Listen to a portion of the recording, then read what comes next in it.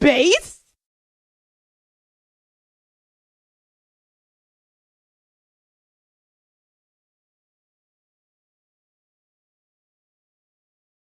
Insane manipulation grind.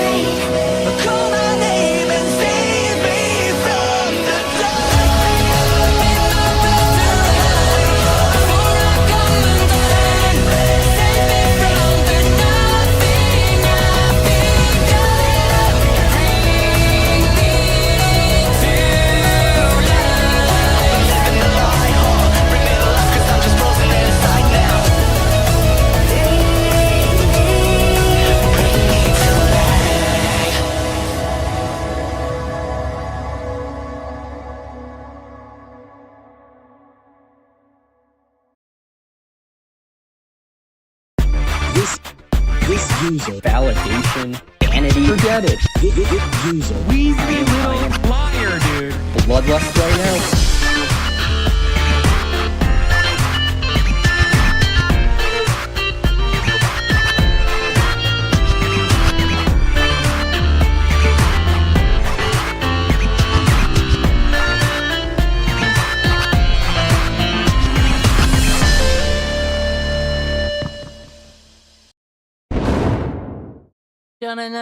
Na Another Fields of Mystery stream. Got the video game development what the fuck ever stream on Thursday. Yeah, that's how we're starting with this attitude. I'm throwing it at you super fast.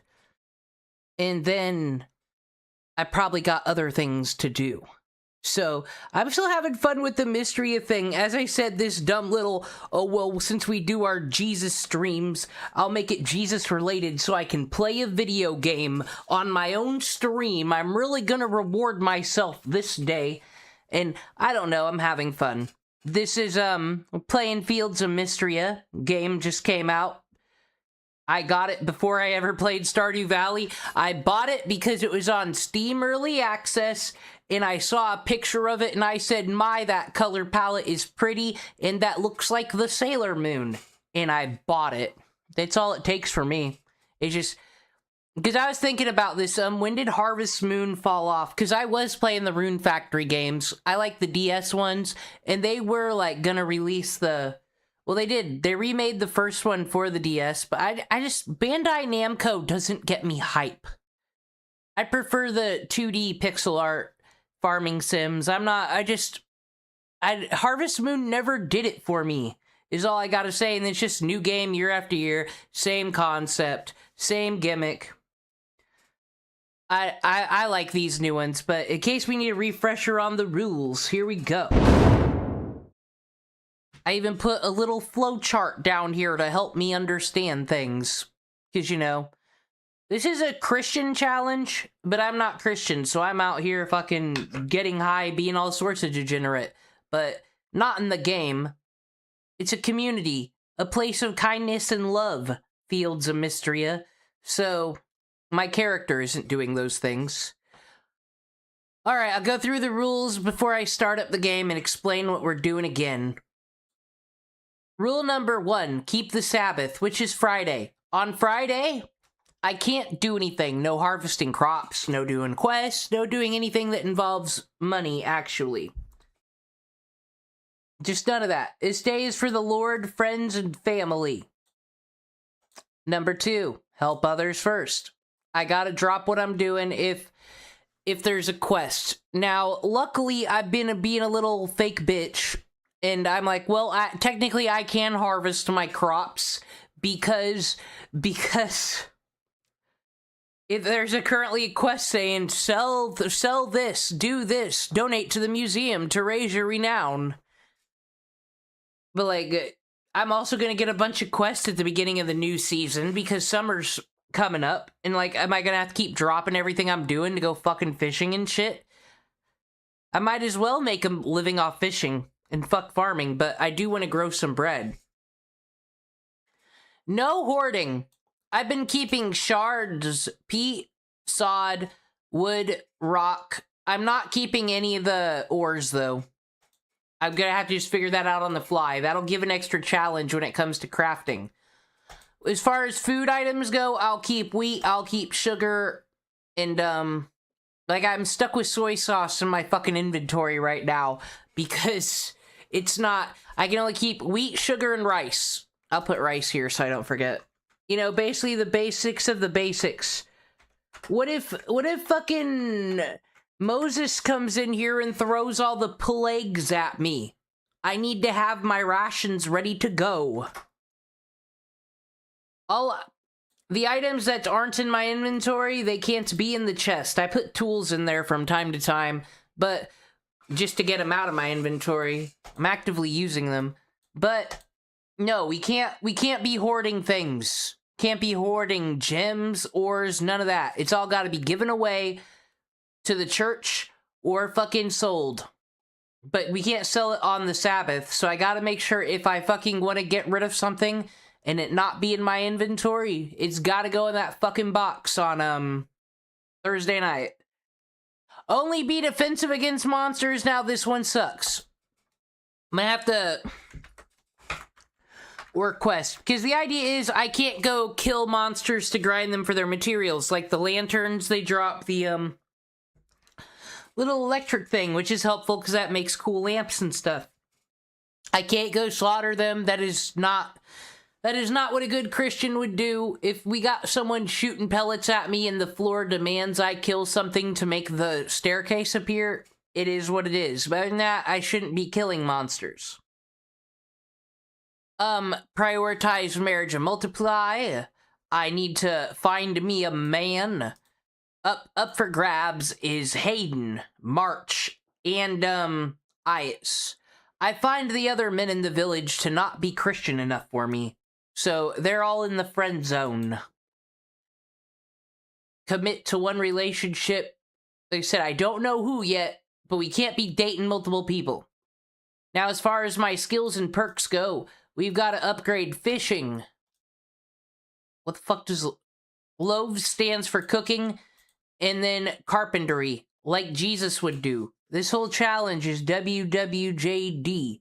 What would Jesus do, right? Carpentry. Woodworking. These 3 skills have to be upped even before I fuck with farming. You'd always think the Lord would be cool with farming, but not really, because think about it.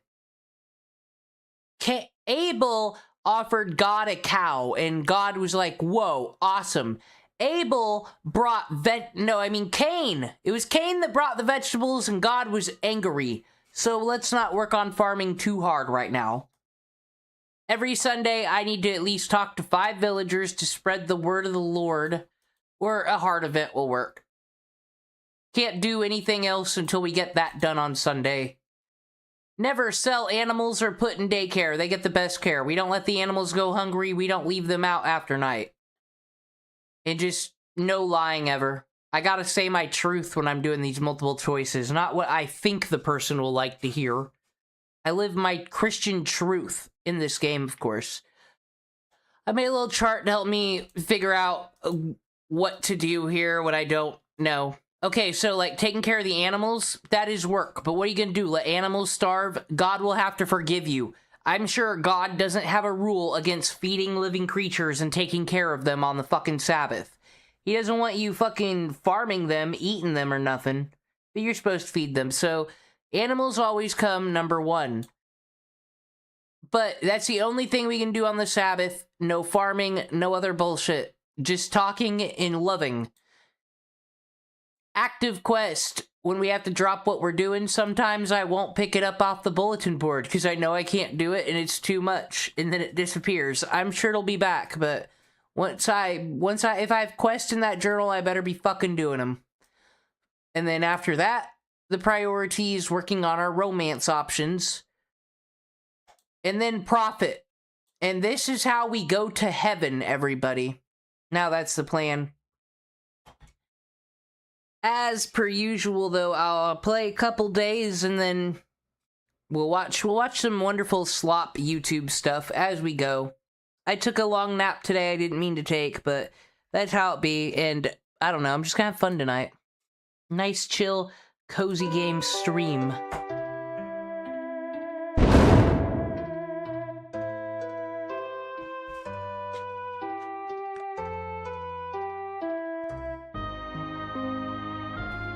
I can on Sunday decorate my home, but that also means on like Thursday night I gotta make sure to make all the materials I need, like fences, stone paths. I'll do that next Thursday.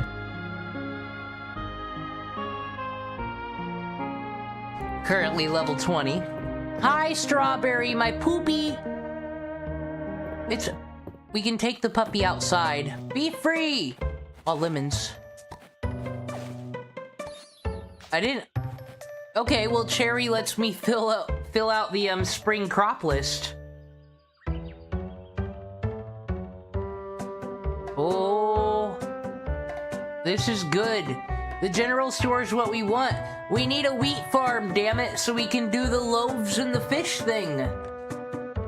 Could you meet me at the general store? It's time to unveil phase 2 of my plan. Alright, got a quest? I mean, I will... There. Now I'm going to go do the quest, but no looking at those. No watering those strawberries. Boo. Disgusting. Gotta go meet Adeline.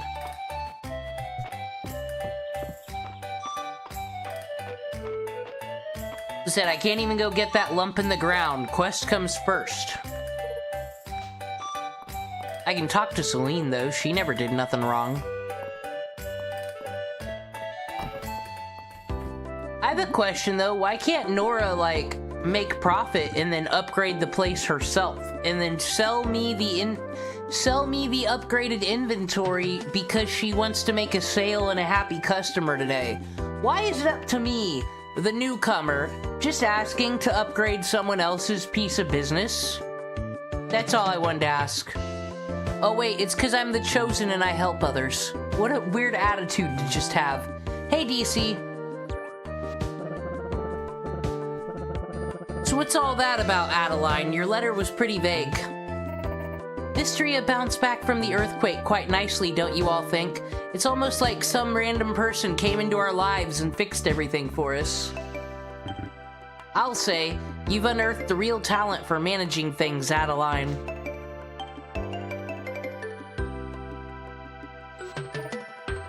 But I don't want us to rest on our laurels. There's no reason why we can't become the best town in Aldaria. We're with you, of course, but where do you start? How about upgrading my farm? No, I have plenty of land. What the fuck do I need an upgrade for? Just what I was thinking. It'd be a dream come true. Making sure that's what... More stock, a better selection. Just think of all the new puns I could come up with that kind of material. You need to see the physical object for you to make a joke about it. Crazy. I'm doing pretty well, Tower Man. Sipping my coffee, playing some Mistria.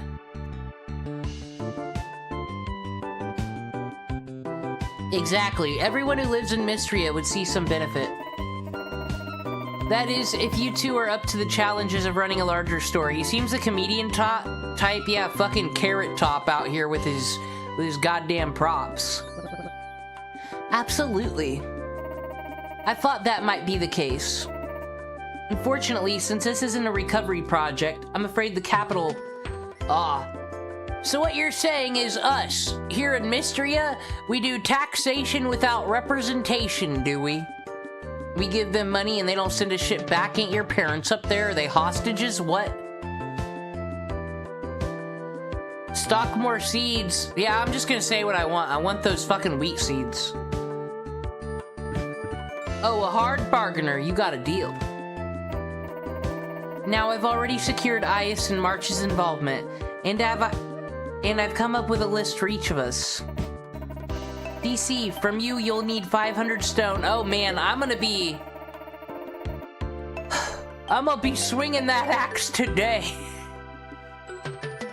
300 wood, 5 copper ingots, 5 iron ingots, and 3,000 tesserae. I guess those strawberries ain't getting watered today, motherfuckers. Well, at least with stone and the ingots, so that means I can go mining. You've got a lot of work ahead of us, but I'm sure we can do it. I can't wait for the grand opening. I think I gotta accept that I'll be doing my farming next year. I'm gonna have to make money off fishing, really.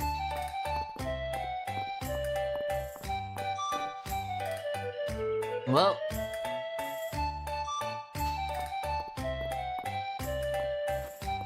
You know, it sucks. I would... How many ingots, man? Well, let me get rid of these two so I don't make a mistake of... Well, also, though... Haha. Here's a loophole. 5, you say?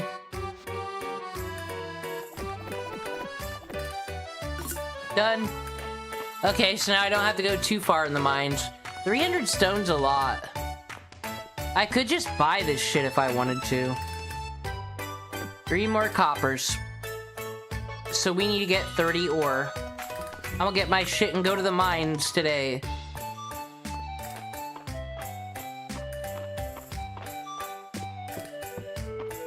Said I don't need to be worried about those berries, that dandelion. I've got a mission to do. It's not like I can go kill monsters and get materials from them, but I'll always need stone.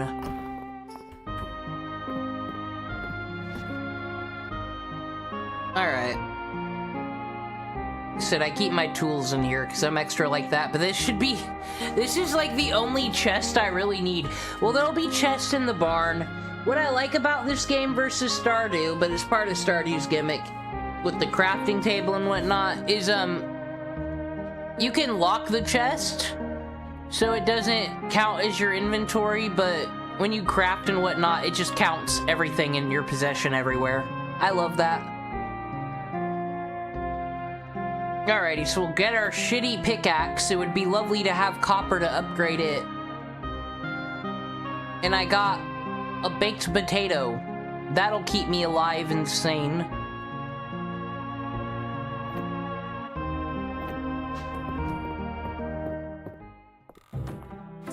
You hold down the fort, Strawberry. I believe in you. I'll come here and chop down all the woods later. I'll probably fuck around in the mine. I need 30 copper ore.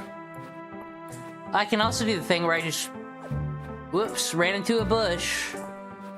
Whoops, ran into another bush. All that could happen is, on Monday, they'll just all show up in Lost and Found, and then I can grab it all.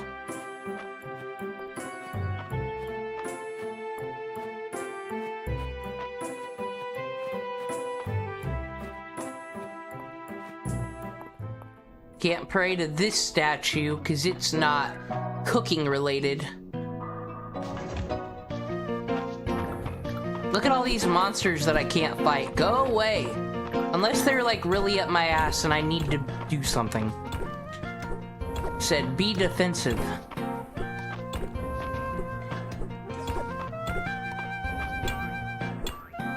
I can't even hit the big rocks. I would have so much more stone if I could, though.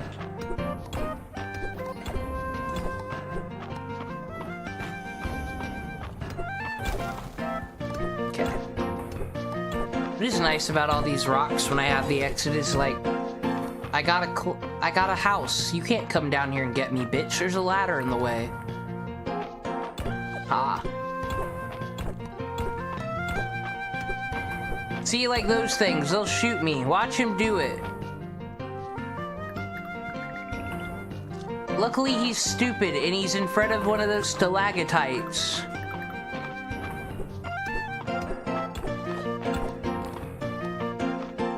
Oh, dude, you know who loves the copper beetle? See what I mean? They'll just shoot you. They won't care. They'll leave you dead.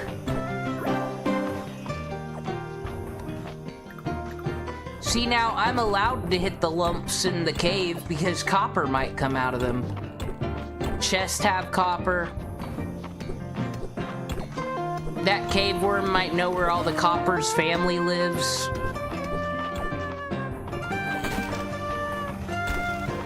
Ah. Only 7. You know, it'd be wonderful if I was allowed to pray to the other statue. I believe if I prayed to the other statue, I would have been able to get, like, extra copper ore with each find, but, you know, now I live this life where I'm dodging projectiles. Because of an arbitrary challenge the person playing this game made for themselves.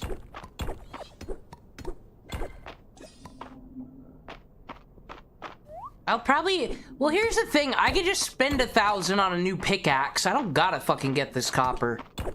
Ooh, a mushroom. That could lead to copper.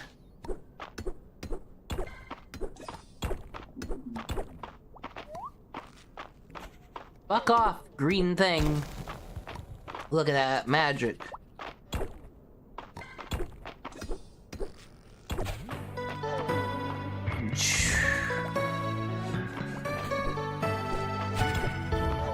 I'm getting unidentified artifacts. Leave me alone. Why are you wearing sunglasses? You're in a cave.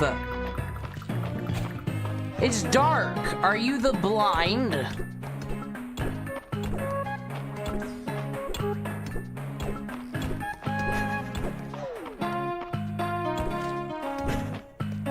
You are the blind. You missed me. Haha.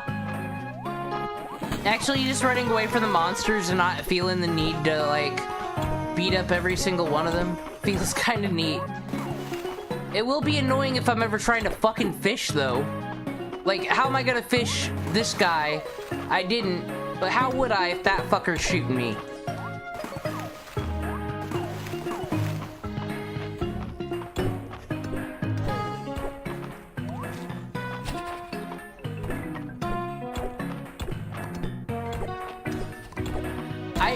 The thing I don't like about Stardew Valley, I guess I could just turn it off, because they got some pretty good audio options on there.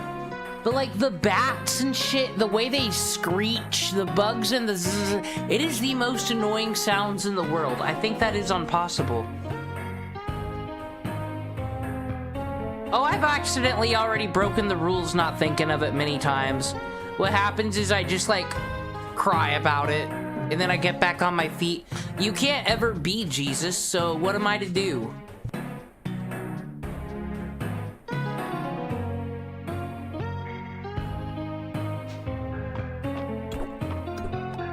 It's a pretty nice room. Oh god, actually completing the dungeon, because at the end of these you have to like collect a certain amount of items to undo the seal or whatever. I'm gonna have to keep all that shit in my inventory.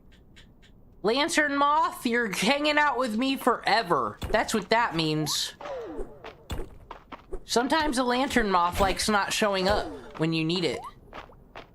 Then you gotta carry a ruby on you. This whole thing. Out of here. See, now someone's trying to talk to me from the plane. A faint whisper breaks the silence. Hero, help.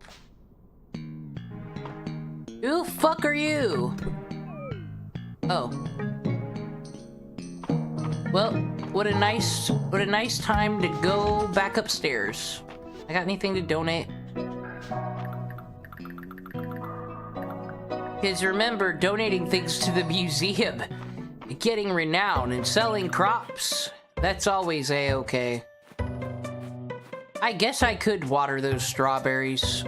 This is part of a quest, technically, but I don't know. Said I'm actually making more money off fucking fishing and shit right now. Now that I have more perks than that, I could just, like I said, just abandon farming until I have a bit more time on my hands. But it'll let me decorate and prepare everything for the perfect farm as well.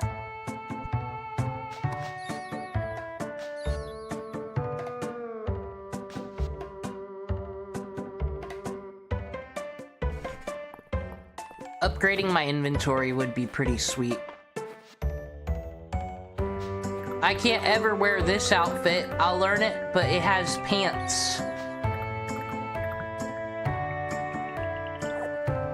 Ooh, vegetable oil. Too bad I don't have any recipes I can use with it.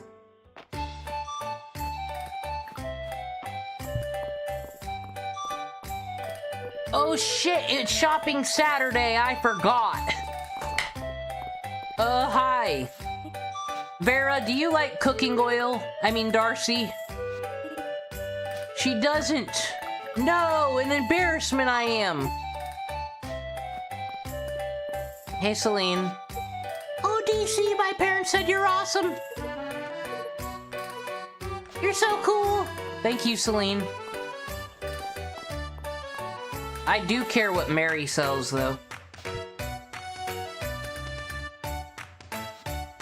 Well, yeah, that's the point. There's never enough inventory, but for me, it's part of the challenge.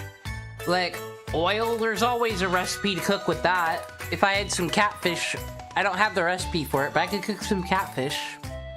But I probably won't have anything I can fry for a minute, so I might as well get rid of it. Because I can't put it in my... I cannot put it in the chest. Cannot keep it. We're not hoarding.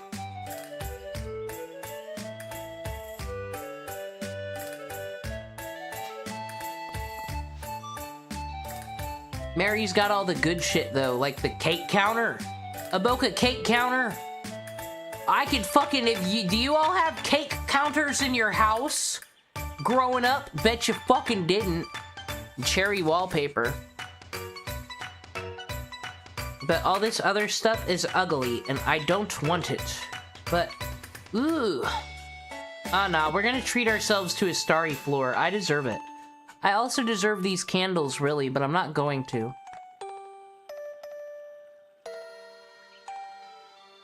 Lemon bonsai tree. Yeah. Said I'll pick up because these are always things I could probably sell. Cherry chair. I got a tree that produces cherries now. $1,000. That's how much I'll spend at Mary's today. Because I feel like these scrolls will help me. Alright. Clay. Clay is one of those things I'm allowed to hoard because crafting. Oh, lemon sapling, though. So this is just for decoration. I can't make money off that. Okay, what about cherry chair? Oh, fuck. Rabbit fur. That's gonna be a minute. Oh, well. Like I said, investments for the future. I probably should have waited on these. Now, we stay away from Balor, because he sells things on the Sabbath like a fucking sinner. Alright, bath time. Then I'll go get some wood. Oh, you first, ma'am.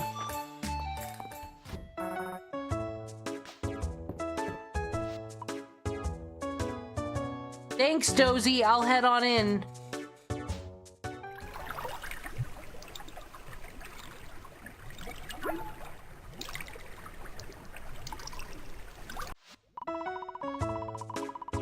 You can tell that Dozy is wishing you a pleasant rest of your day while those fucking pagan females down there in the corner are worshipping the devil. Dozy seems very comfortable. What's back here? I don't... oh, this is Juniper's room. She's got a pretty good room. I want her fucking furniture. The Legend of Forgotten Queens. Recent discoveries in Western Alduria suggested a line of ancient queens that might have ruled over the area prior to the Dark Ages. It's probably who she's related to. The bubbling cauldron fills the room with a scent of lychee and rose. So she keeps the good-smelling stuff in there. There you go. You got a pet because you're a good boy, Dozy. Nah, she loves Dozy. You don't gotta worry about Dozy. As I said, some of them crazy serial killers, female serial killers and shit, or murderers on, like, the body cams, they love their animals because they don't love any other humans. They sometimes do have a love in them, those people. It just goes elsewhere.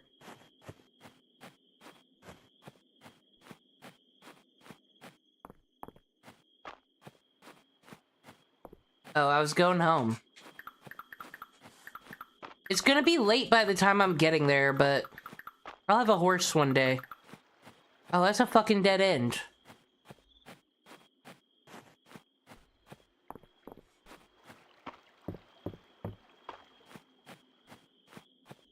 So yeah, I said I can't pickaxe those lumps. I actually could, because it could be things I could donate to the museum and get renown. See? I have a quest for that. Reach Ruby, it says. Technically, I could use that as a loophole and do whatever the fuck I want, but that's no fun.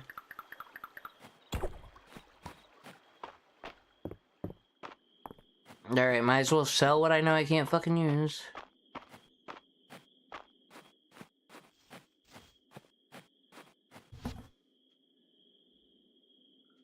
Someone will want that. Luke likes that.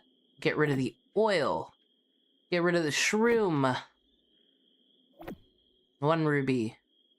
Narrow moss. Oh, we didn't even get 30 copper ore. How sad.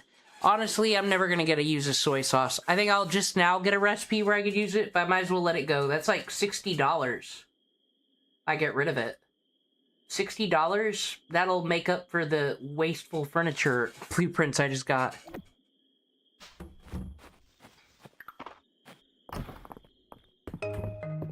Alright. Got 85 rocks. I believe I need 300. Oh shit, I'll get rid of this shit axe. Use the good one. I shouldn't... We're not hoarding shit axes.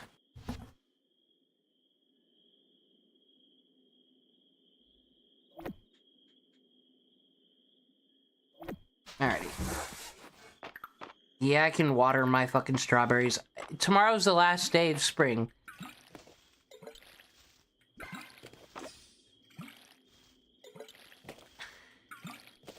Wow. I took that bath. I used that free bath so I can use what energy I got here.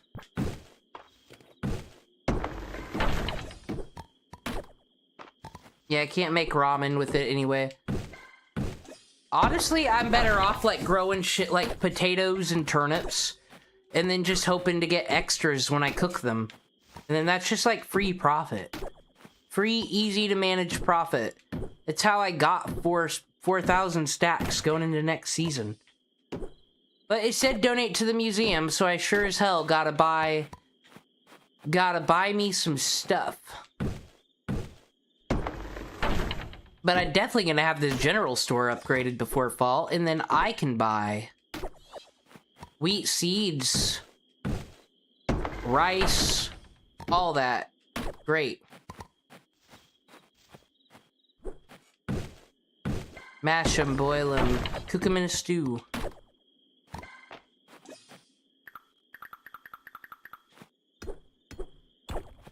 I hope I don't deforest my whole farm. I probably will. Okay, acorns are for losers. We gotta sell those.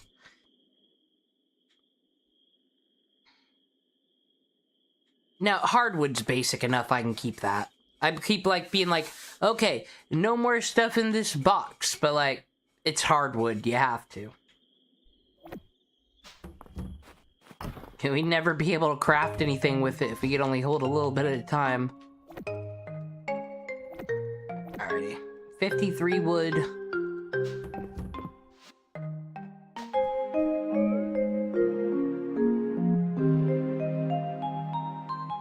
Make her do a googling on Echoasia? Why? Oh, to grow more trees? Wait, God is speaking to us! You've been hard at work around Mistria, DC. The magic returning to me through your efforts has begun- Oh, I don't believe in that shit. Wait, you've been watching me with your pagan shit?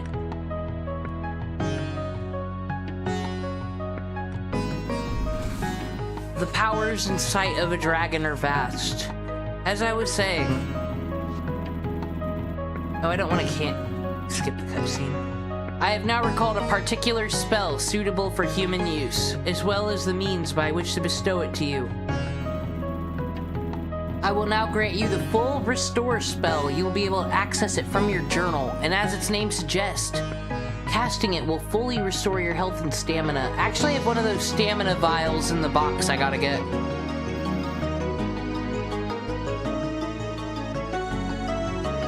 Thank you. So this is what separates the Trash Harvest Moon. The Trash Harvest Moon from the rune factories. Magic. Various magic spells will unlock throughout the course of the game. To use an unlocked spell, select and pin it. We can only have one on the hotbar though. And you just press and hold. He gave me the spell to restore my stuff. So yeah, we got magic. We got PP in this game. Alrighty. As per usual, I laid out my plans. We'll return to my great commentary on the first day of summer. We got one more day of spring to do, and I'm just gonna be grinding materials. So we're gonna check out a video as I grind. Because as fun as it is to narrate a farming sim, it's actually not at all. There.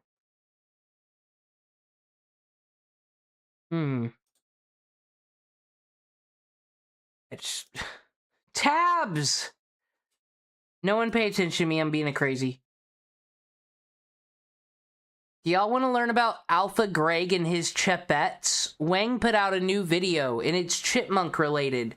Gotta check that shit out. Cassette Beast has the Cassette Beast, it makes sense for there to be weird religious shit, though. Everybody who lives in that society is from a different time period, different world. It's very confusing. A lot of those people could be, like, from the fucking 1600s mixed with people from the 1980s. You gotta believe in something. Alrighty, I have a feeling there's gonna be some fucking user lore here. As people on the internet that get obsessed with mascot characters often do. But the CGI fucking chipmunks, you serious? Alvin, Simon, Theodore.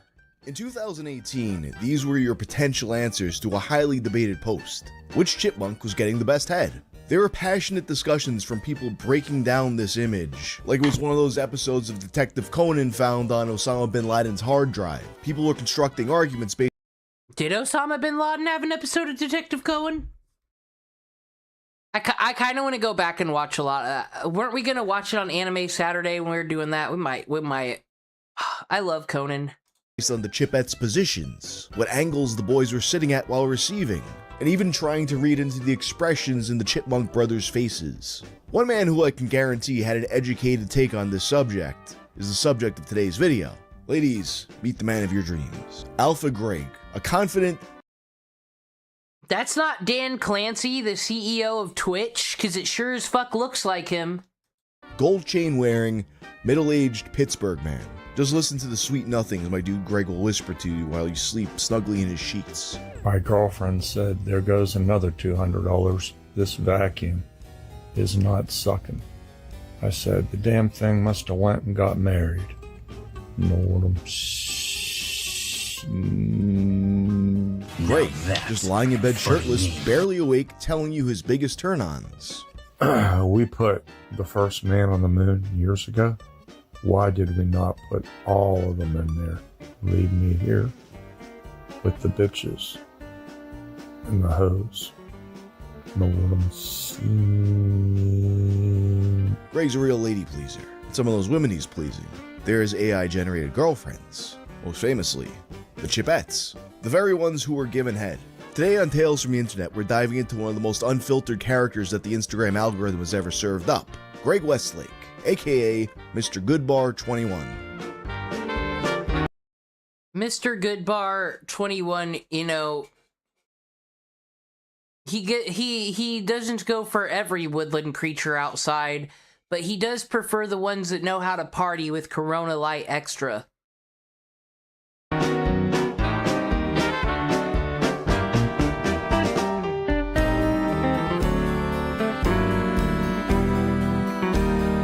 The peak of me enjoying TikTok was in the early days when you just get served a constant stream of maniacs, hillbillies, and various kinds of eccentric characters. People the average person would just never encounter in real life. All with names like user bunch of numbers.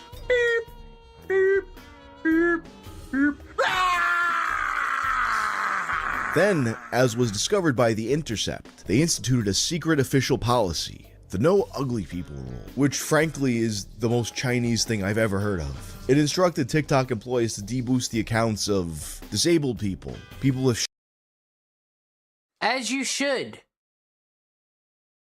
Well, this is kind of like that episode of South Park where, like, Timmy was in the band and Phil Collins of Tarzan fame just assumed everybody was making fun of Timmy, but Timmy enjoyed being in the rock band. So it's like, who are we to say he's not allowed to do it? Are you saying disabled people don't have the same rights as the rest of us? There's that. But then it's like, how many of these people are just making fun of these people? Can you imagine a world where fucking Bathtub Ross, his fucking stream of one person where he's explaining why he wants to look at children in the bathtub hadn't been on YouTube featured for fucking Medicare to watch? What a world. Shabby filming environments, and people with ugly facial looks. Their words, not mine. Among a number of other guidelines to bury anyone who would make TikTok seem less than glamorous. Once the policy was instituted, all these interesting characters more or less vanished from the For You page. But in the past year or so, it feels like Instagram has started to pick up the mantle, with every other reel that served on Explore being some kind of person who, I don't know, thinks they're being gang stalked. Like recently I had seen a guy who would post hundreds of videos every day about how the government locked him inside his apartment, and they occasionally send his brother over to taunt him. Of course, you get Nah, Tony Chase is still my favorite. Like, he was Walt Disney and some queen's child fucking kidnapped with the laser shooting down to hurt his teeth and shit. That guy. Get a big helping of AI slop fever dreams, and then everyone's favorite, uncomfortably sexually forward boomers. I'll piss in a pussy like it's a toilet. And of those boomers, there's one man who reigns supreme. Alpha Greg, username Mr. Goodbar21. A fitting username, with Mr. Goodbar being a play on the 1970s Diane Keaton movie Searching for Mr. Goodbar, about a woman who teaches deaf children during the day and rebels at night against her conservative upbringing by banging older men in random hookups in seedy environments. Did seeing this movie unlock something in Greg's mind? Does he envision himself as Mr. Goodbar himself? According to his bio, Greg is a day trader, model, trainer, teacher, electrician, world kissing champ, lover of all things beautiful, and a wizard. Citations may be needed on all of these, but I believe him. Animals are his friends and people are his pets. What about the hybrids he seems to date in these AI Makes sense. videos? You're sitting there doom scrolling and suddenly you see this Edgar Winter looking man. He's getting all hot and bothered by a harem of CGI chipmunk women. And said chipmunk women seem to enjoy it too. You know who else is a veteran, Mike? Literally, Twitch CEO fucking Dan Clancy here. He looks exactly like him. This is just their type. Of course, veteran from the Air Force and NASA, and then he got fucking fired from the government, and I can't imagine why he questions the government. They have these robotic female voices interacting with Greg's signature extremely dry delivery. And it's often followed up with his catchphrase. You know what I'm saying? Hey Mary, I have to go prep the chickens at the barn. Alpha Greg, I knew you were a chick magnet all along. No way. Well, you know, we've all been on DeviantArt. We have seen the low viewed things on YouTube. Did we really think that all the internet users of this type were all, you know, gonna look like troglodytes and be in their mom's basement? No. The furries have been around for a minute. What I'm seeing. The videos have a sort of surreal quality. That stream's still going. It's the kind of thing your brain starts to cook up when you're falling asleep with the TV on. And now, in these early days of AI video generation, there's all kinds of legal precedents being set. Taylor Swift had to threaten legal action to stop AI-generated images depicting her in compromising situations. But instead of AI generating a real pop star, what if that famous pop star you deepfaked wasn't real either? And not only On Fields of Mistria, March just gave my favorite line in this whole game, which is, yo, you donated a worm to the museum. What is going on with this town, or whatever? That's pretty funny. that, what if they weren't even the real Chipettes? No, this isn't Brittany, Eleanor, or Jeanette. Greg's using a common tactic seen in certain fan communities, a way to keep things legally above board. Despite sometimes using official Chipettes models, the videos sometimes have disclaimers that these are Greg's original characters. Rest assured, these are legally distinct chipmunks named Mary, Rue, and Mar. And thankfully, it should be noted that unlike the Chipettes who are children, Greg is very clear that these are college-aged adult chipmunks. That said, the look of Greg's chipmunks change a lot. I mean, this does matter because the album in the Chipmunk universe is like, I've always been confused about this. When did Dave, does Dave own those chipmunks? Did they show up in his yard? Does he have papers on them? Like, they go to school, don't they? That's where Simon found the marijuana? So, we do gotta keep in mind the age. Sometimes they're cartoons. I've been streaming for less than an hour Sometimes they're today. strangely realistic chipmunks in bikinis. Sometimes they appear to be people in fursuits. In fact, Greg's romance with the chipmunks even has its own lore. As the story goes, one day he's in front of his house cutting down trees with a chainsaw, and in the process, he cuts down the tree that the Chipettes lived in. Rather than being like, bro, what the fuck, that's... Wait, is this the actual lore, but this guy inserted himself? Wonder if this is the guy that's always commissioning the Wonder Bread chainsaw pictures on DeviantArt. my house. They move in with him, and now they're his munchkins, his devoted girlfriends. In his world, Greg is their perverted Dave Seville, who absolutely bangs them, and he makes it very clear that he bangs them. I like it when he makes the chipmunks say the catchphrase, Mary, you know I miss you. I don't know what to do without you. You only miss me because I can suck a car dent out of the door. And no one don't see. Again, Greg's term for his harem. This is a unique one, I gotta say. No, they don't got chainsaws in Stardew or Mistria. Of chipmunk women is munchkins. I want you to think about Greg and what he does to the chipmunks whenever you go to Dunkin' Donuts. Greg's been so prolific for so long that his content also serves the interesting role of giving you a sort of history of the growth of AI video generation over the past couple years. Forget Will Smith eating spaghetti tests, and use Alpha Greg's chipette dating videos. You see how it went from struggling to have consistent models and holding the image for the whole video, to all of a sudden you can get dangerously high quality smut.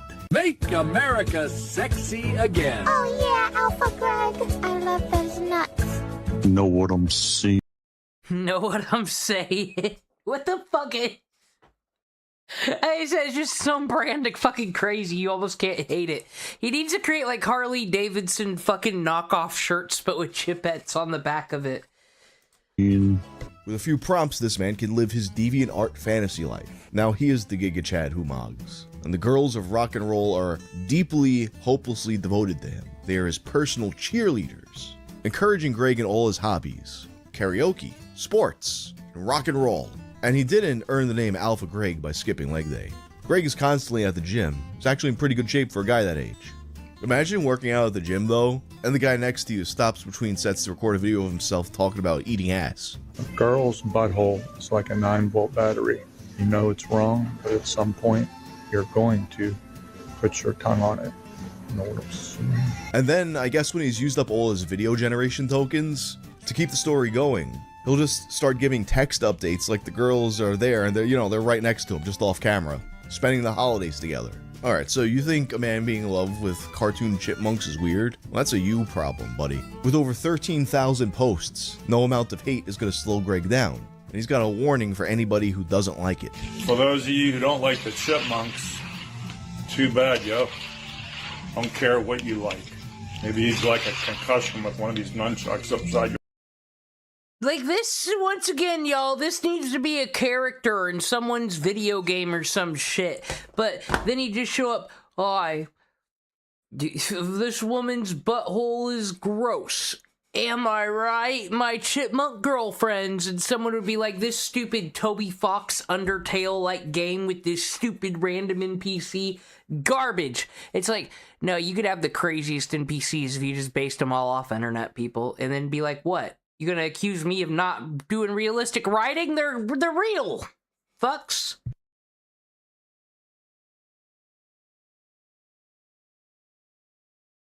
He'll also sometimes remark that getting hate online just helps him masturbate. Imagine hating on me. Just like And DSP. I'm just over here violently masturbating to the thought of it. Lord, I'm To be clear though, Greg isn't just about fucking chipmunks. Greg is known to share life advice that hits like a drunk uncle's would. What is easier to pick up, the heavier it gets? A woman. Lord, I'm Sometimes he'll post jokes that feel like a modernized Rodney Dangerfield. My wife called from work and she said, the doctor said no sex for a few days. So I said, what did your dentist say? Or old Playboy jokes with an extra pervy flair. Have you heard about the married man who only has a cigarette after sex? He hasn't smoked a cigarette in decades.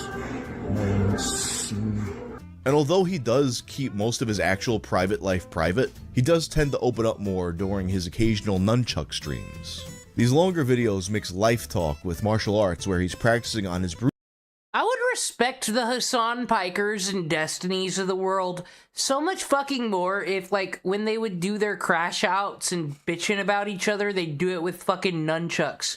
Like, during the nunchuck streams, that's really when all Democrats that aren't on my side and don't defend me can go lick my boot. I just want everyone to get along and I want free healthcare for everybody. Just fucking swinging nunchucks the whole time. That's how this guy knows how to create content right here. Bruce Lee Game of Death nunchucks that he's owned since he was young. And Alpha Greg occasionally mentions that if you think he's crazy now, you should have known him back in his Navy days. I was in the Navy, yo. Think I'm crazy now? You should have seen me when I was 17, 18, 19, 20. And mixed in with everything, he'll occasionally have just regular posts. Updates about the snow. Little snow in Pittsburgh, you think it's the end of the world. Stuff with no gimmick at all, it's just the guy talking. I don't care how boring my life gets. I am never fucking watching Star Wars. And as the mask sometimes comes down, he's very coy about his real life relationship status. Biggest question I get is, do I have a wife and a girlfriend? Or how many girlfriends do I have? The answer is I have as many as possible. Someone said, would you ever just go and have one girlfriend? I said, why would I want to do that? And that being Wait, though, does it... Anyone remember Deagle Nation? The fucking... Oh boy, it's like that guy was doing an improv act pretending to be who this guy is in real life. It's fucking Jace Connor over there. said, the obvious question the more you look into it, is this all a bit? Or is this guy 100% for real? When my frequent collaborator Joe Petty first pitched the video idea to me, I was like, of course this is satire. Like, the whole persona of Alpha Greg, aka Mr. Goodbar, feels kind of like Joe Dirt come to life. You know, drinking rock music, zero filter, the liver needs to be punished type energy. Women come and go, but I come like nobody's business. A kind of larger-than-life stereotype that actually reminded me a bit of characters like Super Greg, who I covered in the past. A gimmick account that's parodying a very specific kind of guy. But what throws a wrench into that theory is when you go deep into his history, especially before the Chipmunk videos began. There you have him just chilling, hanging out with a friend who's talking about their dog, just talking about the weather, you know, just no jokes, just straight talk. And then you start to think, no wait, maybe this guy actually is for real. At that point, it starts to feel like a real guy's personal account. It makes it feel all the more organic that some of his posts are just stuff like him going to see Skid Row. No irony, no jokes, just here's the show I went to. And he also has a bunch of pictures that random women took with him, enjoying his status as somewhat of a local celebrity. Of course, mixing in mundane posts like that could just be a way to sell the character, but he's just posted so much for so long. It would be a level of commitment that we've rarely seen the likes of before. And for what it's worth, his fans seem dedicated to maintaining the kayfabe around Alpha Greg.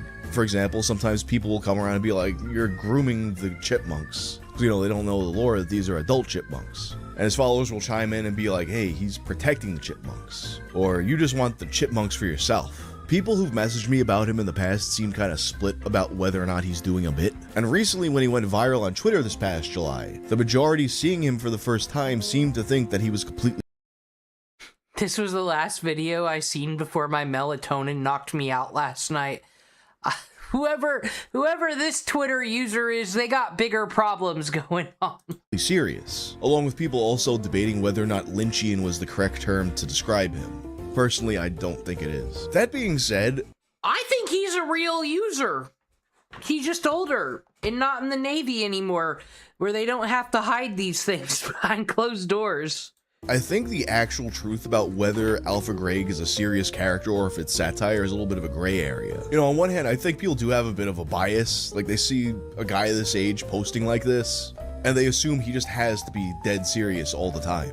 As if millennials invented satire or this kind of self-aware humor. At the same time, though, as I said before, the mix of more mundane posts and stuff that appears to just be his actual hobbies does muddy the water a little bit. But I think that looking into his older posts once again can kind of clue you into the nature of the character. Although his trademark monotone delivery is a staple of his joke posts now, you can hear in earlier ones that his voice is a lot more expressive. Here to tell you, all women really want is for you to tell them they're pretty and to pinch their butt. Well, they don't want you to do that, but they do like when I do it. You know what I'm seeing? You can also observe this expressiveness in his karaoke videos, and at times in his nunchuck streams. So it seems to me that what kind of happened was this was just this guy's real personal account, but he started to notice what was performing really well, so over time he leaned more and more into those kinds of traits. That being said though, his posts being jokes doesn't necessarily mean he's playing a satirical character. I don't really think he's parodying a concept or type of guy or anything like that. I think he's just posting stuff he personally finds funny, and over time leaning more and more into the things that are getting engagement until he does kind of become somewhat of a character. Kind of like how when Dwayne Johnson said that The Rock was just a more exaggerated version of his actual self. So while I'm open to being wrong about this, I don't think he's actually attracted to cartoon chipmunks or believes himself to be in a relationship with them. I just think he simply finds the idea hilarious. And it kind of is. Ultimately, I'll leave Greg with the final word on what to think about his videos. Don't be taking my posts so serious. Take them like your ex took you, as a joke. Know what I'm saying? You know what? That's a PSA for all my streams right there. Know what I'm saying? That's the story of Alpha Greg. If you like this video, turn on notifications and check out my video about the guy who used bones to build a life-size Sally Acorn doll. I'm out. Well, that guy had purpose in his life. Let's not talk about Sally Acorn guy. The fuck is the sound mixer? Alright, let's do this next day. So, I believe he's a real user. He could just still be sarcastic and having a good time, but he could still be obsessed with fucking chipmunks. It's just the truth.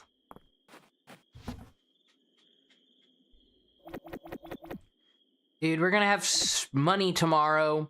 It's the truth. And then we're gonna spend that money. So thank you for the fiddlehead, Dozy Pink, which is your name right now. Alright, 300 more pieces of wood. But tomorrow is the first day of summer. A Monday.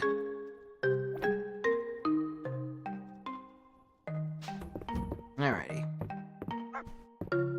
You were sleeping and now I run with you on my head.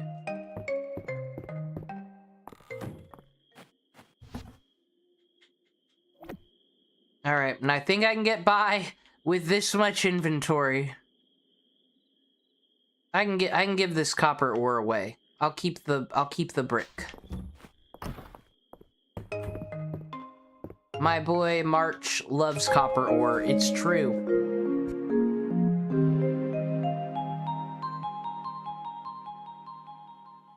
Well, you gonna tell me that Dan Clancy, who looks similar to him in the same age, isn't a user? Like, he fucking cooms over Hassan Piker.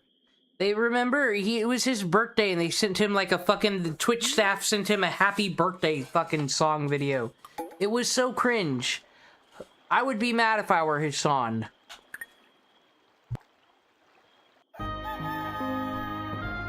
Alright, first day of summer. First thing that we gotta do. Change our outfit. This looks like a summery hat.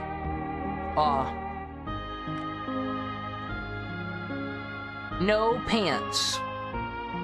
We should put no, we can't put sleeves on. It's a summer.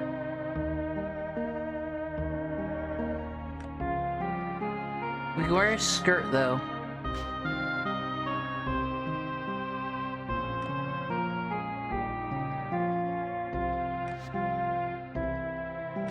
Perfect. I'm ready for the summer. Looking like a pimp.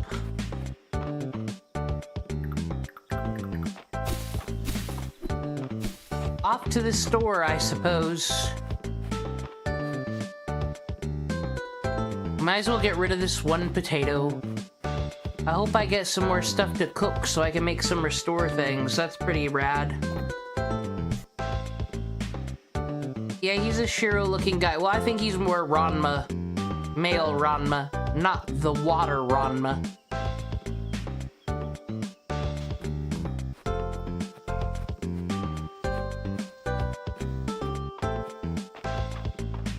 Okay. Said, I believe the cool shit that we can farm in the summer. What do we got in Lost and Found? See, I could use the Lost and Found. I can use the Lost and Found as part of my strategy if I don't want to carry it in my inventory. I can't put things in it, but I could choose not to take things out of it. But I will sell this trout.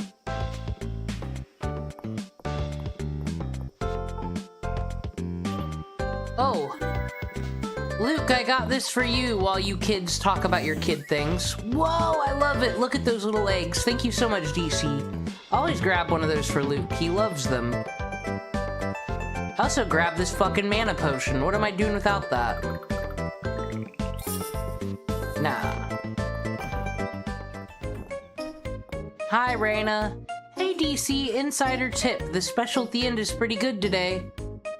Really, I'm gonna go in there and look. I love your summer outfit, though. That's so cute.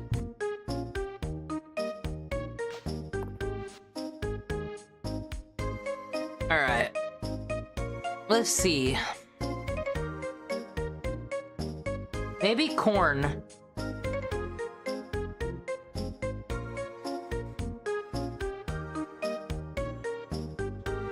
We'll just do 3 of each.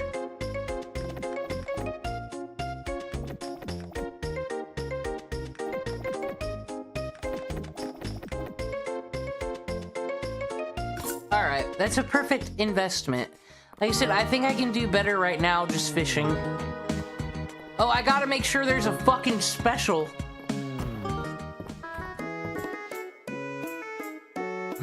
Pan-fried bream? That doesn't seem special. Smoked trout soup? No. Crab cakes? Boo. There's nothing special here at all. She lied. She lied to us. I gotta remember to come here for some of the wonderful, wonderful recipes. Threw my potato away. I could've made soup. Can't believe she lied to me like that.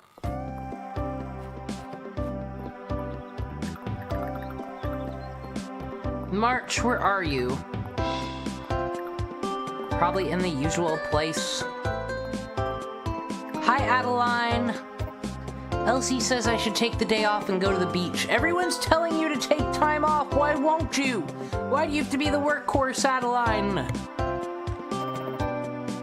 I can't take the day off, but I can get started on my beach improvement plan. There you are, March. I'll let you use the forge if you need it. That's so nice of you. You better clean up after yourself. I've never done that. Here you go. Until you put some thought in this. Ulrich, you want some too? He says March is the real mastermind behind this business. He's just here to drive Gundams, Ulrich is. Ulrich likes ore too. They're out of my inventory and I was a good person today. Back to the farm, where I can use my new hoe. My new hoe that March got me. Actually, I'm gonna make another investment, and then I'm going down. Like I said, why fucking get ore in Forge's shit? It's only 1,000. Money in a Harvest Moon game, that'll be like water eventually. I'm getting me a shovel, so I can bury the body. Because guess what we're watching next? A crime video. Everyone's favorites. It's just, you know, you start watching a few ewoos, and next thing you know, your whole algorithm is, can you believe this person murdered 80 billion fucking neighbors and they think they're going home? It's like, I'd like to see that. And that's what happens. Of course, I could be foraging for new museum items.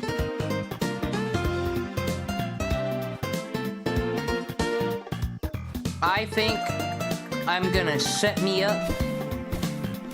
I gotta get rocks and wood anyways, so I might as well just, like, clear out some space.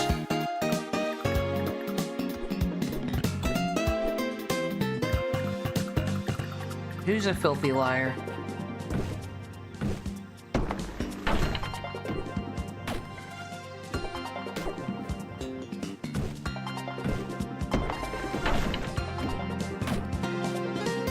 And I'm gonna take my lovely shovel.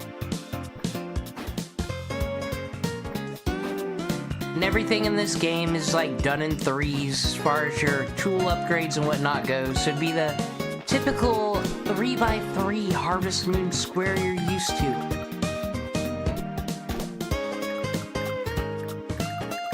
Alright, then I can use that. I didn't get my beautiful hoe yet. Get out of here, Trout. You're weighing us down.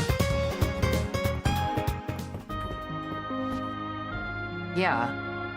Look, I could get stamina orbs. My boyfriend's not boyfriend, we're just kind of steady, I guess. March gave it to me. It's true.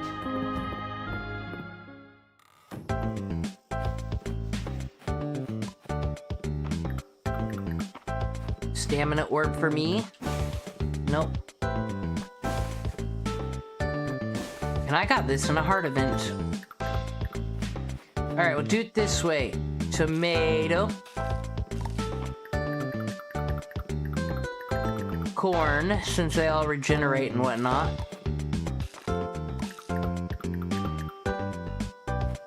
And watermelon, because it's for rich people. Well, it's the more expensive crop. I don't know why I take my goddamn farming so seriously in these games. It never matters. Like, it's always the same money value, whatever season.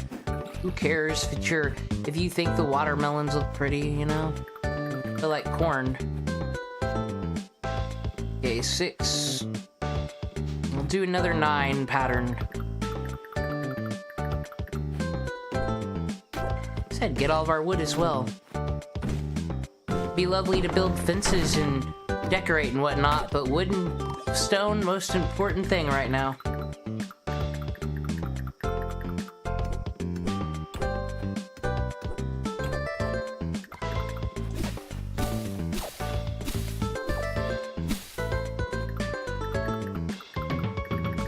Dun, dun, dun. Actually, the summer is my favorite music tracks in this game. It's like what I'm saying, if you listen to this track, you can really hear those strings plucking. I love that.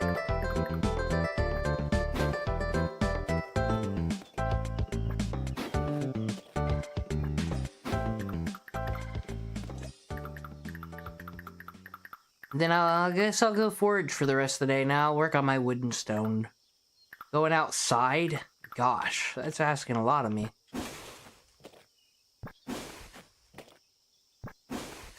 Okay.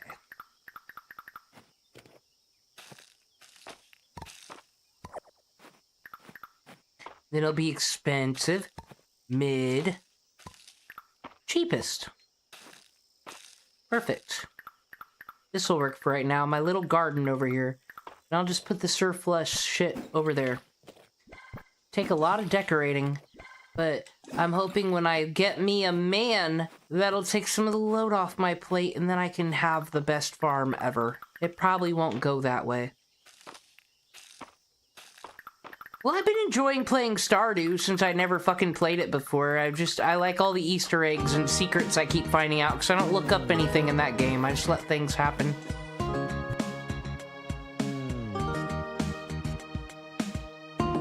There's one song in Stardew that drives me insane, though, because it sounds exactly like the Sims 2 menu music. It's like it took all the other good video game music and just made it but different, though. Alright, time to use my favorite item and chop down some trees. I socialized enough this Monday. Well, that last video was Alpha Greg. What about a killer duo that has no idea CCTV caught everything? I do like those when they really think that they're so smart and they got away with the crime, and it's like the whole thing was on camera, you dumb bitches. That's always wonderful. I'll grind some more wood, some more stone. Holler back at the Sabbath, but until then we got an Ewu mystery. I just came to the mindset. Like, this is what I usually do anyways, just fucking play farming games on the couch, or like Animal Crossings or whatnot, and watch true crime anyway.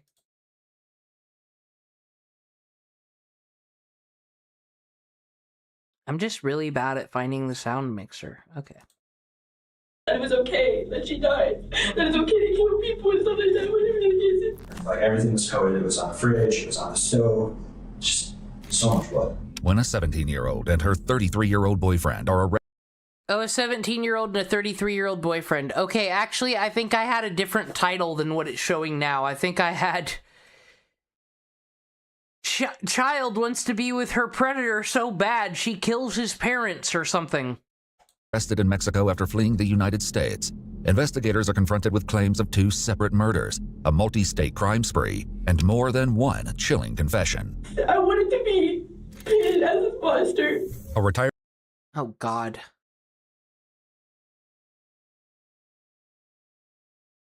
Trailer girls.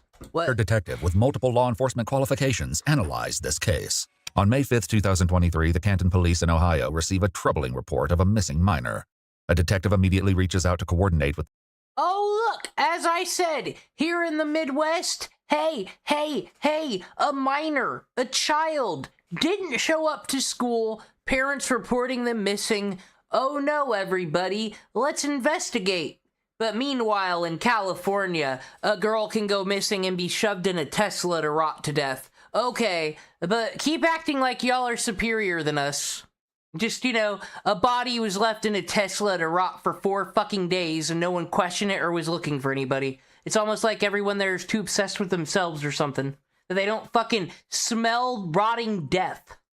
Okay, LA people.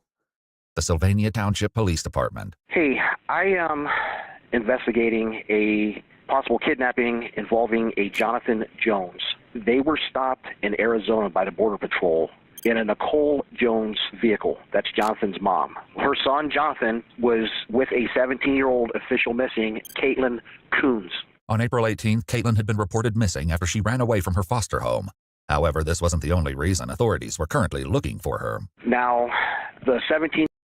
Well, now I feel bad. She's in foster care. She don't know what the fuck's going on and don't have any balance. These fucking people probably just send them off to school and keep them alive, and that's it. Year-old girl that is with Jonathan, who has a nationwide pickup, texted and said that they murdered Jonathan's mother, somebody else, and set a house on fire. Following this alarming claim, officers from Sylvania Township head to 53-year-old Nicole Jones's home, where her son, 33-year-old Jonathan, also lives.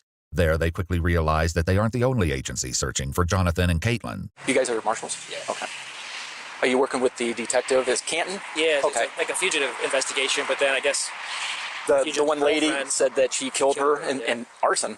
The U.S. Marshals had actually begun their search for Jonathan the day before for an entirely different reason. On May 4th, he missed his scheduled sentencing for crimes involving Caitlin from a year prior in 2022. However, investigators now suspect there's far more to Jonathan's disappearance than simply fleeing his sentencing. This information is third hand, but we know her car is, and because we know the Border Patrol stopped that car downstairs. It's now in Mexico? We don't know. They're trying to find it right now. They got an airplane up and they're trying to locate it and all that kind of stuff. Okay, so it was. But this is pretty concerning. Inside the home, there's no sign of Nicole. There's also no obvious indication of foul play or arson, leaving it unclear whether Caitlin's claims are true or not. It wouldn't be long before that uncertainty gave way to a far more disturbing reality. Well, it's the point of, okay, if she's not in there, it's like they could have taken her somewhere else, so we have no idea. No, you would say adoption is legalized human trafficking. Foster care is not. Fucking, they just kind of... Because no one wants those kids. No one wants them. So what do you mean human trafficking? They're just there so people can get a fucking money, and then they let those people live with bare minimum. And, you know, they've all lost their parents due to drugs and all this shit. You know what makes it better? Let's give them another life where there's no fucking structure or nothing. Oh, gee, I can't imagine why they all came out a mess. It sucks. And I'm sure there is a lot of good foster people, but what happens with them is they just wind up adopting these kids, and then they get their lucky ticket, and fuck all the other foster kids. They get the shit ones. Yeah, what's going on? 3 days later, on May 8th, Mexican authorities report that Jonathan and Caitlin have been found in Chihuahua driving Nicole's vehicle, but there's still no trace of her. They're handed over to the FBI and brought in to speak in El Paso, Texas. Here, investigators uncover a story far darker than they anticipated. First to speak is 17-year-old Caitlin Coons, who tells them everything has been completely blown out of proportion. There's nothing like deep, like, oh, I went on a killing spree. No, it's not what happened. Okay. And I came to Mexico. Well, if I start it out like that, then they won't ask me about the killing spree. I'm sorry, what the fuck? It's no big deal, all out of proportion. I just, you know, that guy who's in trouble because I was underage when he wouldn't leave me the fuck alone, like, I am just so in love with him that we did illegal crimes. That's all. Fuck you all, like, bringing us in with the federal government and the FBI. God. Because I was looking for a new beginning. Despite Caitlin's words, she's sitting in a closed-off position, arms hugging her body to comfort herself. And then out of nowhere, they started posting stuff. And that's when the Mexican police were also like, why is it showing all this? And I was like, I don't know. Like, they just now started putting things up like that. Who started posting stuff? Apparently, they're saying the U.S. Marshals want me. They said that the National Center of America wants to talk to me. I talked to my local police, and they said that they were going to be taking me out for missing because I wasn't even supposed to be put in as missing. Were you missing at one point? I was, last year. There's far more to the story of Caitlin's disappearance last year, including her troubling history, which comes up in Jonathan's interview. Jonathan, a former member of the U.S. military who is currently unemployed, spoke with the FBI on May 11th, 2 days after Caitlin's interview. I know a little bit about her past. She's been a runaway since 13, or 12 or 13. I know she used to prostitute herself out and stuff like that and do whatever she had to do to survive. Investigators. Like I said, it's like no shit we got here because she probably in foster care because the parents are dead from a drug overdose or terrible violence. Like, we'll see it where, like, fucking justice is done because the killer father got apprehended and the kids survived, but their mom's dead. Like, and their father's in prison. What happens after this? Most of the time, this, and then they're on EWU themselves. It's so sad. Also learned that 4 months earlier, Caitlin suffered a traumatic brain injury from a serious car accident while high on fentanyl. While her past may give some insight, for now, Caitlin describes that during her arrest, the Mexican authorities were concerned about the age difference between her and Jonathan. He was like, well, the two ages are Thank you for looking out, Mexican authorities. really bad. And I was like, actually, I know it's actually illegal in Mexico. The only time someone can be with someone above the age of 18 is if they're doing something. Then the person has to be 18 for someone to be dating somebody above 18. And I was like, I know that, and we haven't been doing anything. I just came here with him, and he happens to be my boyfriend. Jonathan also discusses the nature of his relationship with Caitlin. Would it be safe to say that you guys are in a relationship? Yes. Okay. How long have you and Jonathan been dating? We started dating a couple months ago. Okay. In October 2022, Caitlin ran away from a treatment center for an eating disorder and was reported missing. And I ended up running into him, and so that happened. I gave him my phone number, and that was it. How did you and Caitlin know each other? We met through a dating website. You were on what website? Mingle too. Caitlin later claimed Jonathan stood outside the treatment center with handwritten signs asking her to leave. He was 32 at the time. She was 16. Well, we were together for 2 Oh, God. Oh, and then, see, like I said, he is the bad person. She could be murdering someone, but he is definitely bad because he knows that she has no structure system, no parents, no family that gives a damn. She's just vulnerable, not knowing what to do because she is a child. Like I said, this is all just fucked. And then here's this guy. She probably sees us as someone who can help her, save her. And she's probably a dumb fuck 30-year-old who can't get anybody else his own age. So taking advantage of someone young who doesn't know any better. Despicable. I am bloodlusted right now. 2.5 weeks. I got arrested. Well, we both got picked up in Wood County for walking to a gas station at 5 o'clock in the morning to get something to drink. Jonathan's account of his first arrest in 2022 leaves out some of the more troubling parts of the story. According to court documents, around 4 a.m. on October 24th, Jonathan and Caitlin were stopped by police as they were walking along a roadway near a truck stop in Lake Township. Caitlin was soon identified as a runaway. Jonathan admitted to picking her up but said she told him she was 19. Police found photos of Caitlin on his phone, as well as a video of them. Not only that, but Jonathan also admitted to sharing the video.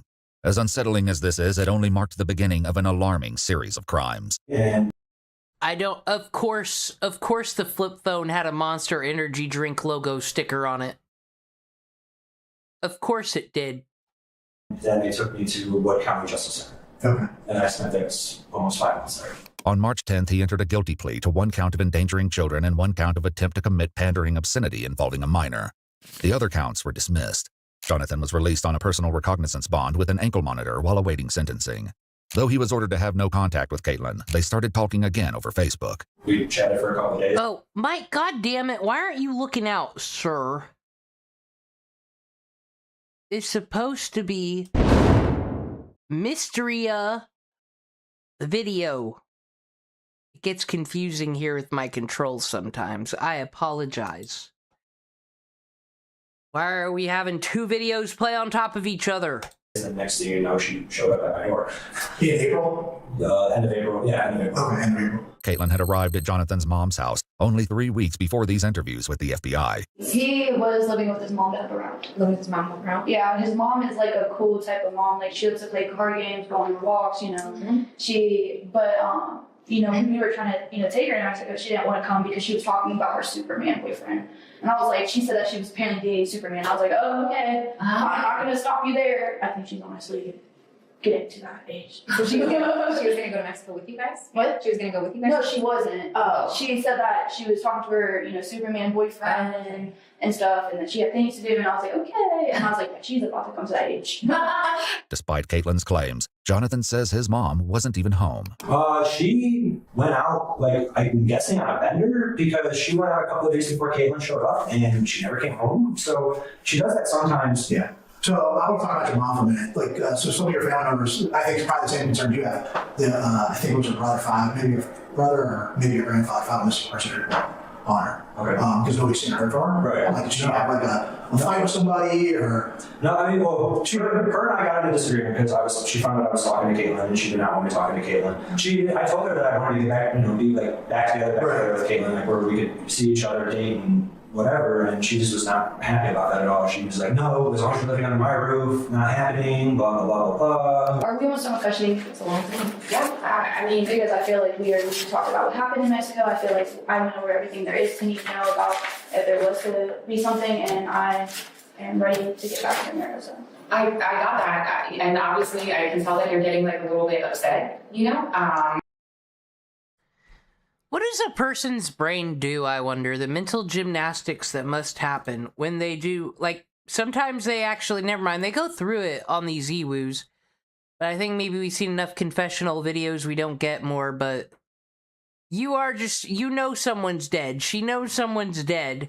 And just straight up saying, I don't know, I'm ready to go back to Mexico. I did nothing wrong. Like, how does your body just, like, not recoil your obvious lie? Seems like it is a skill, these liars. I am, because I'm not. Like, I'm literally in whatever this is. There's jail cells by there. I'm sitting on this metal thing.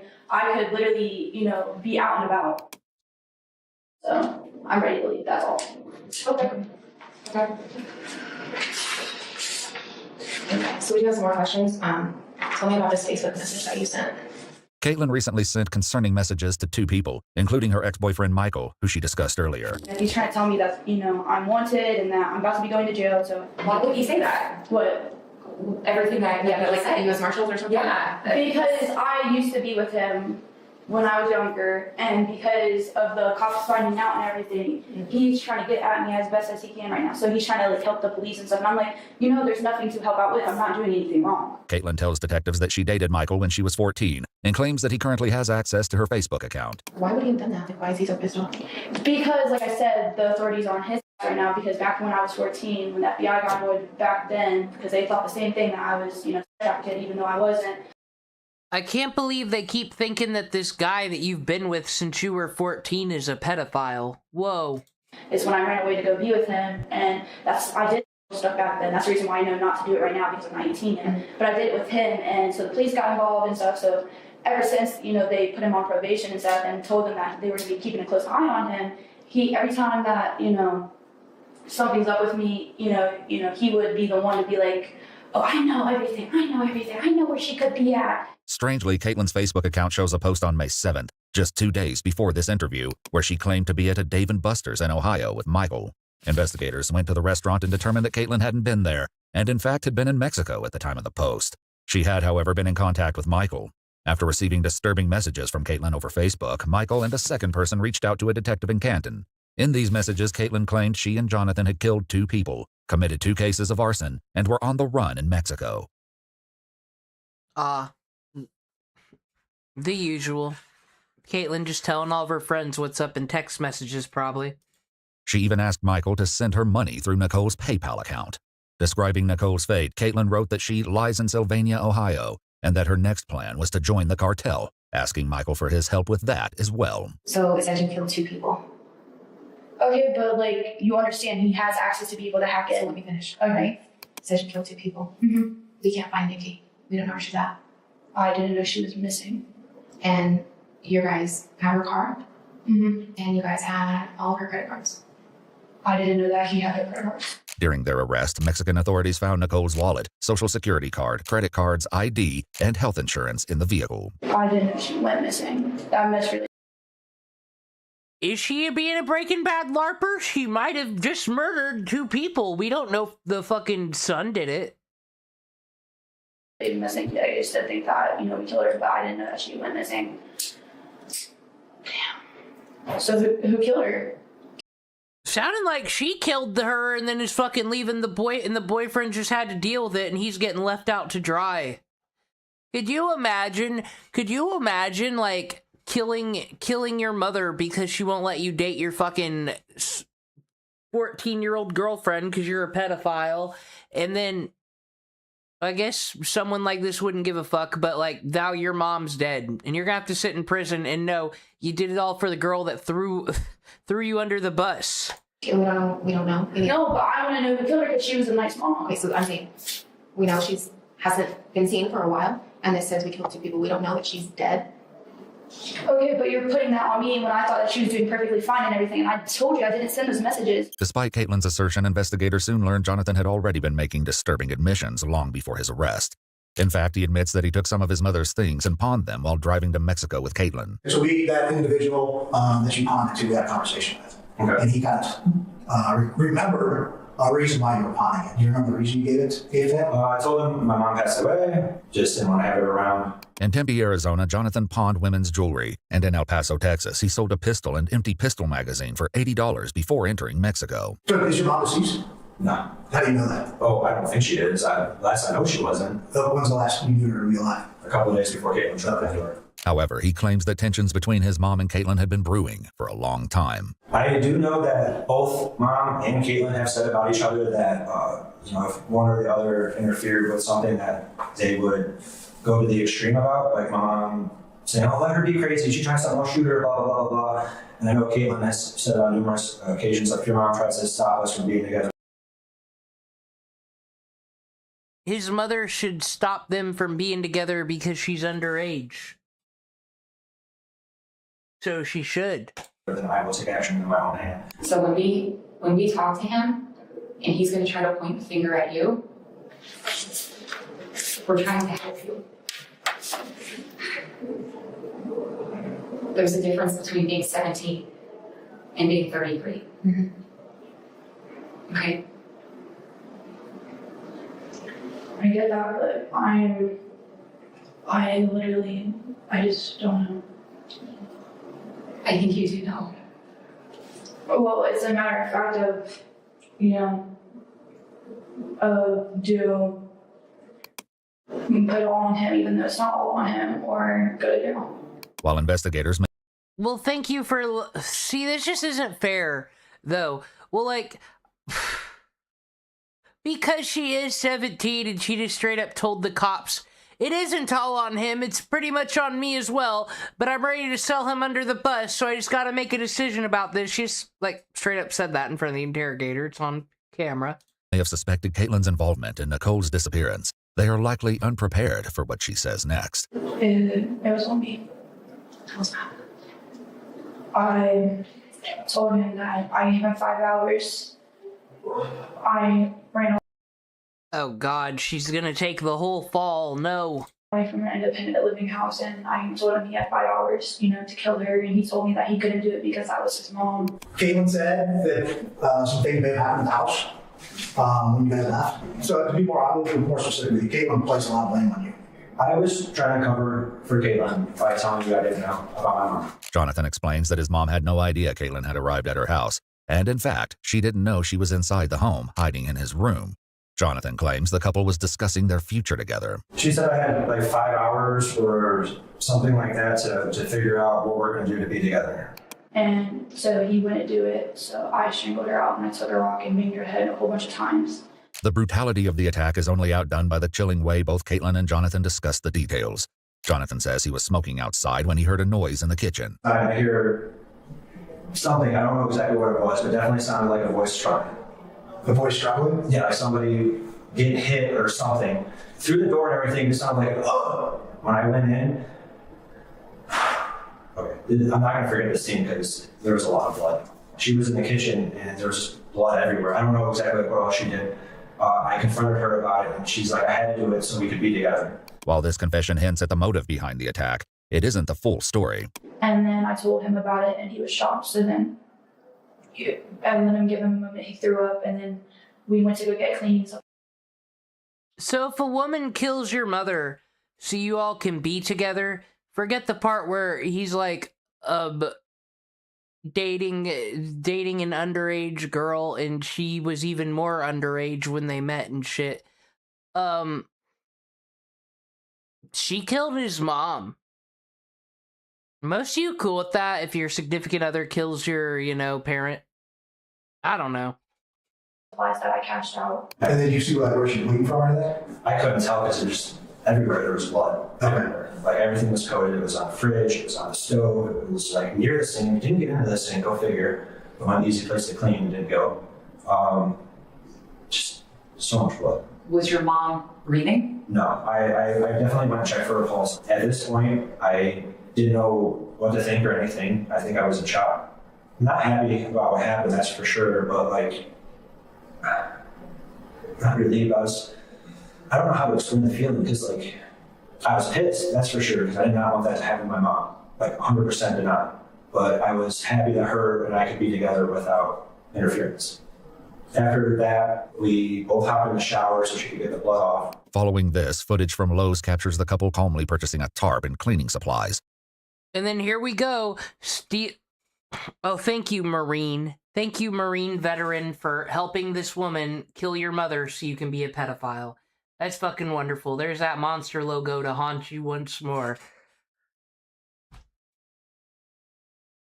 What a fuck situation. And then, we're dumbasses, so our first thought is to steal all her money, because we definitely don't have any, and then go buy fucking murder supplies.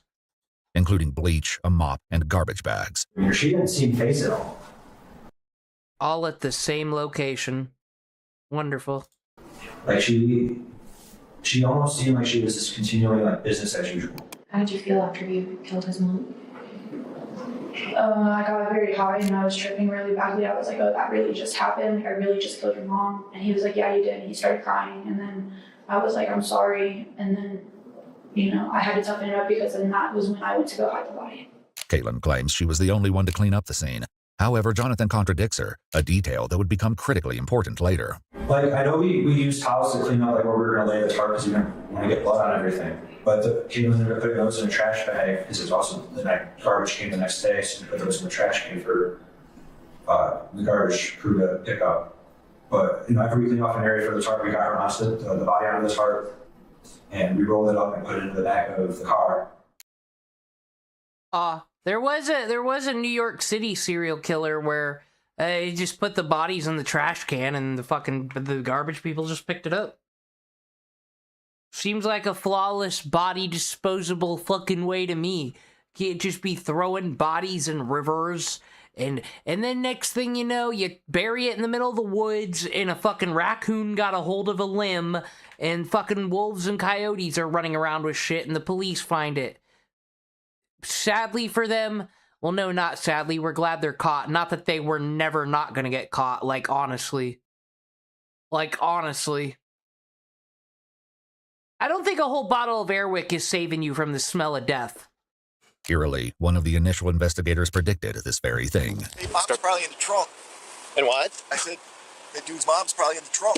Oh, who knows? We did head out there to get something to eat because I needed to get out of the house and try to process everything, so we went up there for food again. So you had to walk there? Yeah. No, we drove up there with mom? Yes. Okay. After going to a restaurant with his mother's corpse in the back of her vehicle, they disposed of her body in a dumpster outside of an apartment building. Once again, Caitlin insists she acted alone. This story, however, would Oh, he's so torn up about his mother being dead. His mother that let these fucking freaks stay there rent-free, by the way. Oh, so upset about that. Let's go to the restaurant. Soon change. With Nicole's body gone, the couple... Why are you all going in and getting some bullshit? Y'all can't live in her house. Y'all are on the run to Mexico with her credit cards. I don't know what your guys' plan was. What was your plan? It always does seem to be this way with the parent fucking murdering. But nah, he don't give a shit about his mom. He's a piece of shit. Decided to go on the run, first cutting off Jonathan's ankle monitor, and then traveling through multiple states on their way to Mexico. Their crime spree, however, had only just begun. Finally said, she's like, man, that really did feel like a dream with everything that happened, doesn't it? And I'm like, yeah. Except for I can not get the image out of my head. She's like, I can't either. She's like, hopefully we can do more things like that. And I'm like, not trying to get in trouble. Really does sound like they're both throwing each other under the bus. Well, no, she's taking the blame for it because she's in love. Actually, he might be... I don't think he gives a shit about his mom. Like, we're throwing the body in the dumpster. Is getting caught for fucking that same teenager, like, oh, come on. Like, will his punishment be as bad as last time? She's 17 this time and not 14. So, like... I feel like if he reported her for murder, he'd get off the hook. I don't know, but he didn't. He didn't give a fuck about his mother getting thrown in a dumpster. I don't trust this. I don't want to ruin us being together because she's literally all I had at that point. Did anything significant happen in Tension? Just, we started running low on money, so she tried to sell or get people to, buy like meet-up time with her or whatever. Was there anything that was maybe firearm related that happened? Yes. Caitlin wanted to shoot somebody. In her Facebook messages, Caitlin had stated she killed 2 people, but until now, only Nicole had been reported missing. I also killed another person in Arizona in a drive-by. I don't know who it was. Also committed 2 arsons in Arizona in the middle of nowhere. Don't know what that was either. Okay, let's start with the drive-by. What happened? I, loaded the gun and stuff in. Ma'am, let me get my drive-by form out. Break it down. You didn't leave your driver in the fucking sign of fire, did you? Shot the person, and I left real fast, and then after that, I washed off the residue of the gunpowder. I was like, well, I killed someone, so I might as well kill another. It's believed that Caitlin used the same gun Jonathan would later pawn. Police in Tempe, Arizona reported that a drive-by shooting occurred on May 1st. Based on location data showing Caitlin and Jonathan's whereabouts, they believe Caitlin was responsible. Though she was sure she had killed someone, the victim survived.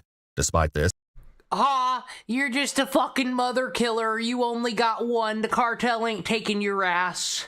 he stated he thought it was a case of If anyone's new here, we watch the true crime, but I try to make it more palatable for people, because some of these are hard, heavy subjects, but sometimes we gotta make fun of the fucking murderers, because they're dumb fucks. They didn't know that they were too dumb to murder someone. Their first mistake. Mistaken identity, and did not want to cooperate in the investigation or prosecution. And so tell us about the arsons. What do you mean by that? Arson has, I lit a flammable sprayer, whatever. I lit it up with a torch and threw it out the window, and it blew up in the grass. And then I also took a pair of my socks and I drenched them in the stuff and I threw it out. What made you do that? I don't know. Okay, and that's okay. Despite her confession, investigators found no reported damage linked to her arson attempts. Sitting here right now, what's your mental feeling right now? I don't know. I honestly don't know. I don't know where my head's at. It's 1 second it's here, 1 second it's there. I'm thinking of Caitlin, thinking of how my life's over. I want to stick her in. As unsettling as Caitlin and Jonathan's chilling confessions have been, they are only the first layer of the story, and more unsettling revelations lie ahead.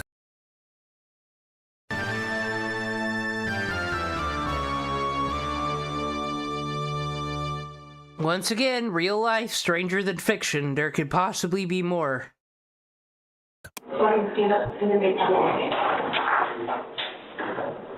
On May 13th, Caitlin was transported from the El Paso County, Texas jail to Columbus, Ohio. She was then booked into Stark County Detention Center. Jonathan was also transported back to Ohio. What happened next would change everything.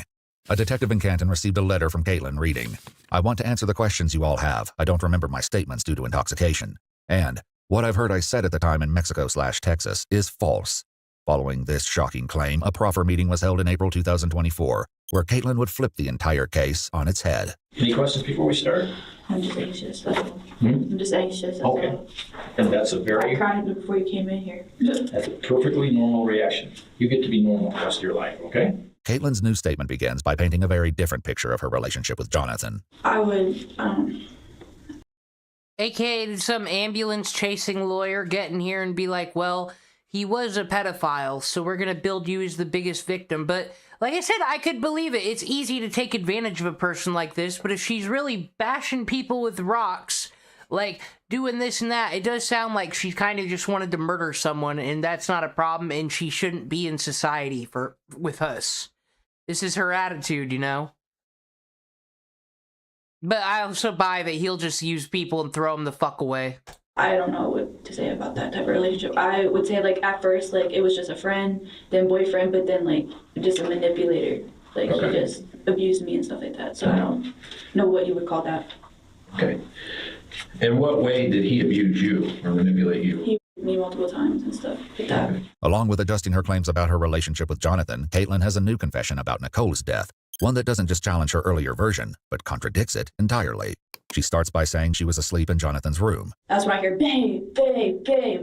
And I'm like, I don't even know if I should get up. It's like that gut feel, like you just know something went wrong. So I, like, slowly, like, get up, and I, like, walk out of the room, and then I walk this way. I'm, like, looking everywhere. Then I walk in, and I look this way, and there she is on the ground. Caitlin began her story using past tense, but has switched to present. She should be saying, I walked, I looked, but her choice of present tense indicates that she is making up the story as she tells it. There's a rock by him. Who's she? You said who's she? Yeah. Oh. I've never heard them say that before on this Ewu. Yeah, like, why are you in the first tense? Nicole, his mother. Okay, go ahead. There she is on the ground. He has his hands on her Who neck. the fuck wants and he's AI he's asking me to viewers? help What him. would He's like, that "Babe, do can for please help you?" me?" And I'm like, no. And then that's when I went to the couch and I lay down. And then he, I didn't even know what to do with myself. I literally kept saying, this can't be happening, this can't be happening. And then next thing I know, he picks up the rock, is banging her head more, and I'm like, no, this can't be happening, this can't be happening. Yet in Jonathan's interview, he made a very different claim about his involvement. Did you, in any way, shape, or form, have anything to do with it? But we saw the footage of them at Walmart. Neither of them seemed to give a fuck about this murder and body in the back of the car. We found Bandcamp Girl and Bipolar Rage's fucking accomplice they should have had. Maybe they would have got away with their crime. The actual killing of your mother? No, just the disposal of the body. In her first interview, Caitlin made a similar assertion. The only part he helped in any of what happened is driving to Mexico, because he said that, to be able to get in Mexico, it needs to be an adult driving. Besides that, though, he didn't help with anything else. How I saw the situation with me and Jonathan was, I really just thought that he was somebody I love. Like, I really thought that, Harley Quinn or, like, Bonnie and Clyde type stuff or whatever. Like, I really thought that, like, like, I was just his, like, partner in crime, but I wasn't doing the crime. Like, I was just there for him, like, because I loved him or whatever, and I didn't want to leave him, but I was also scared to leave him. Then why would you say, okay, let me ask you this. Who's Michael? He's my trafficker. He's your trafficker, okay? So he lives in the Canton area, right? Yeah. Okay. Did you exchange some text messages with Michael telling him that you guys had killed Jonathan's mother? You gotta remember something. Yes, I did say that. You did? Okay. And what were you trying to do? What were you trying to accomplish by telling? I was trying to get help with someone. I was trying to let them know. Despite this claim, a video was found on Caitlin's phone showing her laughing and smiling while in Nicole's car following the murder. The video also shows a firearm in her purse. In fact, in her messages to Michael, her ex-boyfriend, Caitlin. Dumb. You sat in your jail cell, probably got advice from some fellow inmates in jail that did tell you you're a child, none of this stuff was okay. Like, because they're not everybody in fucking jail. You're still waiting trial, so not everybody there's a murderer. You got some white-collar crime people or some DUI people, like, who might help you out if y'all get a fucking commiserate there. And then she spun a story, spinning stories, but leaves out, all the footage, doesn't think that there's cameras of her, not giving a fuck about a murder. She's crying now, wasn't crying then.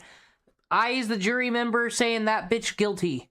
Lynn wrote, "My boyfriend helped kill in the first." When Michael sent her a picture of her and Jonathan, she replied, It's him and me. We killed her. You're trying to tell us that you're the victim in all this. No, I'm not trying to tell you the victim. I'm trying to tell you how she died. I'm trying to tell you what I did, but you're not listening. Okay, we know how she died. No, I'm trying to give her the full justice she needs. I understand I'm guilty. I understand I'm guilty for running. I'm guilty for taking the fall for it. And I think what really happened at the end of the day is that I just came to the mindset that it was okay that she died, that it's okay to kill people and stuff like that. Throughout this interview, Caitlin has been overreacting to each line of questioning. If her emotions were authentic, she likely would have reacted this way in her first interview as well. Have you? Well, I'll push back against Iwu a little. Like I said, things can occur to you while you're sitting around in jail and you got other people listening to your cases and they're putting ideas or maybe making you think things in different perspectives. That could happen versus when someone just got arrested, they're like, oh my god, inconveniencing me. Things were going my way. This can't be real. I'll just tell these people to fuck off and it'll go away. Then they realize it's not going away. But yeah, this shit's not adding up at all. You had any conversations with Jonathan since you both were in jail? Yeah, he's been sending me letters or whatever. Nicole's father was picking up mail from her home when he found a letter Caitlin had written to Jonathan from the Lucas County Juvenile Justice Center. He handed it over to police. Inside, she wrote, "It wasn't me. Save me. Find me." Oh wait, so this girl has a dad, so the dad must be a fuck-up who didn't have custody of her. Lovely. One side, and "Don't forget me, please," on the other. I mean, he kept telling me just to keep him in it, keep him taken off of him, be the mastermind, and be the mastermind, and that I'm only gonna get 10 years, and it's gonna be okay, and like, he loves me and misses me, he can't wait to choke me, and teach me right, and all this other stuff, and he said he would kill a whole town for me, and it's just terrible. It's terrible. I talked to him on the phone. Yet Jonathan isn't the only person Caitlin has been in contact with behind bars. He's the only person I have. Really? What about Mr. up in Monroe, Michigan? Who? Mr. I forget what his Goddamn Michiganders committing crimes in Ohio, fucking up their stats. There's two of them. I can't remember. But yeah, 12 randos can keep up with this shit. That's literally the defense attorney and prosecution's job to get the jury to know what they need to know. According to that, you love him. Who? You've been talking with him from the jail. We got you're on audio telling him how much you love him and you want to do this, that, and the other to him. Very graphic. Who? Oh, who? Are you talking about? I don't know who you're talking about. Does Jonathan know about him? No, Jonathan knows that my family has support or whatever, but he don't know about anybody else. What would he say if he heard those calls? What would he say about that situation? No, I have a history of cheating. I have a pretty good understanding of Caitlin, and I don't know how much you know about her past, but she's a very well thought out and planned manipulator. I can definitely see that. If I were to look at both of your life histories and someone were to say to me, which one do you think is a sociopath or a narcissist or whatever, it's not going to be Jonathan, okay? And I'm sorry that these things have made you this way. I'm not like that. But it's... Like I said, you can't look at the paper and say, foster care, dad don't have custody, she's fucking around, fucking everybody, getting pimped by everybody. Like, this was just a domino ready to fall. Of course she's a fucking Eileen Warno psycho. We know this. All you can really do is say, sorry, but there's other people in your position that didn't go killing people. Why does this one get a pass? We can't allow you to keep manipulating, okay? And that's been... I'm not manipulating. He's the one that did it. You're not listening. I'm trying to tell you for her sake. I did to provide, but I'm not the one that killed her. And all you Nicole would know that. Please, Nicole. If her body was small, you would see his fingerprints on her and everything, but no. Because Nicole's... Translation, what she said is, I'm not the one that bashed her head in with a rock. It must have been the Marine guy. But me being a completely different body type, height and different experience, you fucking detectives will never be able to figure out who did it. Body had been placed in a dumpster. The contents had been transported to a landfill. Due to several factors such as health and safety risks to search personnel and the likelihood of finding Nicole's remains, it was decided that a search of the landfill would not be undertaken. Her remains were never recovered, but the truth behind what led to her murder... Well, it's probably because there is no family to fucking demand the remains and be upset. That's just the honest truth here. Her son's in prison. They both killed her. So her body just can go rot in a dumpster, and they're never going to say where her body is, I guess. Well, I guess they said they threw it away in the dumpster.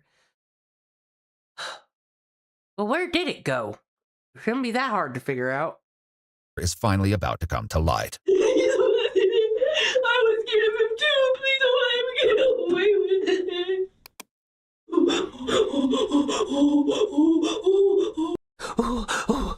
I can do it too. Is anyone fall for this? I see many a person try on the body cam. Once again, Caitlin's own words came back to haunt her. Just want to make sure that you're not taking 100% of the blame. There's nothing. Well, that's the thing. I'm taking 100% of the blame because it is the truth. I was the one that killed his mom. I was the one that did the shoot by or whatever. I was just, after killing her, I was like, you know, everybody else because they're always against me.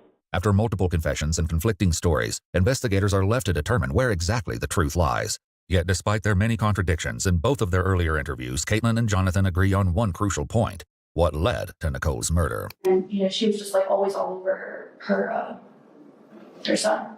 Like always handsy with him and stuff like that and being really flirt-like, if that makes sense. Like inappropriate? Yes. Okay. Okay, so not like an only son and mom relationship. A very inappropriate relationship. She doesn't want me to have like over protected mom or whatever. And thinking about it, I think she had. Is it possible the mother wanted her son to stop being a pedophile?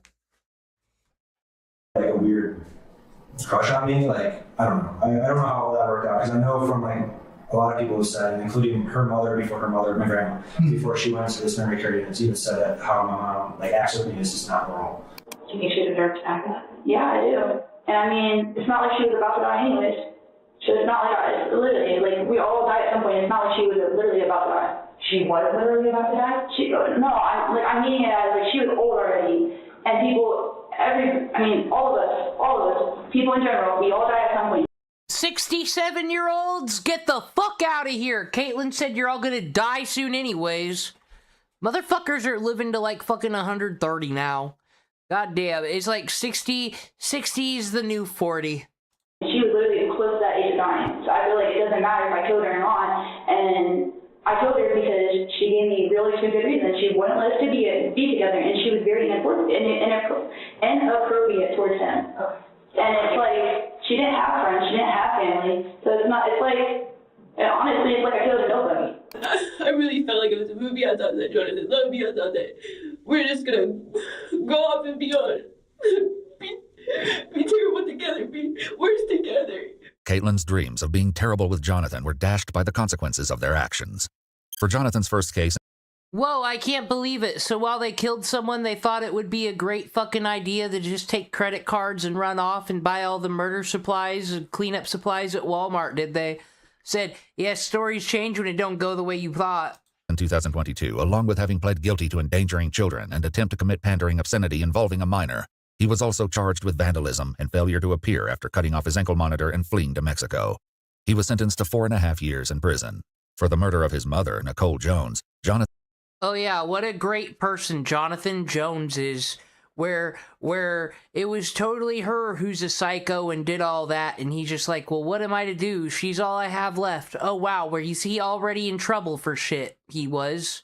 Already had ankle monitors on. The rollback prices were too powerful of a temptation. Was charged with 2 counts of aggravated murder, felonious assault, aggravated burglary, aggravated robbery, tampering with evidence, and abuse of a corpse. When told he would be arrested, he had one thing on his mind.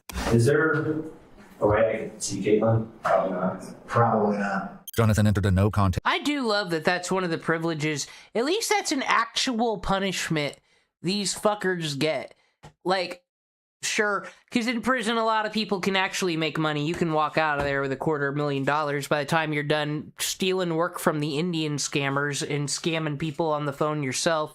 With all these cell phones, tablets, and shit they got in there.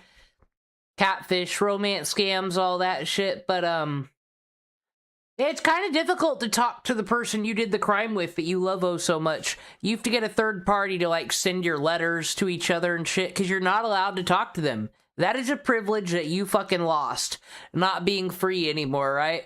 And I think what happens is it really does make it so they suffer in that fucking prison, because they're not going to give a fuck about these people a year later. They're going to be like, oh my god, I really did give up everything for them. Whoa. Test plea for abuse of a corpse and aggravated murder. He was sentenced to 25 years to life to be served consecutively with his other sentence, with the possibility of parole. Like, I wanted to be... Fuck possibility. Like, painted as a monster. Caitlin Coons was charged with aggravated murder, tampering with evidence, abuse of a corpse, felonious assault, and murder. All right, they're gonna run you back, okay? Have a good cry? No. I feel like my whole life is fine.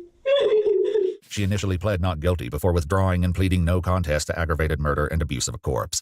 Caitlin... Not guilty to fucking guilty no contest, as it goes. Was sentenced to life in prison with the eligibility of parole after 25 years. I'm sorry, I can't take that crying seriously at all. Caitlin now seeks post-conviction relief, arguing her defense counsel had been ineffective. She's currently asking for her conviction to be vacated and to be granted a new sentencing hearing. Watch our full videos as they were originally made, with no randomly muted words or details cut. We've also...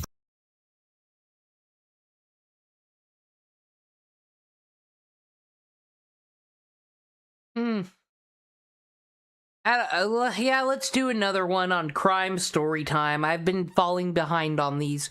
I'm just in the mines doing my thing. He's terrified of you in that video. Wasn't terrified of me. He loved me. A man finds his roommate unresponsive, sparking an investigation that quickly takes a disturbing turn. As investigators revisit old body cam footage, they realize the truth has been staring them in the face all along, and the suspect's own recordings soon erase any doubt. Yeah, cameras in the house. Cameras everywhere. The following footage has never been seen before. On November 21st, 2024, first responders in Westbrook, Maine answer a call from 47-year-old James Fowler, who found his roommate unresponsive. Can I go first? Sure. Fire police! Where is he? He's right here. All right. How long has he been down? He took off last night. He takes off every now and then. And Okay. Do you mind standing in this room for me so they can work? 59-year-old Robert Seeger lies on the floor of his bedroom, but he isn't just unresponsive, he's gravely injured, with multiple fractures to the face. What happened to his face? He went out last night and he came back all beat up. I said, let me call the ambulance. And he said, please don't call the ambulance. Where did he go? I have no idea, but I found him down by the railroad tracks over there. This is last night you found him? No, 2 nights ago. So, would you happen to know? So, roommate, murderer or fucking civilian witness question? I say he's innocent. Know how long he's been like this? At least 2 days. No, I mean, right there on the floor. Now. Just now. Just now. Did you hear him fall? Did I hear him fall? Yes. He didn't fall. Not that I know of. How did he get on the floor? Because they put me on the Okay, so you found him in bed and moved him to the floor? Got it. Robert is still conscious, but barely clinging to life. And as James fills in the details, something doesn't quite add up. When did you first notice the injuries to his face? That night. That night? I said, what did you do to yourself? Because I thought he did it to himself. And then he's been picking himself on purpose, picking it up. What makes you think he might have done his facial injuries to I himself? just said that because he does, that's not related, you know, and then he said he got jumped. He said he got beat up. And I didn't know how much to take stock in or whatever, but he obviously wasn't doing well. Okay. And this kid upstairs got jumped over here on the railroad track, so I didn't necessarily not believe it. According to James, Robert seemed fine last night, and it even helped him clear out the basement. Aside from some trouble walking up the stairs, there was little to suggest anything was seriously wrong. But his officers struggle to reconcile that story with the severity of Robert's injuries. One of them considers a way to prove his story. James has access to his cameras. I think so. He mentioned he sees him coming through this one. So maybe get maybe video and he walking around with the injuries. Prevent this happened Tuesday. The home security cameras will soon play a critical role in piecing together what happened to Look at these good police right away making a case instead of saying, oh my gosh, let's get the fuck out of here. It's Taco Tuesday. Robert. For now, he's rushed to a local hospital for emergency treatment. Our on-call detective is going to come in. And now that everything's kind of calmed down a little bit, like Officer Reese was trying to get information in the moment. Well, I understand, but there's not as much commotion. I understand you're probably still elevated. Absolutely. But if you're good with it, he's going to want to kind of sit down and get an absolute timeline as best as you can recall. Yeah. All right. That's what I mean. I didn't want to be dead. I'm not a dead person. And not to mention, I don't want to be dead. I didn't even realize how much love the guy is doing. Just my cold heart, you know. James speaks at length about Robert, whom he's known for over a decade. For most of that time, James has been in a relationship with Robert's sister, Teresa. According to James, Teresa recently moved away, causing Robert to fall into a depressed state. James quickly took on the role of his caretaker. I said, you are my brother. I got you. You just rest. I said, I got you. Now, I don't know if that was bad, saying the rest, because I needed him to fight. But I just said, don't worry. I'll make sure you get fed. I'm going to take good care of you. Don't ever worry. Just make sure you come back. Robert's sister Teresa then joins the conversation by speakerphone. But as she and James discuss Robert's recent struggles, suspicion only grows. How you doing? Are you okay? I'm working on it. Let's see. I did beg him to eat. Yes, I did. That's gonna work. You said no, I'm gonna stick it out. And then he was starving to death on his own. Despite their concerns, starvation wouldn't explain the severe injuries to Robert. Uh-oh. Starvation involved with an elderly fellow, or we're just someone stealing Social Security money? Cobra JFS's fucking spiritual father? What? Where's the bearded lizard? Robert's face. When asked again how Robert sustained his injuries, James repeats the story that Robert was jumped near the railroad tracks, but this time he adds a new theory of his own. Again, I don't know how to take how much is true, how much isn't. He's clearly hurt. Yeah. But did he go and ran himself against a tree? I don't know. You know what I mean? Is it possible? Yeah, it absolutely is. But as officers look around, they find unsettling evidence. There's blood. Yeah. What's that blood splatter? Behind the rocking chair. Some of it's black dark dust, like debris, but there is a red spot out larger spot that you're taking a picture of, and it looks like it's... James and Teresa are each interviewed separately, and their accounts of the night Robert was injured will soon be tested against critical evidence. For now, investigators speak to an acquaintance of both Robert and James, who describes the latter as anything but a caregiver. I didn't like him right away. He's, I don't know, he's like always pissed off. I would say he's definitely a narcissist. Like, I thought I'd met narcissists before in my life, but he's definitely the guy who, as soon as he wakes up, never stops talking. It's always about how great he is about everything. He treats his girlfriend like he preys on these people. As investigators dig deeper, they realize that police have interacted with Robert several times. What they see when they review the footage would quickly lead to a tense confrontation with James. I saw the Westbrook Police Department interacted with Robbie a month ago, October 22nd, 2024. And the way he's talking, like he's terrified of you in that video. 1 month earlier, Westbrook officers responded to an altercation between James and Robert on a public street. One officer was quick to notice that Robert had a black eye. Do you want rescue for your face? No, I'm good. When did that happen? Hello over there on Twitch. Yeah, he tricked us. This user tricked us. We thought he was a normal, oh my god, things have happened in my house, all these crazy people. Nah. Said they all come in all shapes, sizes, and forms, these demons. Happened? Last night. Nice landscaping tree, though. I like that. Last night? Yes. Okay. What happened to cause that? Not answering. I didn't hear him, and I didn't answer, and both of us got kind of ticked off. So are you guys long-term friends, or how do you know him? I've known him for about 13, 14 years. Okay. Somewhere about there. So you typically hang out and no issues, or are there always issues? Sometimes it just me not showing respect, that's all. What do you mean by not showing respect? Well, not answering him promptly when he asked me a question. Okay. Yeah, that's pretty much do you think his response is appropriate? Well, I know that not answering him is uncalled for, and I just didn't. Do we have a fucking cult leader? Do we have Jim Jones reborn in the suburbs? I just didn't think of it at the time because I was kind of sleepy, and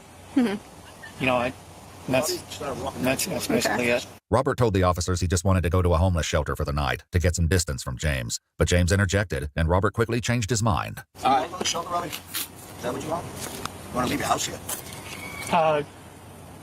No, I don't. Dad, I'm not nobody. I'm not making excuses. No, I don't want to leave my home. I have any face.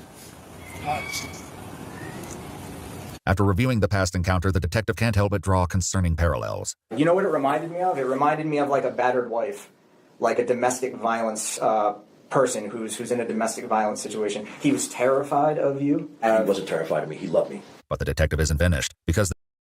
Oh man, dude, it's the cop that's watching this footage and acting like a TikTok psychiatrist, straight up saying, oh man, we got a sociopath on our hands. You need to go to Asia and sell the fake fucking Jesus cult thing. This wasn't the only encounter. I saw a video. He walked in that lobby in June of 2024. Yes. Okay? Again, his eyes are up. And he said that his roommate... He has raccoon eyes all the time, so I don't know if that's what you saw or what. Well, Jeremy Hambley has raccoon eyes too, so like it would be easy to accuse someone of hitting him. 5 months earlier, Robert walked into a police station seeking help, and his face bore strikingly similar markings. So what can I help you with? Well, me and my roommate, we got into an argument, and for me disrespecting him, so to speak, and he said, well, basically he threw me out, and I don't have anywhere to go, and I don't know of any place to stay or anything like that. Did you guys get into a physical altercation? No. Just curious, because I see that you have bruising on your eyes and everything like that. I walked into a door. You walked into a door? Okay. He was asked about it. Oh no, this is so sad. It's all the stereotypical things, at least when people are killing their children and getting interrogated about that. At least we got magical autism fucking powers all those 3-month-old babies have. Something off the wall crazy story. It's just the textbook bad. And he gave this story about walking into a doorknob or something because he was terrified of you. He said because he was terrified of me, he walked into a doorknob? I'm saying because I could see it. I could see it on his face. I could see it on his face on that video a month ago, and I could see it on his face. All right, see what's happening. Robbie plays the victim stance all the time. Robert told the officer that James kicked him out of his apartment. When asked whose name is on the lease, Robert confirmed what's probably happening is they're probably using this guy for his social security. That it's just his own name. So how did he kick you out of your own apartment? I know it sounds stupid, but I didn't want to get into any physical altercation or anything like that.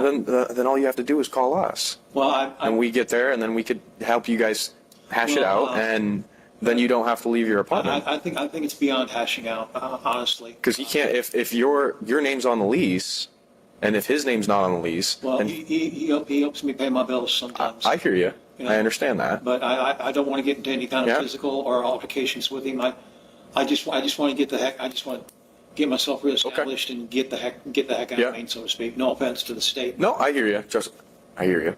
I just want to leave. Period. Yep. You know. We'll see if we can get in contact with the shelter, or see if we can figure something out with your apartment and everything like that. Well, I really don't feel like almost going back to the apartment because I know it's going to be. Are you like fearful for your own personal safety with him and stuff like that? Is that kind of, sort of, you know? Kind of, sort of. Okay. But honestly, I'm done. I'm done with it. You know, after 5 years, I'm done. Following this encounter, Robert called his sister for help getting away from James for the night. But it's his own sister who would later play a shocking role in keeping the truth of his injuries away. Yeah, like you said, these two are using him for the check. Something's up. She's being like just terrible. I told you not to starve him to death that way. You gotta feed him like a dog every once in a while. From investigators. As the interview with James continues, the detective draws a conclusion that leaves him on edge. Let me ask you this. Did he have any friends? Any women in his life, romantic? Never friends. Did he ever have visitors come see him? No, the only person he ever saw was his doctor. Okay. It's just you and him in that world, dude. And he was beat up. So I know you hit him. At some point. Okay. And if I did, right? Or whatever. And it seems to me like you guys are trying to find something. I'm not trying to find anything but the truth. Right. Though James adamantly denies ever laying a hand on Robert, investigators spoke with a witness whose account contradicts his claim. So did you ever see him give him a black eye, or you just know that? Yeah. You saw him hit him? Yeah. I just minded my business, so, you know, it wasn't my business. Right, yeah, no. I mean, he was like his little house, I guess. One time they were standing there and they got an argument, he popped him in the face and gave him a black eye. And then, like, when they were arguing, he wouldn't stop and he just, like, grabbed a hold of him and choked him. In addition, she says that James would constantly monitor Robert when he was alone, never allowing him out of his sight. And he had cameras in the house. Cameras everywhere in that house. and he would like set them up and see what he was doing and listen to him. And How would he? Do you remember how he would monitor that? On the phone. On his phone. Guys, if you're the person who doesn't have friends, don't get a roommate. They won't be your friend. They're just going to kill you, and know that they won't get caught. Don't trust no one. Be a hermit the right way. Stream on YouTube. If I die, someone would notice at least, I would hope. If I stop streaming and uploading videos, they got me. Yeah. Yeah, he was like psycho about the cameras. It's these cameras that would reveal the truth and ultimately lead to his downfall. As the case continues, investigators learn that Robert has tragically succumbed to his injuries at the hospital. Determined to uncover the truth of what led to his death, they question Robert's sister, Teresa. I'm guessing that you've spoken with the hospital. Yes, I did. Okay, I'm sorry for your loss. Yeah, me too. You know, there's so much that, you know, I didn't know about. Okay. If I would have known, I would have made sure that he kept up with himself. According to police records, Teresa claims the hospital told her that her brother had died from a heart attack, along with kidney and liver failure. But detectives know the truth is far worse. After attending Robert's autopsy, investigators confront James with the evidence. I will tell you this. They did an autopsy on him. Good. Okay. And he was beat up bad. Physically beat up bad. He was assaulted bad. Bad. Okay? And it's just you and him in his life. Now, taking care of somebody like you're describing sounds frustrating as hell. It does. And if you told me that you tagged him every now. Oh, he's getting the "we know it's hard to raise a toddler" argument. Did you beat up that child because children are frustrating? Now and then, I don't know if I'd blame you.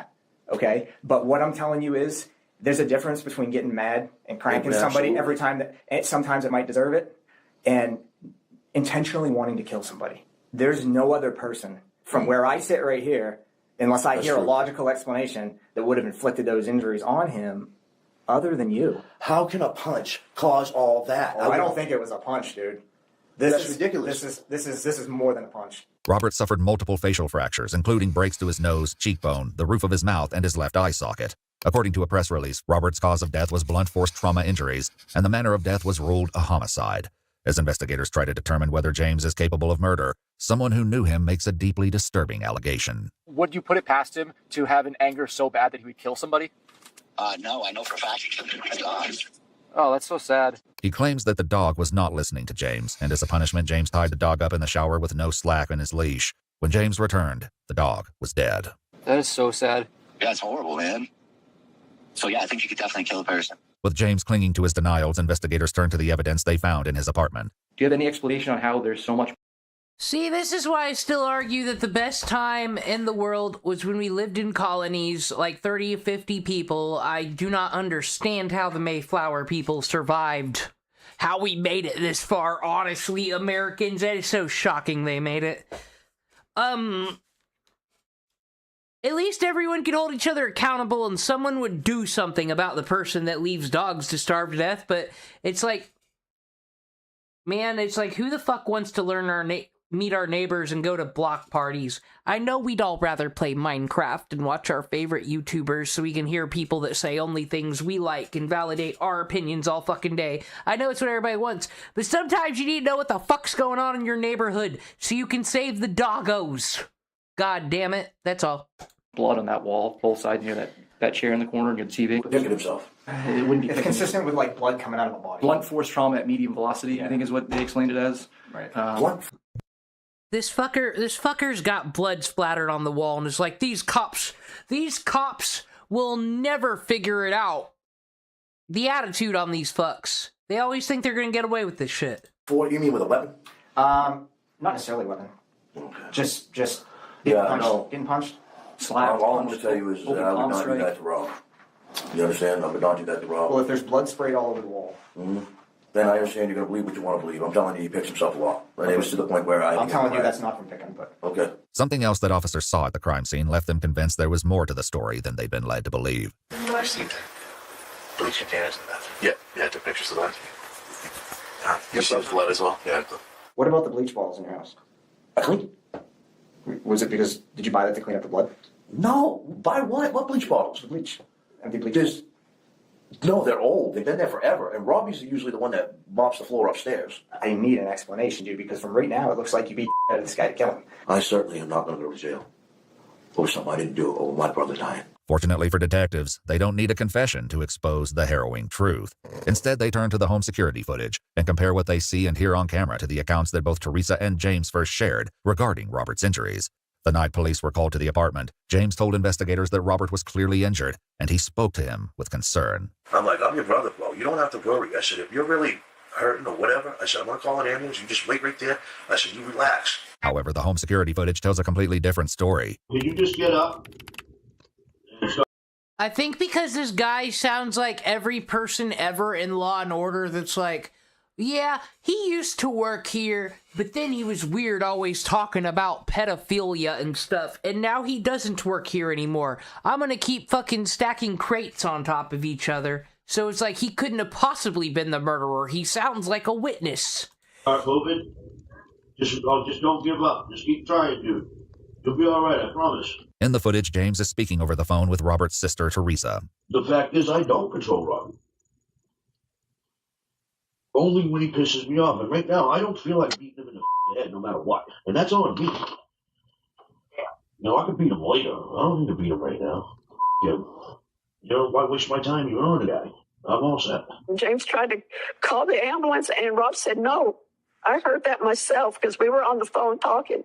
And I heard that myself. Rob said, no, I don't want to go to the hospital. Listen, I don't want the police in the ambulance here. We all know what his problem is. He hasn't eaten anything today. And he's probably just being a big baby, but I'm going to have to go give in. My brother was a stubborn. I'm just trying to figure out, because that guy had a sister. Someone's sister was, like, aware of something. I don't know. Well, if this was their whole world where he just bullies this guy, this poor guy living this terrible fucking life all day with this roommate because he feels like he can't get out, and he eventually does call the cops and still can't get help. It's not the cops' fault. Looks like he didn't want to help himself. He's too fucking battered wife syndrome. Like I said, this shit sucks. Hate this. But it's like this fucker found so much validation in his life bullying this guy that, yeah, he thinks he's fucking above everybody else and the cops won't possibly get him for this. Who cares about this guy? Prideful man. He wouldn't ask for help. According to James, he leapt into action once he went to check on Robert and saw that he wasn't breathing. I'm trying to feel for a pulse. And I can't tell if it's my pulse, his pulse, whose pulse. I immediately panicked. And he says, Rob, please wake up, Rob. And he realized he wasn't breathing, and he tried mouth-to-mouth resuscitation. I should have just left him alone. I can't tell if he's breathing or not. Yeah, but if he's not, what do I do? Call an ambulance. Check his stomach. Is it going up and down? I just hope you're still breathing.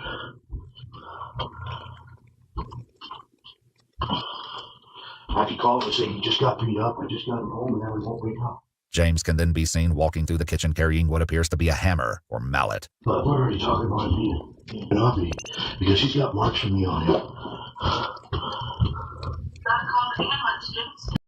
You especially gotta love the part where these freaks have cameras in their house because they're obsessed with the person they're abusing and how they're doing, and they can stalk them and shit with it. And then, oh my god, I can't believe this footage. The cops have it. Whoa! You're right, I do. Get up there. See, you're still... I'm talking like that because this isn't the first fucking time we've seen this. This is like the 17th time where they're on their own camera committing crimes. When he sat up, he wasn't doing good. He really couldn't get up. Their conversation continued even after the police left the apartment. Yeah, first of all, you guys is this on the investigation. So here's the deal. If Rob ends up dying, they're going to try to give information. You see the blood all over the kitchen. That's from a long time ago. The place was all really done. Less than 2 weeks after Robert's death, officers secure a warrant for James's arrest and call him from outside his apartment. Hey, James, it's Connor with the State Police again. How are you? Well, I'm in it now. Okay. Hey, so I came over to the apartment. I'm out in the parking lot. Would you mind just coming out and chatting with me tonight? My schedule's so whacked. I just need to chat with you tonight. I can give you off maybe a minute or two. I mean, Can I get like 3 minutes of your time? I can give you what I can give you. All right. I'll run up there. Hang on. That's fine. All right, I'm right in the lot. It's freezing out. Moments later, James is outside, meeting them face to face. Hey, here's the deal. All right. They can't possibly be arresting you, James. You've clearly annoyed the cop this day. It's cold out. Why are people like this? Because their fucking parents didn't, you know. What can you do? We live in this empowered feminist society where we can all work and do the same jobs, and somehow we went from a system where one person in the family would work to everyone has to work full-time jobs to afford a mortgage. Woo! So now kids go get raised by the school system and the government and the TV shows that teach you the opposite of what the school did. And just have fun figuring that out. I'm going to take you into custody, okay? Okay. Put your hands on your back, okay? Yep. I'm not being rough. I just need you to put your hands on your back for me. Okay. Thanks for taking me in, honey. Can you hear me? So you're under arrest for the murder of Robert Siegel. Murder? You're under arrest for the murder of 41 Robert one in custody. Following his arrest, they lay the truth bare for Teresa, who makes her stance clear. James beat up Robbie. Okay. No, James did not beat up Robbie. No. I'm telling you, okay? James beat up Robbie. No, I don't believe that. And has been beating him up for quite a period of time. James, excuse me. Believe that. I'm sorry, what's that? I don't believe that. I know it's hard for you to believe, and I know it's not what you want to hear. I know he did it. James and I were on the phone constantly. Probably wanted to go first. You have Dallas. Go first. So there's a good chance. Also, you're already aware. So there's a good chance I would be in trouble with you. Teresa tells the detective that her brother was no angel and that caring for him was a burden on both her and James. Rob made our lives a living hell. But for the detective, the truth is, and always, Oh, well, that's amazing. He was the biggest victim, and he'd not taken care of himself and all that shit. Yeah, we joke about the postpartum murder and stuff, but it still worked out for the kid. Why? Because they're dead? Oh, I just saw postpartum, and, you know, once again, we'll talk about Miss Clancy tonight, but she didn't have any psychosis when she murdered her kid. She's just a bad person. has been written on Robert's face. Testified in court. Made James mad, and he suffered for it. Ultimately, he's the real victim here. According to court documents, James Fowler was charged with depraved indifference murder. He later accepted a deal, pleading guilty to the reduced charge of manslaughter, as well as an additional count of cruelty. Y'all don't... maybe I will fucking run. I would have to run as a Republican if I were to run for the fucking president. But I swear to God, if I went crime and order and said, guys, let's get rid of manslaughter, you either fucking murdered someone or you didn't. None of this, like, how the fuck do you get talked down to manslaughter? This is some wire shit where we're just trying to fucking downgrade everybody so it looks like we don't have murders. Because I want y'all to keep this in mind. When you see a statistic that says murders are down, oh my God, New York City has the best crime rate ever now. Think about how many manslaughters are on there. That's all it takes is them to say downgrade them all to manslaughter. Oh wow, look guys, we defeated murder! Woo! It's a game. I don't like it. I think get rid of this shit. I'm tired of the alcohol. I'm tired of the fucking drinking and driving people that can just go murder a whole family and get out in 15 years as well. Like, you took a life, go fucking pay for it, bitch. Cruelty to animals should just get you 500 years in hell anyways. Animals. He was sentenced to a total of 30 years in prison with 8 years suspended, plus 3 years of probation. James sent a letter to the judge in December of 2025, stating that his sentence was too harsh for what he was charged with and requesting post-conviction relief. Robert's sister Teresa was not charged with any crimes in relation to this case. Watch our full videos as they were originally made, with no randomly muted words or details cut. We've also dropped brand new EWU videos available only on EWU Plus, now available on iOS. I left her there with her. No more killings. Done with that. But for right now, we'll do this day in Mistria, and then we're gonna do the Sabbath.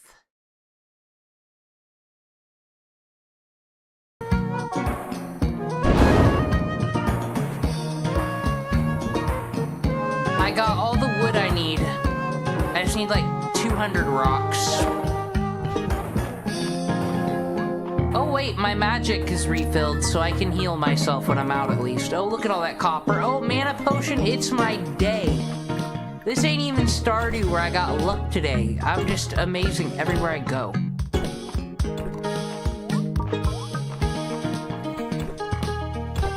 So, yeah.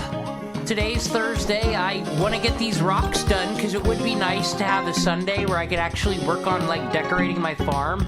But when the fuck am I ever going to have enough rocks and wood that aren't needed for a quest?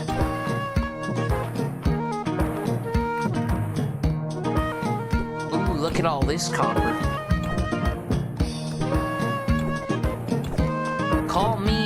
Call me a citizen of Pine Bluff. I'm here for that copper in the walls. I need fucking... I'm treasure hunting rocks. Rocks is what I need right now. God damn, though, in Stardew, when you get the big rocks, you at least get 10. All I get is 3. It ain't even worth it. Might as well just hit 3 of these really fast.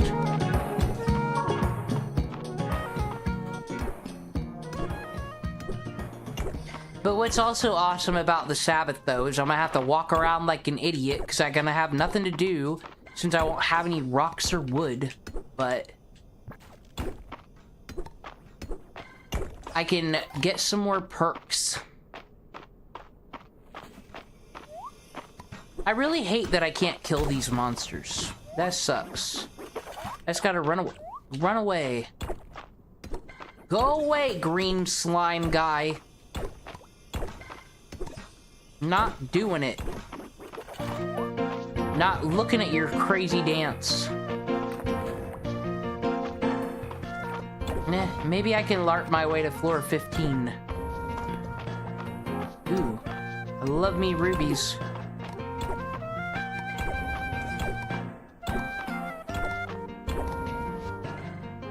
Oh fuck, 150. Might be almost there.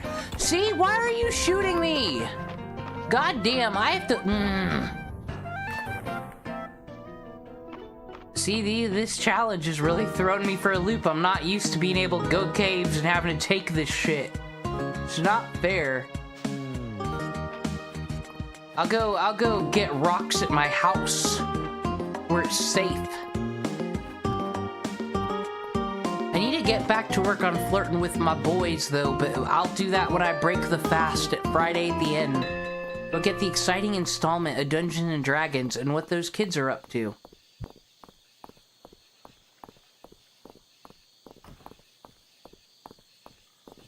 Alright, let's see where we're at. Here's the wood. Boom, good on that. Okay, we just need 40 more stones. We got this. Check this out. Whoa, all healed. I, of course, got the copper pickaxe. It's been making more sense just to buy the stuff for 1,000 apiece.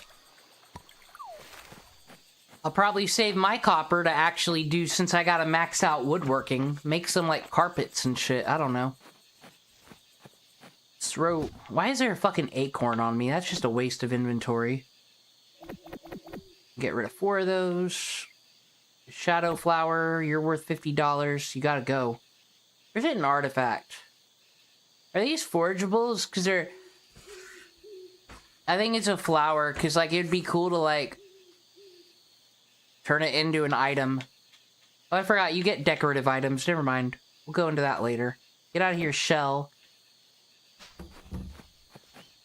What the fuck you gonna do with a daisy? Alright, good enough. Go in, get rid of this fucking trash. I'm glad, though, that you can just make weapons and not have to keep upgrading the same ones.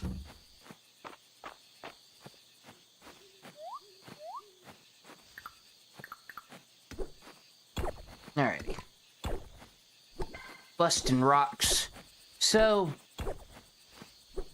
God, it's so sad that we live in a world where everyone's getting fucking canceled on Twitter and everything is the worst thing and everybody's got allegations. But yet, how come in, like, the monsters in everyone's fucking neighborhood?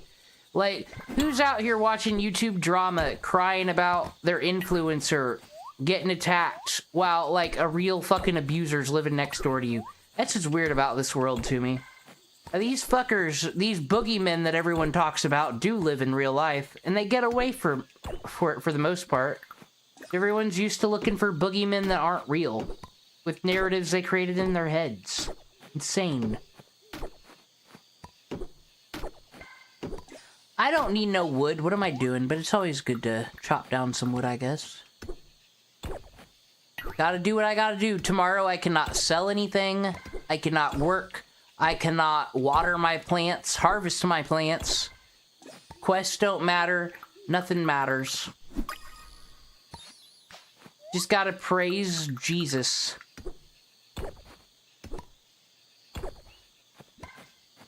Yeah, but even without the internet, like, people have always been obsessed with fucking celebrities. Buying the magazines, being like, what's this person up to? I'm your biggest fan, I am Stan, hello. I don't want fucking glass right now.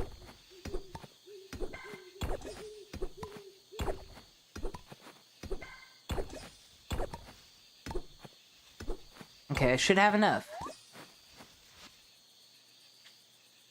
Well, I don't think I can drop the stuff off during the Sabbath, quite sadly. All I can do is give things away. No harvesting, no having fun, no watering. Get out of here, glass. Get out of here, worm.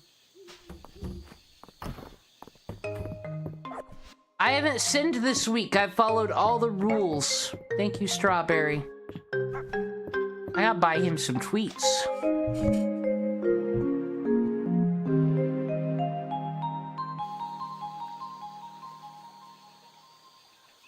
Luckily, the dog takes care of itself, unlike the cows and chickens. She need to start working on a farm soon, too, but that's just not priority right now. We'll wait till we need eggs. Sabbath! No taxes, no working, no money, no nothing. We rest on this day. Hi, Strawberry. Do you like the floor? We need a new carpet. That carpet is ugly. That bed is ugly. Ew. Hopefully Mary hooks us up this Saturday. Maybe she will, maybe she won't. Alright. Got nothing fun to work with or do. So we'll just go kick rocks. Well, and a good way to make sure I don't sin is just throw my tools away. And, well, not throw them away, throw them in the box. There, can't do anything about anything. What great plants that I can't harvest. Whoa.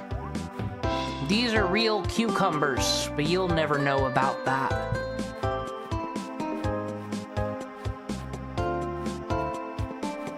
I will say it is nice to not, like, overly consume myself with farming.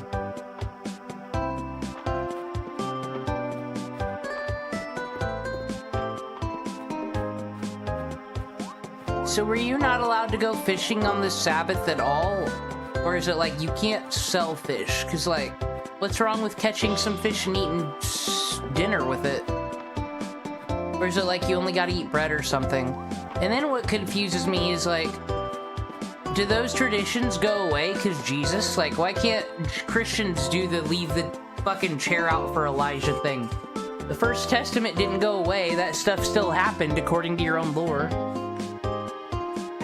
One of the apostles was a fisherman. I know, I'm watching The Chosen. It's the drama. People go out and go fishing on the Sabbath because the Romans aren't watching them, so then they go cheat on their taxes with their fish or something.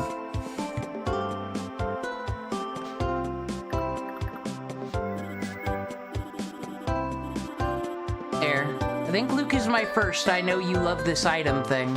Well, no, I gave,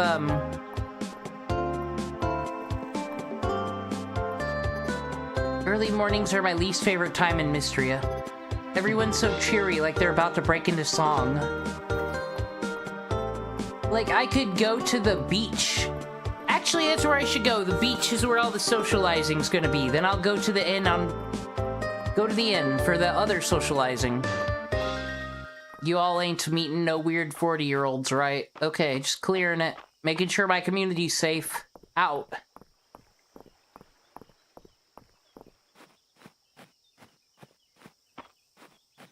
I think the Romans at least will, like, go to the Pharisees or, like, anyone of importance when shit goes down. Like, oh man, Mary Magdalene's been possessed by the devil today. Go deal with that, Nicodemus.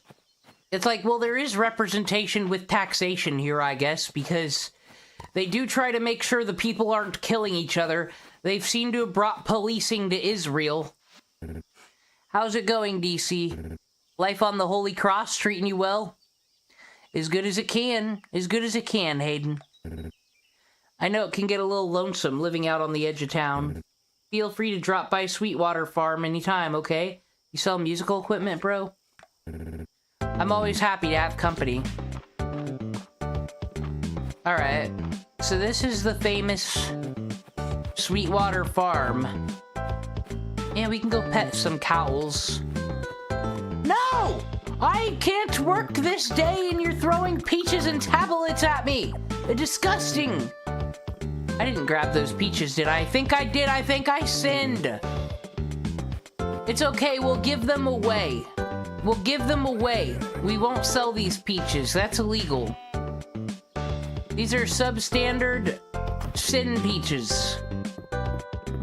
Henrietta, would you like a sin peach? Henrietta loves the sin peach. Look at the joy I brought this chicken because of my sin.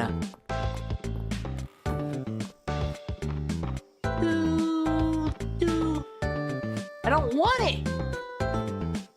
Okay, back to the ocean. Ah. Lovely place. If only I could get these coconuts.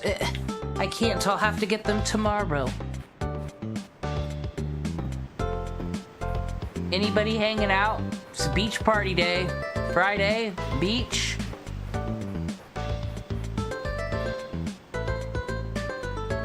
This isn't fun with no one here, no coolers, no beer, no nothing.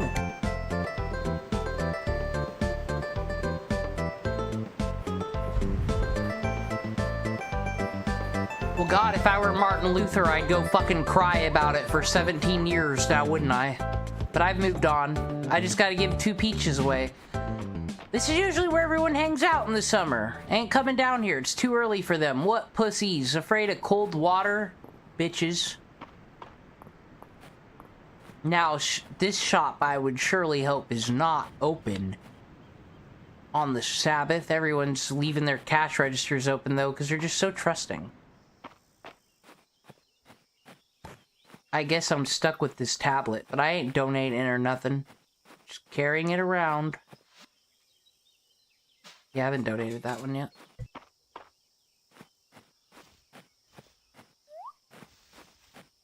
I can't wait till I can make a path so I don't have to jump and walk over all this shit. That's the hypest in these farming games, when you can walk out your door and it's not too much effort.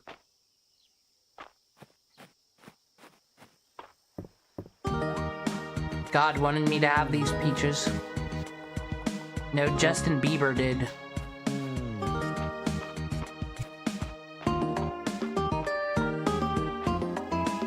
Oh, March, my boy, what's up? Are you talking to that sinner Juniper? Not Juniper, Baylor. Amongst the superstitions, seeing a magma beetle is considered good luck. I guess some people need it. Okay, he might be into the magma beetle? Are you into this? Aw, thanks. Yeah, having a shop has a benefits. Are you paying fucking taxes? This is disgusting, Baylor. Why aren't you respecting my religion? I need everybody in this community, Adeline. Stop doing your fucking improv writing class. I need everyone to bow down everything to me and my sensibilities. Doesn't seem like that's happening, though. So I'm gonna give you a peach. I was just thinking I needed a snack. See, I'm helping her because she's overworked.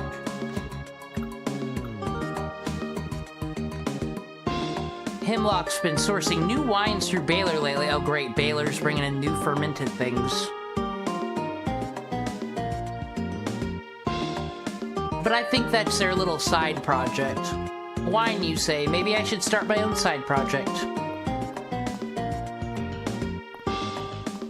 You think anybody in the public access days of TV? The public access channels are still around, aren't they? I don't know. Anyone did Let's Plays back then, like record their NES? Pretty out here, isn't it? Hey, Ias, do you want a peach? He didn't love it, but that's fine. Alright, 2 more hours. In 2 more hours, the sun will rise. Nah, it'll set. Look, everyone's getting ready for the fucking Dungeons & Dragons party. I'll be meeting them there. In my new swanky vault. Why are you talking to yourself now, March? Hello. Oh. It's weird meeting like this. Oh, you're off now? What do you gotta say now?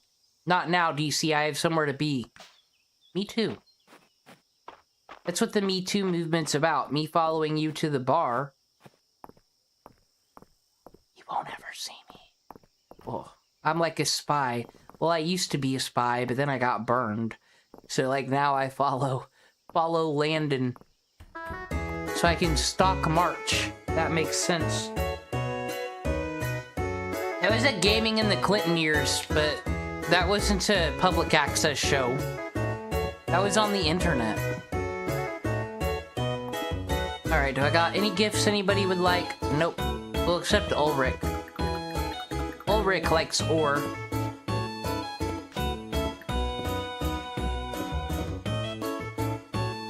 Oh, things have switched up.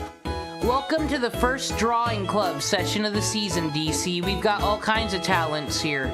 The Drawing Club. This is the artist commentary community of Mistria. They're ready to say this user is problematic. This one poisoned the well.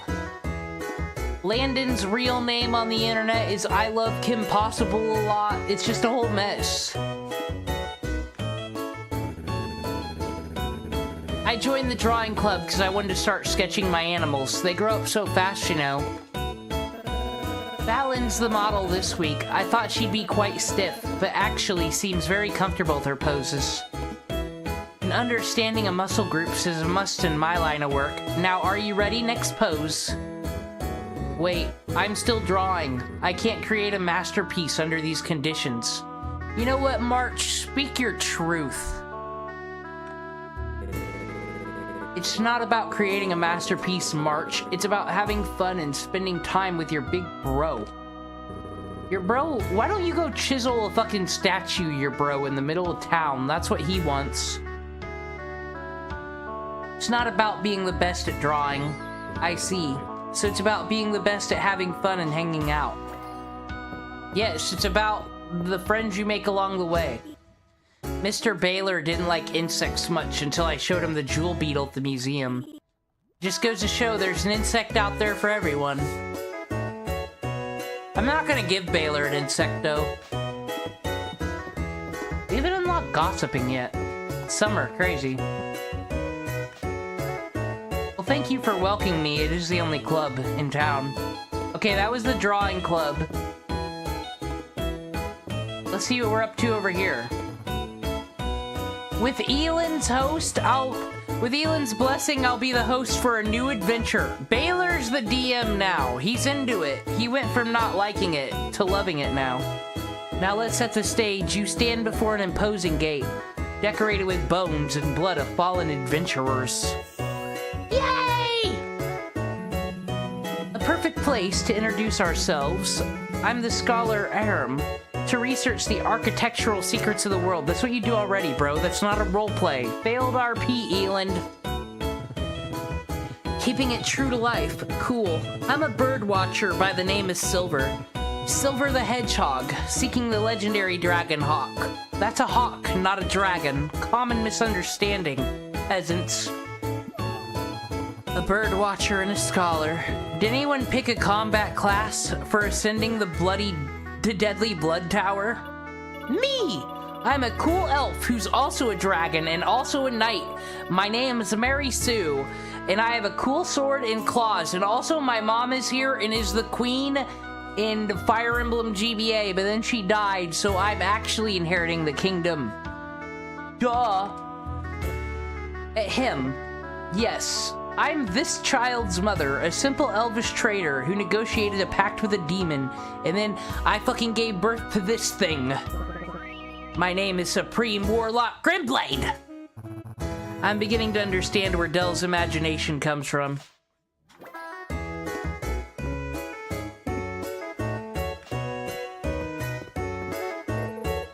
The orchard mantis at the museum is so pretty.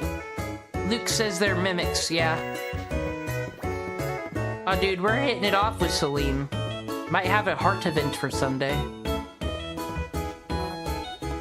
Juniper, DC, let me ask you a question. Who in Mistria would survive on a deserted island? Balor. Trithia, what a question. Let's see. Balor enjoys his luxuries far too much. Yeah, but like, he goes around collecting everything out of boxes, selling it, getting his cash, oh, and running his fucking thing in the middle of the street. You know, his little wagon thing. Like, that's a lot of work.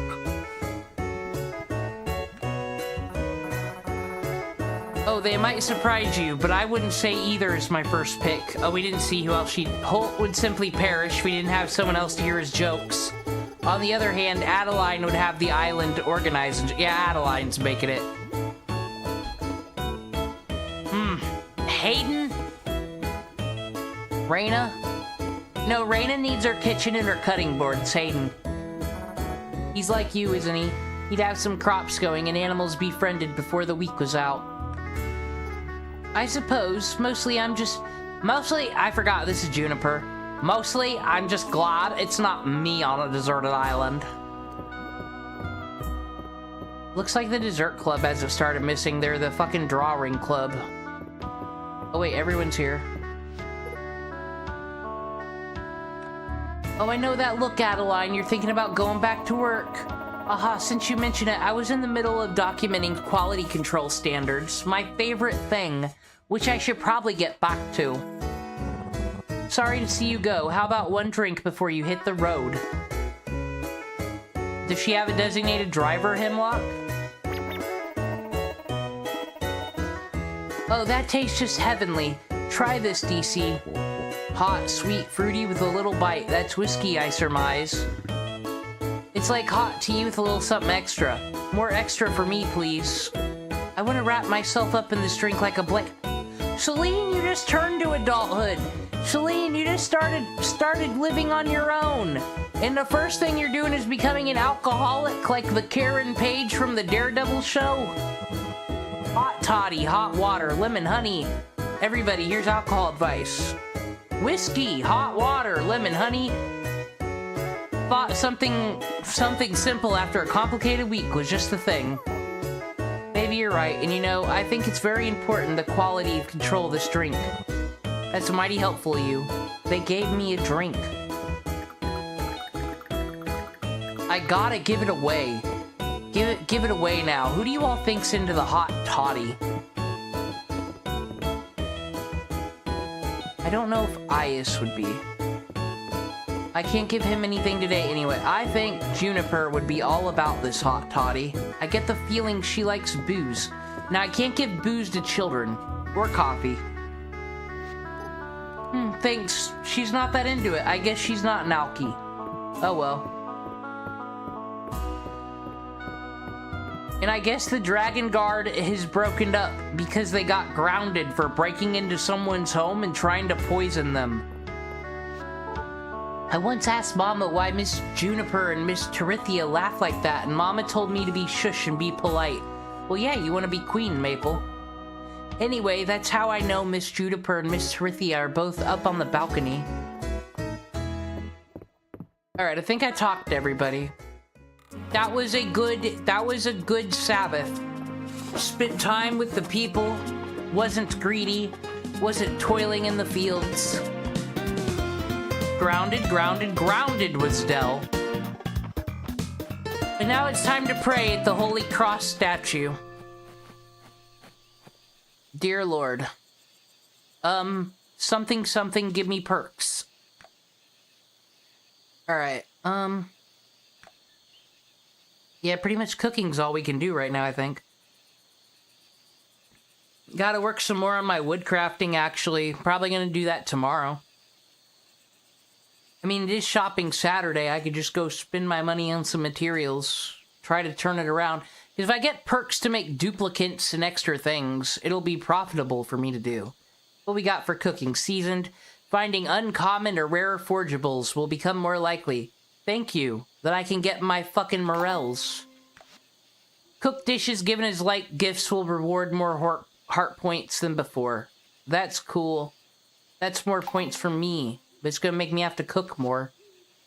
Then this will give me a likable infusion, so I'll cook junk. I'm gonna get all those coconuts, cook a whole bunch of junk like coconut juice that costs like 30, whatever, but I'll get some liked items that I can give them away. And then I'll get more heart points for it. It's a system that feeds itself. Thanks, Dragon God Calderis, you've helped me again today. It's still the Sabbath. I will take this marigold flower. How did I not donate this to the museum yet? I had one, didn't I? Whatever. Anyway. Good night, Strawberry. Good night, Sabbath.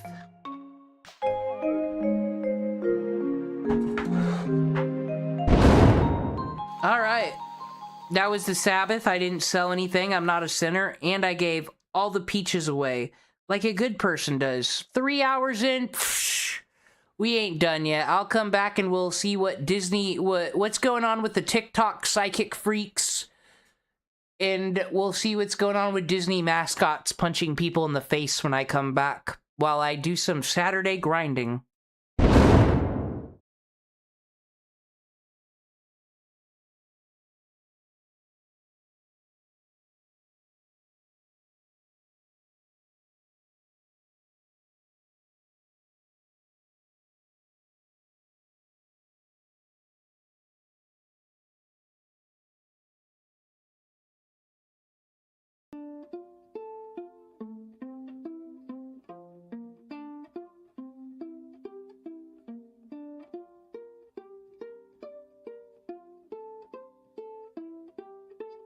I can ride my bike with no handlebars, no handlebars, no handlebars. I can ride my bike with no handlebars, no handlebars, no handlebars. Look at me, hands in the air like it's good to be alive. And I'm a famous rapper, even when the paths are all crooked D. I can show you how to do-si-do, I can show you how to scratch a record. I can take apart the remote control, and I can almost put it back together. I can tie a knot in a cherry stem, I can tell you about Leif Erikson. I know all the words to De Colores, and I'm proud to be an American. Me and my friend saw a platypus, me and my friend made a comic book, and guess how long it took? I can do anything that I want, cause look, I can keep rhythm with no metronome. No metronome, no metronome. And I can see your face on the telephone, on the telephone, on the telephone. Look at me, just called to say that it's good to be alive in such a small world. I'm all curled up with a book to read. I can make money, open up a thrift store. I can make a living off a magazine. I can design an engine, 64 miles to a gallon of gasoline. I can make new antibiotics. I can make computers survive aquatic conditions. I know how to run the business, and I can make you want to buy a product. Movers, shakers, and producers. Me and my friends understand the future. I see the strings that control the system. I can do anything with no resistance, cause I can lead a nation with a microphone. With a microphone, with a microphone. And I can split the atom of a molecule, of a molecule, of a molecule.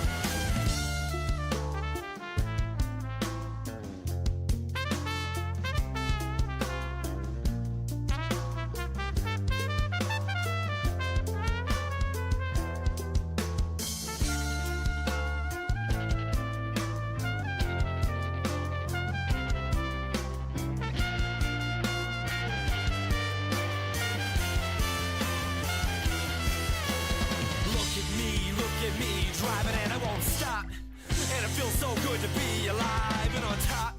My reach is global, my tower secure, my cause is noble, my power is pure. I can hand out 1 million vaccinations, or let them all die in exasperation. Have them all healed from the lacerations, have them all killed by assassination. I can make anybody go to prison just because I don't like them, and I can do anything with no permission. I have it all under my command because I can guide a missile by satellite, by satellite, by satellite.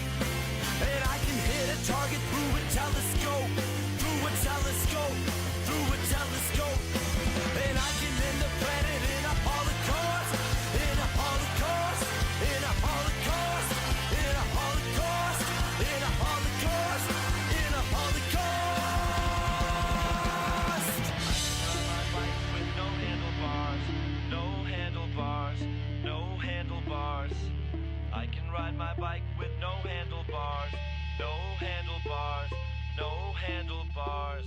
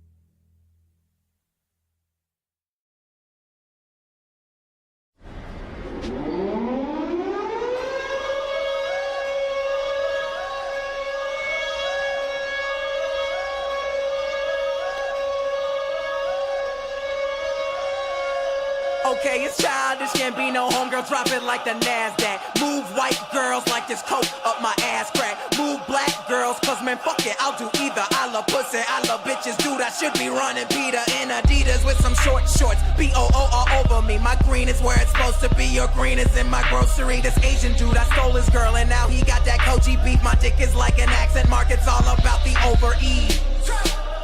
Hot like a parked car. I sound weird like nigga with a hard R. Fly like the logo on my cousin's 440. Eating Oreos like these white girls that blow me. Vodka for my ladies, whiskey for a grown man. Hanging in the islands looking for Earl like Toe Jam. I made the beat retarded, so I'm calling it a slow jam. Butcher and I know it, man. Kill beef, go ham. These rappers are afraid of him, cause I'm a beast, bitch, girl. Invaders and Gambino is a call girl. Fuck you, pay me. Brand new whip for these niggas like slavery. Told me I was awful and that shit did not faze me. Tell me how I suck again, my memory is hazy. You're my favorite rapper now, yeah, dude, I better be. Or you can fucking kiss my ass, human centipede. You wanna see my girl? I ain't that dumb. You wanna see my girl? Check Maxim. Man, why does every black actor gotta rap some? I don't know, all I know is I'm the best one. It's a bonfire, turn the lights out. I'm burning everything you motherfuckers talk about. It's a bonfire, turn the lights out. I'm burning everything you motherfuckers talk about. You know these rapper dudes talk shit, start killing. Fuck that, got goons like an arch villain. I'm from the south, ain't got no accent, don't know why. So this rapper's child's play, I do my name like Princess Di. Yeah, they say they want the realness, rapped about my real life. Told me I should just quit. First of all, you talk white. Second off, you talk like you haven't given up yet. Rap stepfather, yeah, you hate me, but you will respect. I put in work, ask Ludwig. Put my soul on the track like Shoes did. Play this for my cousin, now he can't even think straight. Black and white music, now nigga, that's a mixtape. Shout out to my blurs, they represent the realness. Shout out to Gambino girls, my dick is in the building. I know you hate me cause your little cousin play me out. I like black girls who nerdy, but when they dance they be saying ow. I'm sorry for who follow me. Chillin' with a Filipina at your local Jollibee. Yeah, I'm in her ass like side of me. So if you see my hand under the table, don't bother me. I don't talk soft, that's that other guy. I'm screaming what the fuck is up like I ain't see the sky. The shit I'm doing this year, insanity. Made the beat that murdered it, Casey Anthony. These rappers won't know what to do, cause all I did was act me like a Looney Tune. And I'll give you all of me until there's nothing left. I swear this summer will be summer camp, bitch.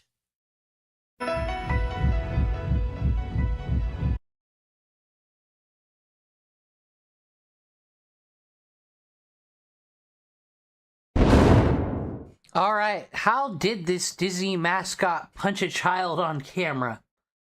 Or why? Wavy Web Surf, the other Wang channel. Just kidding, it's not Wang, it's a different channel, but it's all internet lore for everybody. It's always fun to learn. It'll be, I always call Saturday in Mistria because of, the merchants and whatnot. It's fucking shopping Saturday. That's the day where I let my wallet loosen. Right after praising the Lord. So I'll be, but mostly I'm still gonna be getting that wood, finish that general store shit. I'll have that done on Sunday, then that counts as my event. Whoa. Gotta work on my relationship, of course. Said it's either, it's gonna, Hayden wouldn't be bad though for my type of play here. I don't know, I'll figure it out. For now, let's do this. Crime-free, but when alleged crimes do occur, they tend to be bafflingly strange in nature. Terrorist threats, princess groping incidents, senior citizens jailed for peeing in bushes, which brings us to an interesting feud between park visiting family members and a Tigger accused of beating a minor. God, I might have to check out the Peter Pan stuff. We got Peter Pan's getting stalked and now Tigger is up to trouble. Everybody will come up and apologize to me, but Tigger. On January 5th, 2007, Jerry Monaco of New Hampshire. Oh. We have a new enemy in town. This is gonna be this is a user for sure. All shapes and sizes, everybody. was with his family at Disney World. The day had been full of fun thus far, but a run-in with an iconic mascot would nearly ruin someone's day. It begins as the family comes across a character actor in the form of Winnie the Pooh's Tigger. The Jolly Tiger was being portrayed by 31-year-old Michael J. Fettelum of Kissimmee, Florida. Naturally, as folks do at Disney, they were eager to get photos with Tigger, especially Jerry's son, Jerry Jr. Now, from what I was hearing about Disney parks from, like, the defunct land, I went to Disney World when I was, like, 6, when I'm actually supposed to. And, maybe it was a bit too young. That sucks when it's like, oh, man, I went to Disney World too young. I don't remember it, but I'm sure I loved it as a kid, closing my eyes on every single ride, except the Great Movie Ride, right when the Xenomorph came down. But... I remember having the autograph book and you, like, chase down the cartoon characters and get all their autographs and stuff in it. But I heard, though, recently that they all do, like, meetups now in air-conditioned rooms to, like, go meet Elsa, go do this, because the big head costumes, I don't know. Well, I also heard they're, like, super advanced and got misters in there. But it's really hard work, because it's really fucking hot in Florida. Despite being 14 years old, Junior was described as being overly excited in the presence of Tigger. And as he lined up with other kids to pose for a photo with Tigger, it's reported he couldn't keep his hands off the mascot and was even like jostling the Tigger Oh my god, this guy is a Tigger toucher! Headpiece around. What happened next would potentially land a man behind bars. Jerry! Blink and you might have missed it, but Tigger just punched Jerry Jr. Now, some of you might be rolling your eyes right now, but this is pretty unhinged for Disney World. Employees are strictly forbidden from hitting people, even playfully. The punch was said to have been quite forceful, with Jerry Jr. purportedly feeling the man's hand through the padded gloves, describing it as a hurtful strike. Now, right after the Hurtful strike, that's my favorite Dragon Ball Z attack. Tigger punch, Jerry Sr. actually reprimanded his son, believing at that moment that Jerry Jr. had deserved the strike for being annoying to the Tiger. However, after the family left the park, it was a different time. You were allowed to beat other people's kids, actually, and no one questioned it. That day, and he went home and reviewed the video that he took, it appears for some reason he changed his mind, coming to the conclusion that Tigger had assaulted his child for no reason. The day after the Tigger punch, Jerry Jr. would allegedly wake up complaining of soreness and pain in his neck. Jerry would actually end up taking Jr. to the hospital, claiming the boy had been mauled by Tigger. Jr. was given pain medication and later discharged. After which, Jerry would file a police report with Orange County about the punch incident. I had my arm around his back, like a side hug. That was it. No provoking at all, you know, it was just out of the blue. At first, I was upset at my son. I thought he did something to Tigger. I'm like, Jerry, don't, you know. But then I review it, and I'm like, I mean, it's pretty clear. He, for no reason, he just clocked him in the face. Things were escalating quickly, and Tigger actor Michael Fettelum would soon find himself evicted from the 100-acre wood. When the police report hit, Disney was Yeah, this is what it looked like when I went there, but here you go. Here you go, wavy web surf, you motherfucker. Now that's a funny meme. You're on Tigger's side. It is Florida. These people always have to be aware of self-defense. They're used to alligators raining down on them. Contacted, and the park officials swiftly suspended the employee, placing Michael under investigation. A Disney World spokeswoman put out a statement saying, quote, "We received the complaint alleging that a character struck a guest. He looks like the type of person on DeviantArt with 1,000 rules on his homepage.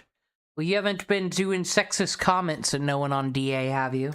Character altercation is not tolerated. The Orange County Sheriff is launching an investigation, and we are conducting our own investigation, and we have suspended the cast member pending the outcome." The general manager of park operations at Disney MGM Studios.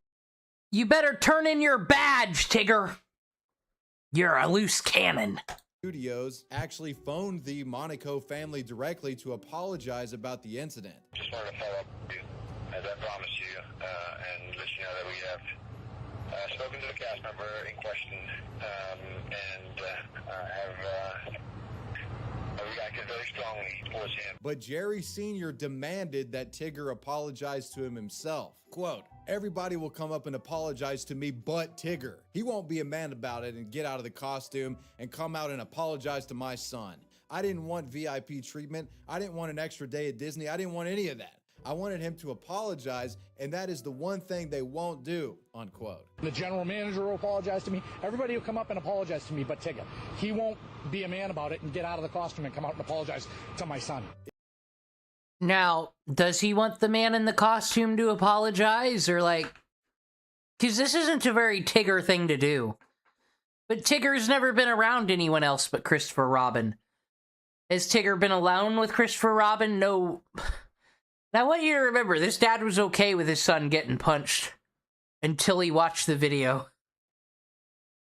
It is to note that the face of Michael was still totally a mystery at this point. Nobody even knew what the guy looked like. The alleged assailant was often just Why does it look like Vosh is under there? Referred to as Tigger, which is just fucking crazy and hilarious. Jerry seemingly wanted Tigger behind bars and was doing whatever he could to bring attention to the Tigger punch video clip. The video of the punch soon hit the internet and was seen by hundreds of thousands within days. The Tigger punch became a full-blown internet meme, and while everyone waited to see what legal repercussions would come from it, they parodied it to pass the time. Hey Tigger, come here. Can I have a picture made with you? Huh? Oh, come on. My buddy's got the camera here. Come on, just you and me in a picture. Come on, get a picture with me. Am I wrong, but are we avoiding copyright infringement by doing fucking Calvin? Tigger, come on. Oh no, he's Hobbs. Calvin's the boy that pisses on things. Come on. Tigger, hey, come on, dude, you want a piece of me? Come on. Hey. Oh, dude, come on. Oh, Tigger.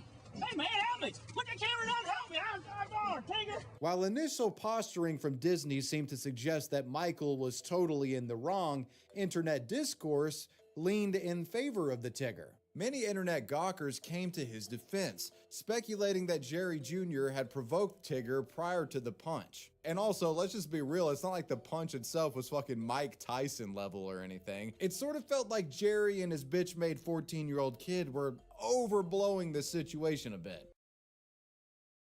He is bitch made. What'd he do? Come back from summer vacation to fucking school. What'd you all do for summer? I got assaulted by Tigger at Disney World and we're suing him. Yeah! The fucking Who fucking kicks in and everyone's like, that guy's awesome. No. This is the face of an Allen. Hey, that's the internet's words, not mine. Come on.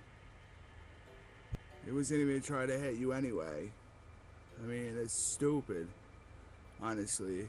Get hit by Tigger. Come on.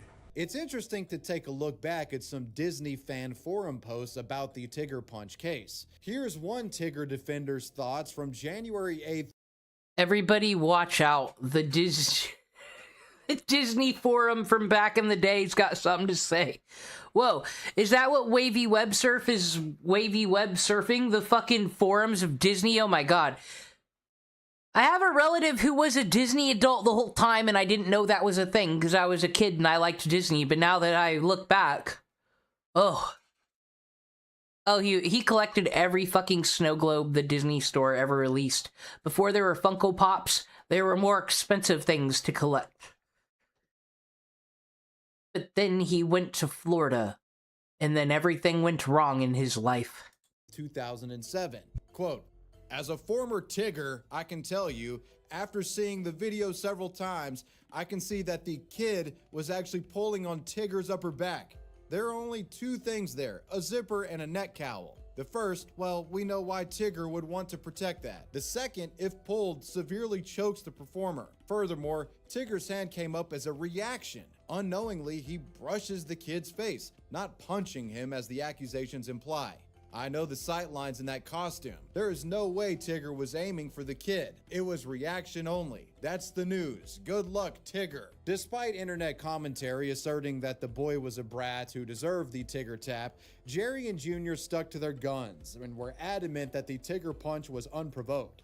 But this was one of those situations where a longer version of footage existed that recontextualized a viral clip. When the DA watched the full uncut Tigger punch video, They thought the Jerry family claims were ludicrous. On February 15th, 2007, the Florida State Attorney's Office decided. Well, all Tigger had to do was apologize. Tigger went from being Casey-tron to being Denims. What a great turnaround. Decided not to press charges against Michael Fedelum altogether. Why? Well, as I mentioned, there was a longer cut of Jerry Sr.'s Tigger Punch video clip, where Jerry Sr. can literally be heard apologizing to the Tigger for his son's misconduct prior to the lighthearted strike from Michael in costume. Go for it. Oh, there we go. Sorry, Dick. My bad, man. Oh, too much? Too much? Sorry, buddy. Oh, yeah, I was in your head. Sorry about that.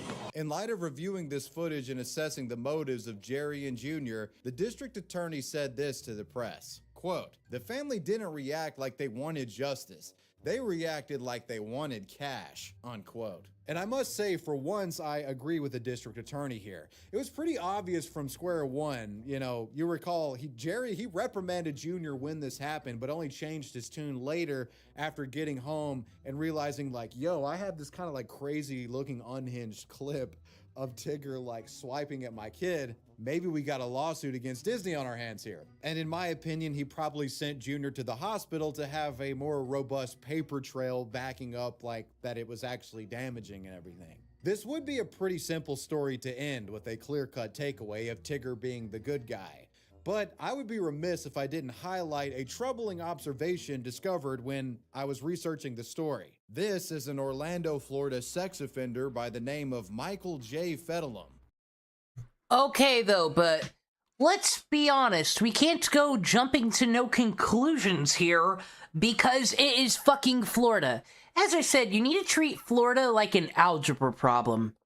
If something happened in Florida and that person did it, put a fucking variable next to it, because it's like a huge transient state, everybody's in and out, and fucking, there could be another Michael John Fedelum, and it's like, well, he's a Florida man. If you don't work at Disney and you're not a Disney cast member, it's possible you could be a Florida man. We don't know. Convicted for possession of child sexual abuse material several years ago in 2019. That guilty name, Michael J. Fedelum, it kind of sounds familiar, doesn't it? According to the registry, this Florida-based offender was born in the year 1975, which would make him approximately 31 years old at the time of the 2007 Tigger Punch incident. You might find it curious that Michael, the Tigger actor, was also described in media reports as being 31 years old at the time of that incident. Now, look, I'm being careful here because there aren't any photos of the Tigger Punch actor's face from that incident, but I think you probably... Did he really... I might have to look back that image that he was using, though. I think it was Vosh. Which is funny.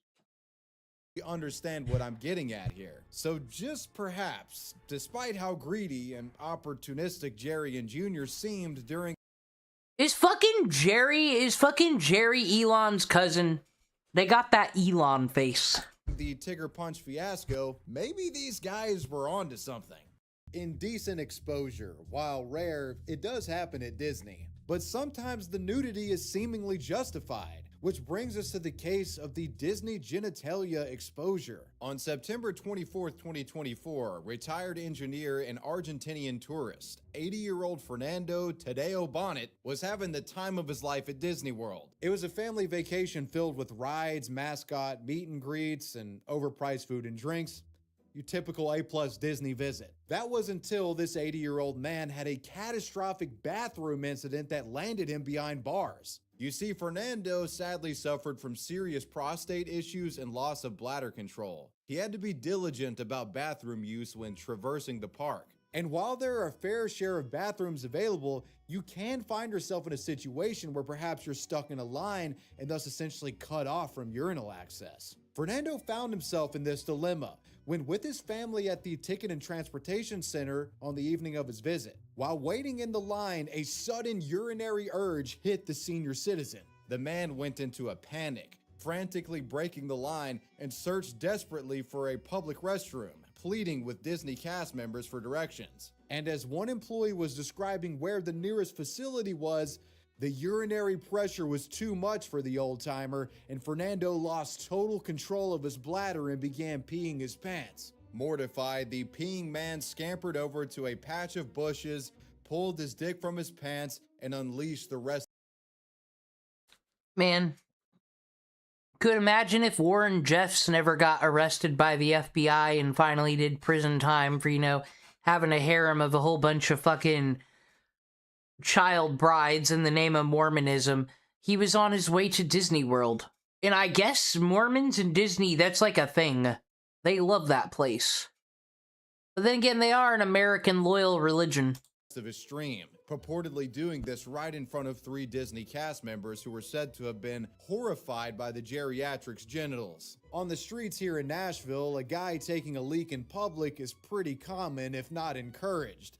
But in Disney, something like that is equivalent to first-degree murder. I mean, there's kids everywhere, and this is a family-friendly establishment. As the man was still emptying his bladder, a security guard confronted him. The guard was fluent in both English and Spanish and reportedly demanded the senior citizen to cease his streaming immediately. Fernando refused and continued pissing till completion. Later, the cast members who witnessed the bush urination incident subsequently reported Fernando to the Orange County Sheriff. And on September 24, 2024, the Argentinian was arrested on charges of public exposure, with officers citing that he had exposed his sexual organs while peeing. A wonderful vacation had quickly morphed into a visit to the Orange County Jail. Now, thankfully, the guy managed to get connected with an attorney who would help Fernando get his side of the story the attention it deserved. After all, this was an incontinent old man who just got caught in a tricky bathroom situation. He was trying to preserve a shed of dignity by not completely pissing on himself. His attorney, Elaine Rivas, would go on to argue that this so-called indecent exposure incident was actually a medical emergency and not a vulgar display, arguing that Fernando was just trying to find a discreet place to release his bladder out of pure desperation. That place, of course, being the bushes. Quote, "He certainly has not done anything wrong. This was very, very embarrassing. It was kind of devastating to the family." Despite the Disney cast members pushing hard for criminal charges to be placed on the incontinent senior citizen, once medical records confirming his issues with incontinence were discovered, the state's attorney's office filed a notice saying that they were no longer pursuing criminal charges against Mr. Fernando, and he was immediately released from jail. Disney still remained bitter about Fernando's urinary exploits and trespassed him from the property, ending the family's multi-day vacation prematurely. In addition to its oddities in human form, Disney is also host to a number of unsettling locations and abandoned areas that attract urban explorers, one of the most infamous being Discovery Island. Some of you may be familiar with this subject, but very few of you likely realize that the man who raided it for his YouTube subscribers is now in prison for almost 20 years. A Disney adult making Disney content? Not shocked. Dwyer was caught on one of Disney's security cameras. They called police, and soon dozens of sheriff's deputies had surrounded the island. Felt like a scene from the movie Fugitive, in my opinion. The Southern Pirate Outdoors Raid. Discovery is a tiny islet, approximately 11 acres in size, found in the middle of Bay Lake. It's property of Disney and was once home to a formal Disney attraction. Yeah, isn't this where the Swiss Family Robinson, like some of the OG attractions were? Like they had that house out there. It's just like a place to go, you know, walk and look at things. In the 1950s amusement park attraction way, 60s, whatever era this stuff was made. I don't think they use it for anything now. First known as Treasure Island and later changed to Discovery, the island was a zoological park from 1974 to 1999. It was populated by a menagerie of exotic animals that tourists were able to observe while adventuring around. Actually, I think I remember this. I remember the birdies from when I went to Disney as a little kid. Because I did close my eyes through all the fucking rides, so like I'd be like, oh god, a parrot. The island. There were approximately 150 birds and small primates there. You're not going to see anything like that in Florida outside of that island, unless you went to a zoo. However, on April 8th, 1999, Discovery Island was shut down and all No, you're gonna see more dangerous shit outside in Florida. Fucking giant-ass fucking snakes that'll strangle you to death. Of the animals relocated. Disney never officially gave a reason for why it had shut down operations in this part of the park, but many speculated it was due to a combination of Animal Kingdom opening up, declining attendance, high maintenance costs, and some controversy surrounding the poor treatment of animals. And with that, the island was abandoned. Much of the island's park infrastructure was left standing. As years passed, nature would reclaim the man-made structures, giving the place an unsettling life after human extinction kind of vibe. The post-apocalyptic feel and mysterious circumstances surrounding its abandonment has made the forlorn Discovery Island a top target for urban explorers. In response to rampant trespassing, Disney has ostensibly turned Discovery Island into a heavily defended Alcatraz. It's monitored and surveilled remotely by cameras, despite there being supposedly... Wouldn't it honestly just be cheaper to put a new attraction there? Instead of having a whole security team watch it? Nothing of interest on it. What exactly is Disney hiding here? This was the very question asked by the man who would later catch criminal charges trying... This is where Disney's testing out their nuke, actually, for the next war. ...to explore it, and is now in prison for 17 years. Meet 42-year-old Richard McGuire. So you say they should have just trespassed him and left it at that? Do you think this amount of time for breaking onto Discovery Island is just or not? Because, like, if they don't punish him, everyone's going to be doing this shit, and then it's just a safety issue. You don't want anybody hiding and then deciding I'm going to capture children at Disney World. Like, you do got to take this shit seriously. It is a park for kids to have fun. It isn't for fucking 30-year-olds to remember how it be. But anyway, I think, like, five, not this many. Also known as Southern Pirate Outdoors, a YouTuber with over 17,000 subs from Mobile, Alabama. Beginning his channel in 2016, Richard specialized in wildlife encounters and urban exploring, posting videos involving everything from wrangling alligator turtles to the exploration of abandoned buildings such as prisons and former asylums. The latter form of content proved to be his most successful. He had explored many supposedly cursed locales, but reaching one abandoned area would prove his ultimate challenge. Richard had big plans for a covert expedition to explore Disney's ever-mysterious Discovery Island. Purportedly, he had gotten an in-person glimpse of the island back in 2005, around the time of Hurricane Katrina. Something about just being near the place stuck with him, and he had made it a personal mission to one day step foot on the island and uncover its secrets. Many years later, Richard had observed online that a few YouTubers managed to access the island, and that's when he decides to set out on his own quest.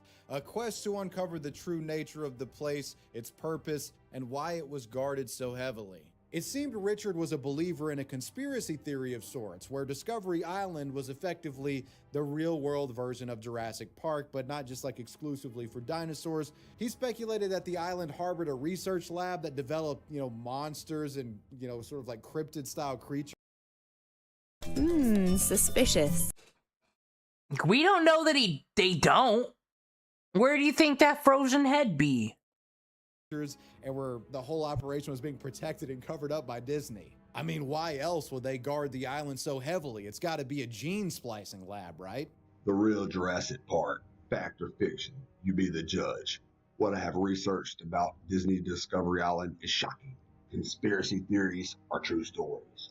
Everyone knows Discovery Island was a zoological park, but isn't that the best trick to hide in plain? Well, I think when we say conspiracy theories are true stories, we can check out of whatever's being told to us. Insight. They wouldn't be called conspiracy theories if they were verifiably true. Let's be real. Sinister motive. Private laboratory for Walt Disney's fancy. He had racked up numerous lawsuits from his various scientific experiment researches. His one scientist. Aw, this guy's his baby's first creepypasta. The whistleblowers, due to their hatred and disgruntled attitudes towards their ruthless Gestapo Nazi leader, Walt Disney. Their Gestapo Nazi leader. Walt Disney created propaganda against the Nazis, though. Under normal circumstances, getting on the island undetected is very difficult. But some once-in-a-lifetime conditions made it a lot easier for Richard. On April 29th, 2020, it's right in the middle of COVID and Disney is shut down. Perfect time for Richard's covert mission, as security was light because, well, the entire world is seemingly ending. 7:26 p.m. Apocalypse. COVID-19. We're about to go and tour the park. One of the only YouTubers to ever do this. Or the only YouTuber to ever do this. Richard parks his van at the edge of the woods outside of the Disney park and begins a trek through the deeply wooded forest towards the shore closest to Discovery, dragging a small boat along with him. Eventually he'd reach the shore, hops in the boat, floats a bit, and arrives on the faded beaches of Discovery at around 4:30 in the morning. Richard would find himself a little hideaway. This is literally his Normandy. Way to camp out in for the rest of the night. He dries out his boots and waits for daylight. This is how I practice social distancing. And I'm gonna get some good pictures tomorrow of the island, the interior, and also the park. Well, I imagine this is why we're in trouble. You can't just be making camp in Disney. Walt Disney World is super closed right now. In the early morning hours of April 30th, the sun's now up, and Richard begins documenting the area, recording all of his surroundings. Most of the island was, well, an abandoned ruin, seemingly untouched for decades, though he would come across something of modern design. At around 7:30 in the morning, he finds a seemingly fully operational surveillance camera. Hardly any footpaths are in here. I mean, other than what was created. Oh great, I'm on game camera. Not good. Got. You fucking didn't watch Indiana Jones enough. Too busy watching that Disney slop.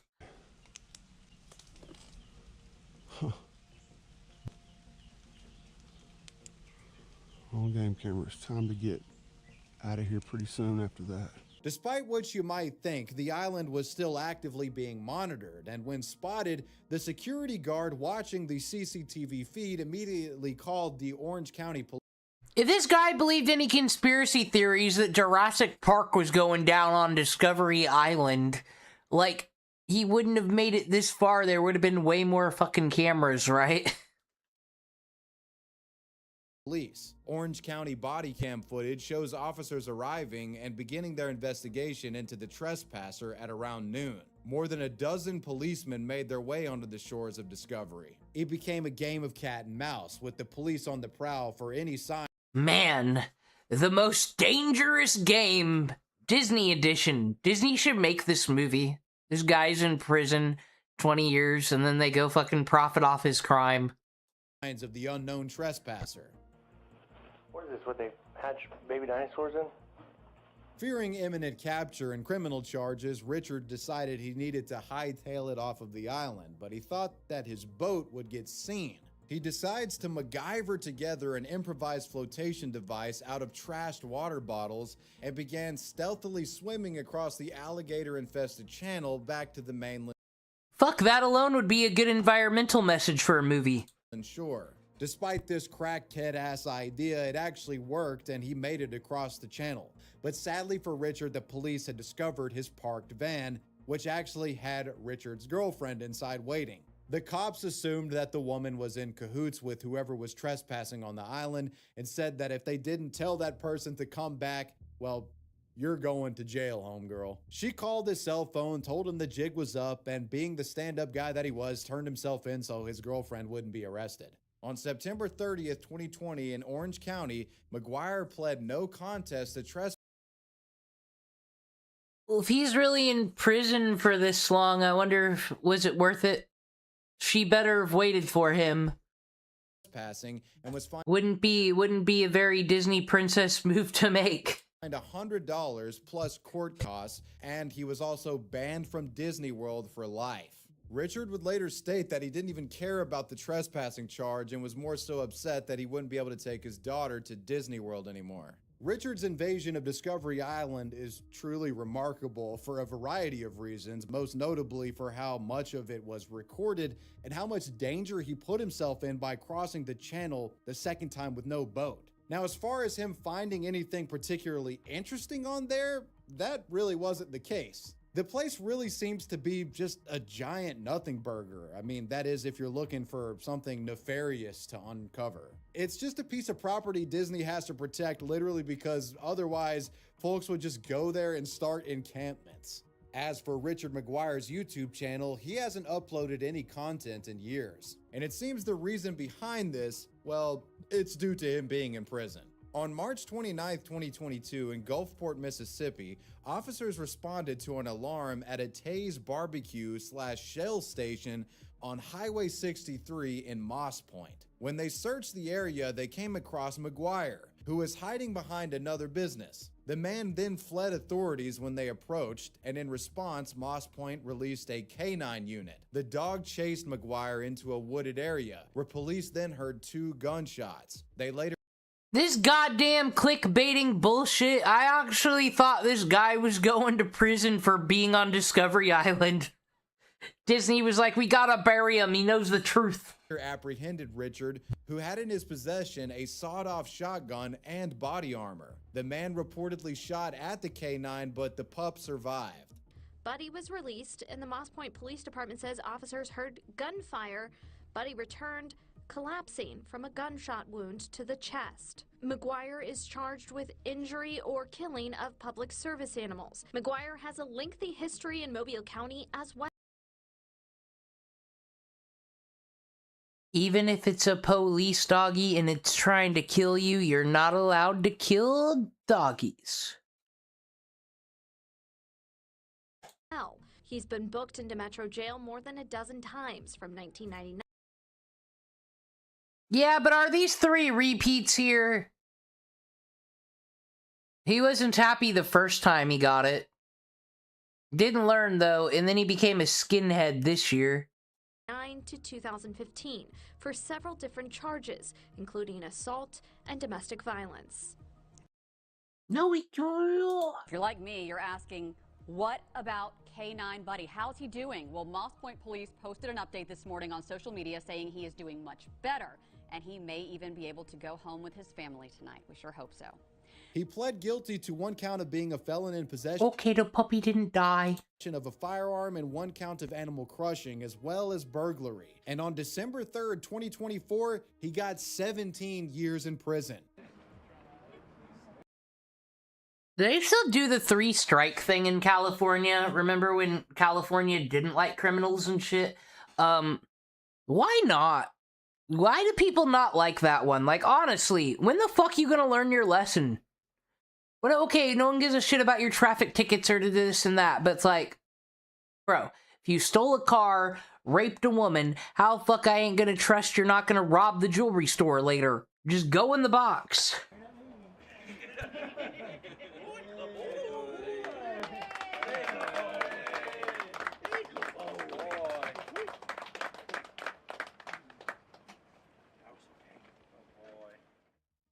Despite it not necessarily being related to his Disney crime, Richard is serving more time than anyone in this video. However, the person who issued this terrorist threat coming up could have gotten even more if they were caught in the act. The unsolved Disney terrorist threat. On April 13th, 1995, a mysterious VHS tape arrived at Disneyland in Anaheim. It was sent to the Disneyland Security Division, and there was no return address. The tape itself allegedly contained a threat to the park and later triggered an investigation by the feds. The contents of the video weren't shown to the public, but some of what was in it was vaguely described by authorities, and the implications here were quite ominous. The tape reportedly showcased video footage of an unknown man mixing together chemicals, seemingly making reference to perpetrating a poison gas attack at Disney. It was said that the text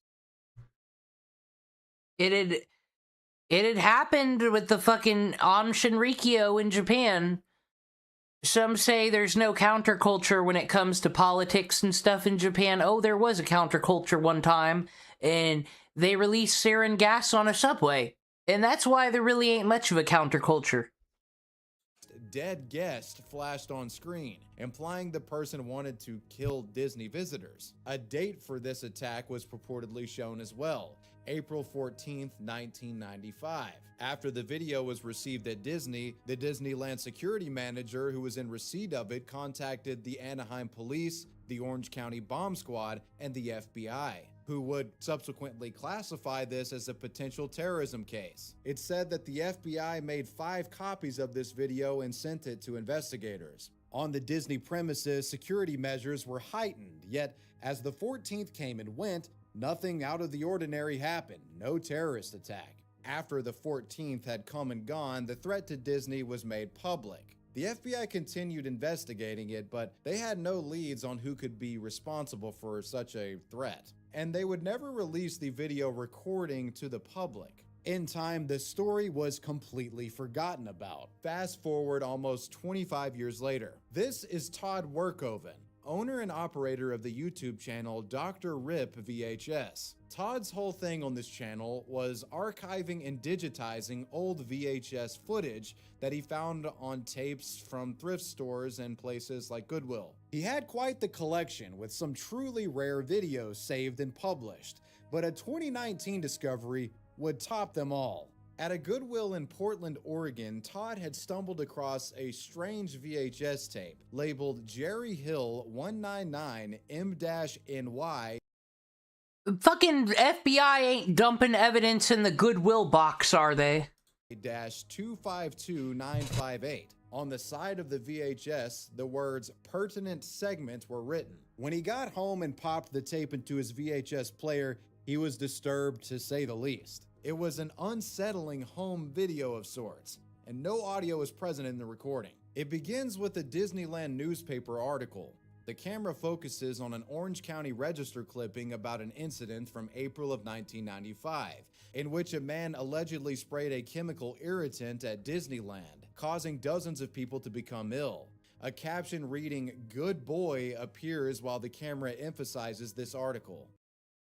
Like, you would have to edit these in. This is 1995. We're talking the fucking camcorders that are like $2,000 that you gotta put over your shoulder and shit. Like, there's no TikTok to just put these in. Someone's going out of their way to make a fucking deranged user video in 1995. The camera then moves to a collection of eerie-looking photographs. The people in them are not particularly distinguishable. Over these photographs appears the ominous caption, "Dead Guest." The screen goes dark, and what's seen next implies the person. This isn't a fucking haunted mansion goddamn advertisement, though, is it? Oh, I'm sorry, I have this turned all the way down. And behind this is planning something malicious with chemicals. The words nerve gas appear against a dark screen. Another caption, "Made Easy," appears as the video transitions into what is staged to resemble a crude chemical workspace. A makeshift laboratory is displayed. The camera surveys a table containing bottles or jars of unidentified liquids, tongs, and metal pots, along with other objects that you might find in like a ghetto lab. At some point, a clock. I don't blame the fucking... Oh god, he just found this tape just got found in a thrift store or whatever by this YouTuber. It's like this is just so Zodiac Killer like, though. You cannot not take this seriously if the FBI was to get it back then. Clock is shown pointing to 9 o'clock, and fortunately now if the FBI gets something like this, they're gonna think it's an ARG from someone like Mama Max. Calendar date of April 14th, 1995. Date sounds kind of familiar, doesn't it? The gloved person begins manipulating the materials. Only portions of the individual are visible. They're wearing rubber gloves, and the person pours a clear liquid from a dark container onto a plastic tray. They then use tongs to manipulate objects in the metal pot and remove small glass containers holding a pink-colored fluid. The video then moves to a refrigerator. The camera shows materials being stored inside. One visible container apparently resembles antifreeze, while other unidentified objects are wrapped in aluminum foil. The gloved individual handles some of the foil-wrapped objects. The setting abruptly changes to Disneyland. Near the end, the tape shows footage apparently recorded from a motel across the street from Disneyland, looking toward what was then Disneyland's enormous surface parking lot. Dead guest appears over the Disney footage. The video then concludes with a Spanish-American TV show recording, and that's kinda it. Some pretty creepy stuff. When this video was uploaded by Dr. Rip VHS, but like I said, there are some people in this world, dare I say, kind of like when Chris Chan drew that picture of Sonic the Hedgehog with the flag and it says, "I fought the war on autism and won." That was so fucking ahead of its time, right? Maybe this person was meant to make an ARG, and YouTube hadn't been here yet. And they were like, oh man, this would be so creepy, this analog fucking horror, oh my god. His viewers initially didn't know what to make because, I mean, no one did it. Of it. Some people thought it was a prank or an analog horror-style hoax, but eventually some keen YouTubers realized... Well, yeah, God, because the YouTube channel would get accused of an ARG who uploaded this because he does archive stuff, and, you know, that would be the bit, uploading all this archive stuff and then putting a fucking terrorist video in the middle of it. But it doesn't sound like he's claiming that... That's what he's doing. That this recording, discovered by Todd, was actually the fated threat video sent to Disney security back in 1995, the one that the FBI never released. So how did this thing end up in a Goodwill? Yes, FBI, how'd that happen? After YouTubers like Barely Sociable established the connection of this video to the old 1995 FBI thing, media outlets started digging to see if they could find an FBI agent matching the Jerry Hill name, which led them to retired FBI agent Jerry Hill, who actually lived in the Portland, Oregon area where this tape was recovered from. It is to note that he was in counterterrorism and had worked on terrorism cases similar to the Oklahoma City bombing incident. Unfortunately, Jerry Hill passed away in 2017, so questioning him directly was impossible. But what likely happened was that he kept one of the Disney tapes in his possession after retirement, and after passing away, some of his seemingly junk belongings were donated to Goodwill by family, and that's how Todd likely came in contact with the tape. As for the culprit behind the video, FBI classified documents purportedly attempted to find out who this person was by enhancing a timestamp in the video where the person's reflection was caught on a metal pot. But apparently this... It's Mr. Leahy from Trailer Park Boys. ...wasn't enough to get a confirmation of someone's face. Nothing ever came from this, and to this day, the person behind it, it's a total mystery. It looks like it's fucking Samara from The Ring. While the FBI publicly stated that they believe the threat video was actually a hoax, the person behind it could have very well been charged, especially if they were caught post 9/11 in a world with much more serious counterterrorism laws. The current laws could be retroactively applied to that crime before 9/11. But with this case, though, generally speaking, I honestly find the circumstances of the video making its way to a Goodwill bin and discovered by a VHS archiver 25 years later more interesting than the threat video itself. Like, you want to talk about some cosmically insane odds right there. The probability of this video actually making it to YouTube in the first place had to be sub 0.000 fucking 1% chance. So shout out to Dr. Rip VHS, for Christ's sake. I've seen a lot of discussion about Disney visitors being creepy towards character mascots recently. Well, here's one of the most notorious... Oh gosh, still got more story. It just keeps shocking me. Was there... Because like I said, Disney adults have existed as long as Disney, but have they always been this mentally ill? Or is this the new breed? Cases of that happening, and it ended with an arrest. 51-year-old Florida man is facing criminal charges accused of groping a Walt Disney World worker dressed as a princess. At around noon on November 2nd, 2019, 51-year-old Brian Sherman of Ethan Klein, you. Winter Haven, Florida, and his wife were at Disney World. You could say that Brian was an unashamed Disney adult. He was described as being overjoyed during his visit. But Disney magic wasn't the source of all of Brian's glee, as the man was apparently sexually aroused during the entire visit. A disturbing incident would transpire when Brian arrives at the Little Mermaid's grotto. Inside the aquatic cove, a young Disney employee was dressed as Ariel, clamshell bikini, mermaid tail and all. Park patrons were allowed a meet and greet with the real-life mermaid, and they could get a few photos if they wanted. According to reports, after entering the grotto and witnessing the mermaid, the married man became visibly excited and loudly exclaimed that Ariel was his favorite character. Brian hurriedly rushes to the mermaid's throne, likely bypassing multiple children in the process, and positions himself next to the mascot on the seat. Brian's wife would flank the mermaid on the other side as the group posed for a photo. But as this is happening, Brian, seemingly unable to control himself in the presence of the mermaid, oh god, his wife is Velociraptor tag teaming, does something truly villainous, inappropriate, and illegal. As the mermaid is essentially trapped, sandwiched in between Brian and his wife for this photo,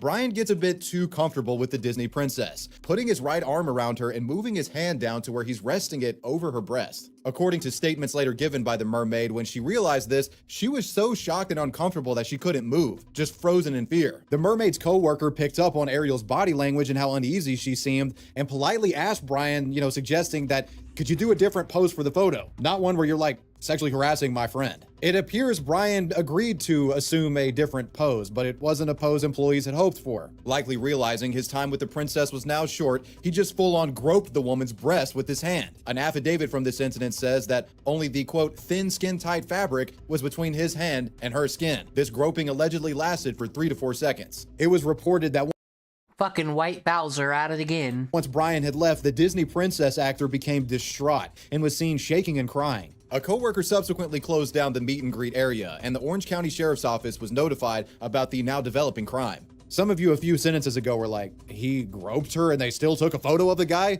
Yeah, it was for evidence, you dummy. With a photo of Brian from the grotto in their possession, it wouldn't be long for police to identify and track him down. Around 5 hours after the Ariel's Grotto groping incident took place, Brian Sherman was arrested, charged with misdemeanor battery, and booked into the Orange County Jail, though he wouldn't be locked up for long, as just a few days later he got out on a $500 bond, which is— I'm surprised Disney World doesn't have its own jail.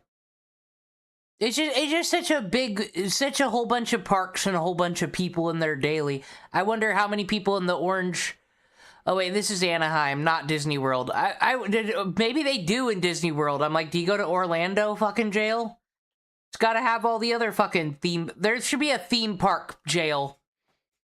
Pretty unsettling because Brian Sherman had a previous conviction for sexually assaulting a child. Turns out Brian Sherman had been on the sex offender registry. Whoa, look at all the Disney adults that are sex offenders and acting a fool at Disney. Who would have thought? Since 1991. He became an offender after racking up 4 felonies from committing sexual battery against a minor. He went to prison for 7 years because of this, and was on probation after his release until 2006. The discovery of Brian being a convicted child predator caused outrage to grow around the Ariel groping case. What was a registered sex offender against children doing just gallivanting around Disney?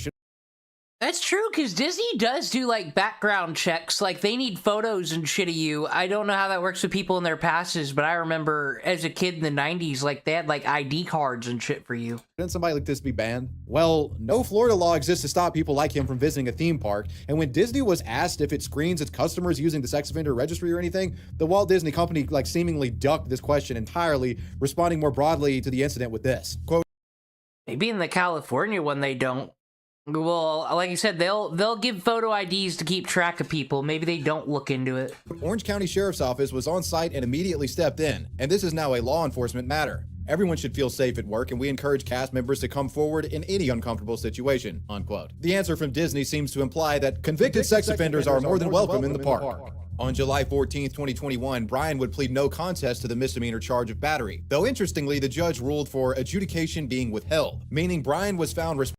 Well, God, if they do fucking sex offender searches before, because can you go and just buy a ticket? I don't know, but they're going to raise the price of the tickets even further. They got to do background checks. Responsible for the crime, but the final conviction would be withheld from the record. The man only had to pay $427 in fines. And while you made it to the end of the video, let me know what you guys thought about this one down below in the comment section, and let me know who or what you want me to talk about next. Untrained terrorist at the Disney. Okay, I was just letting something charge. I only got one cord. Plug my controller back in. Today is the day we get the general store upgraded, which is awesome, because come fall, and I can start growing some sugarcane. Oh, today's gonna be great. Oh shit, except for I need $3,000 to build the general store. No!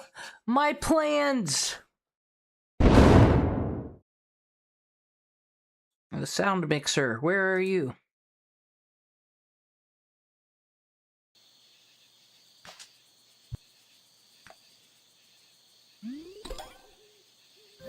Oh, you start saying words like Disney World should only be for families. The 9 out of 10 Tistic crew's coming for you.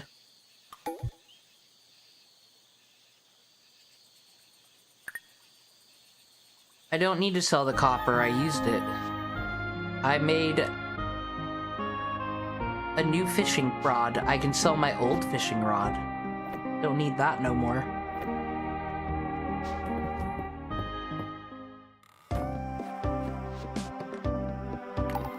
Okay, what's the recipe to cucumber salad?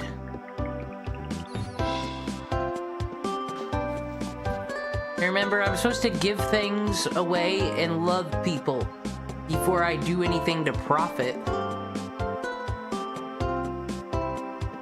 But I said we can get rid of this shitty fishing pole. Alright, so today is a lovely Sunday. 3 cucumbers for me.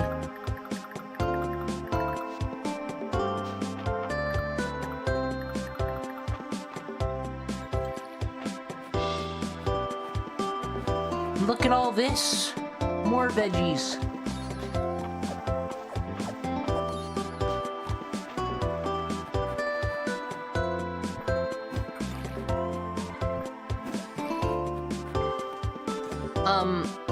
So I guess we're not doing the general store today.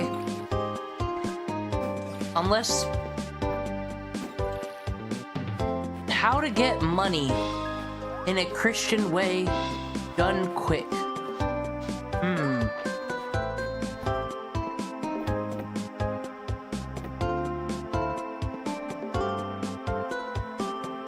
Well, 2 corns, 2 tomatoes. Donate this stuff to the museum. Get that renown up.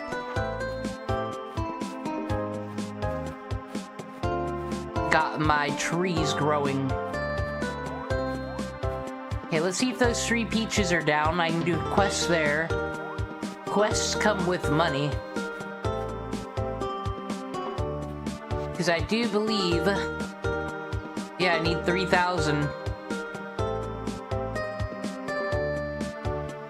Oh, I can get this done. I have to go talk to Juniper about some newts in her pocket. It's very important, and this is going to unlock gossip, which is pretty cool.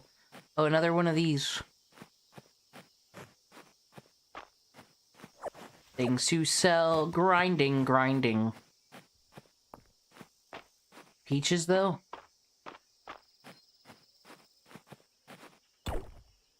No, just no peaches.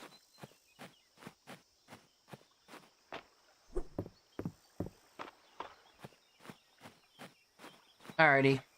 Time to go interrogate the suspect. See what she's up to.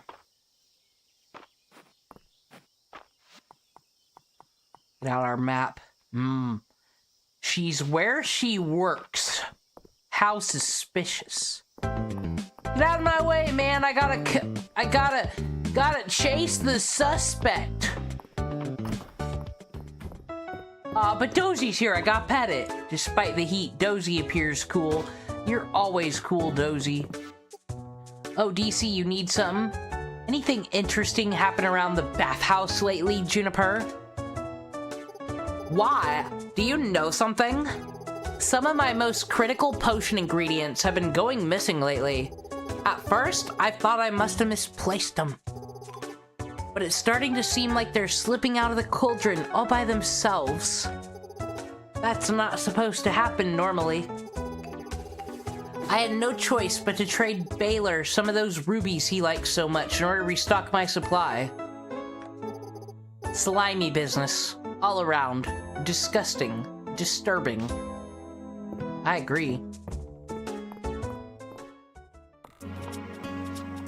Well, now we can report this Oh wait, I was gonna ask her about the murder. Oh hey, she's in here, I think. This is the room where everyone gets ready for the sauna. Hello. DC, you answered my request. You're not gonna apparently Juniper has a newt problem and she's an alcoholic. My, so you're telling me those little creatures are supposed to be swimming around in that cauldron of hers?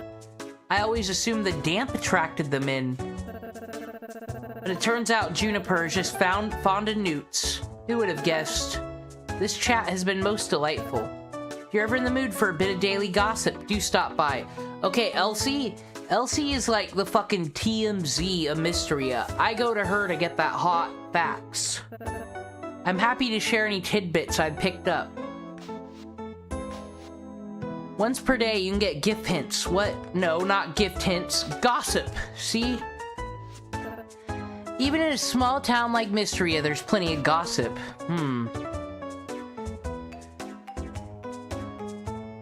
None of these are our possible bachelors, so we'll go for Raina. Because she's the better profile picture. She likes crystal berry pie. Unfortunately, I don't think I'll be making that for a minute. But the truth is, it's because she has an OF account where she used to put her feet in crystal berry pie. That's what Elsie told me. Whoa, crazy. Okay, so that was done. Oh, fucking... At least this quest I can't do till Darcy's here anyway.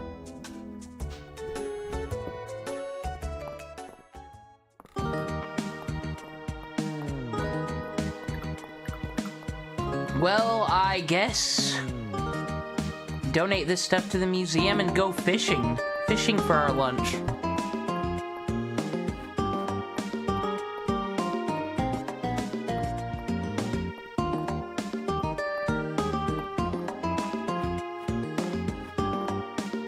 All these Disney-related crimes. You think Juniper would be an OF chick? Nah, actually, I don't think anybody here is. I think everybody is a good person because they'll all be Christian like me. Hey, this is why I keep the copper.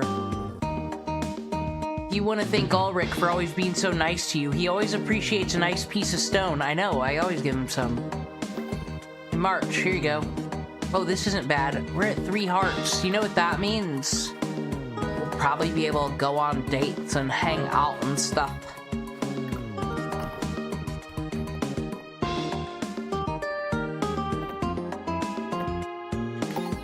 Here, once we got watermelon and chili pepper, oh, everyone watch out, we get this.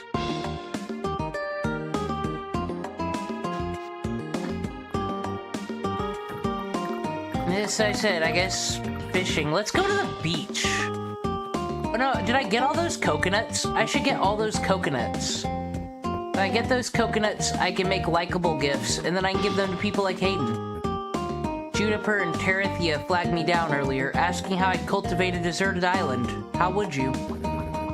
Is that their way of telling me I should take a vacation? No, it's because they want to be left alone on an island with you, bro. I buy that Hayden has OF.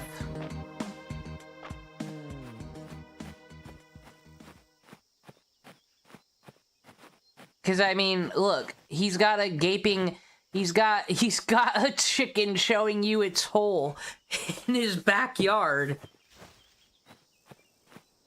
Ah, perfect.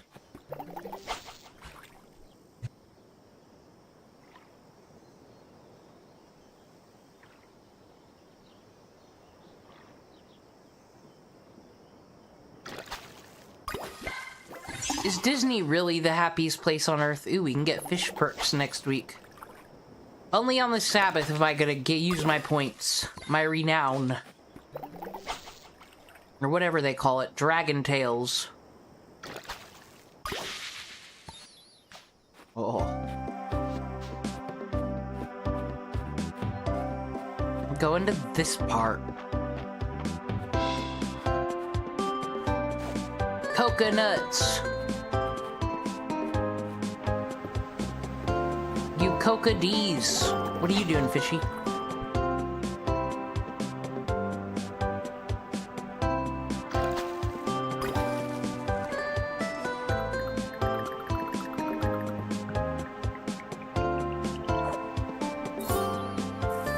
Look, we got some money off. I can't do anything with this sugar right now, but I'm allowed to save the sugar.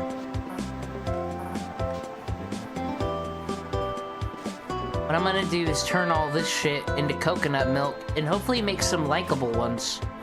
Hey guys, what's up? I'm heading to the capital soon. Can you think of anything oh, they've already had this convo. Hey Reina, what's up? Hi DC, let's have fun in the sun. Finally, you're out. Look, they made different avatars for like summer, all that stuff. The summer outfits, the bikinis, all that shit.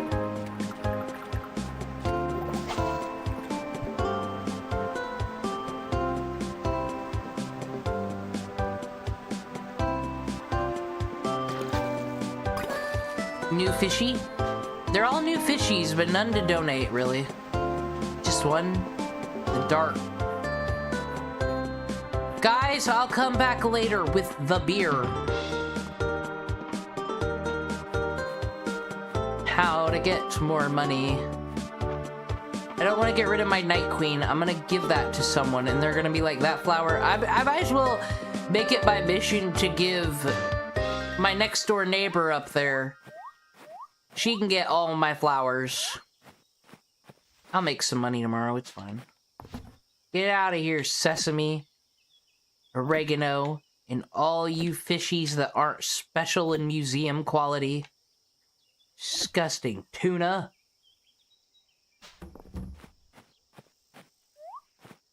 I can get rid of, I can keep the sugar, that's lovely.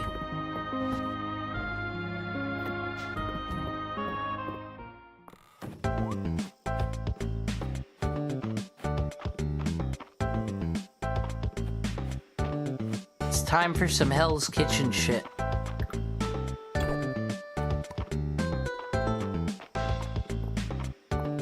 It's just been mostly this the last 3 streams. Hey, I've streamed like 4 days in a row, by the way. Can't do that right now, sir. Actually, I can.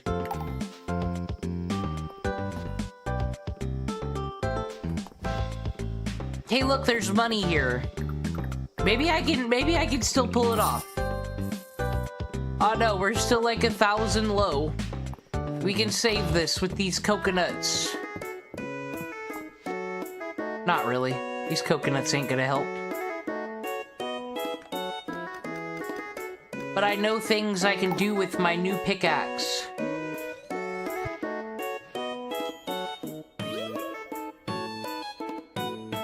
Restorative ain't bad. Okay, see, that's what I'm saying. I can make likable ones now, and then...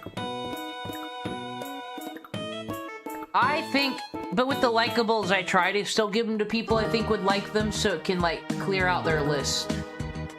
Personally, I think Valen would be into this. See? I know, it's gonna say that no matter what.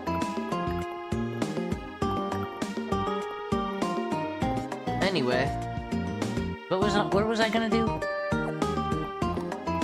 I forgot. Oh, get that glass. I know where to get glass.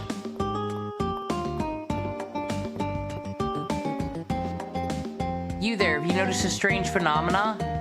You mean other than you? Oh, there. Is that what passes for humor among the yokels? Please try and focus.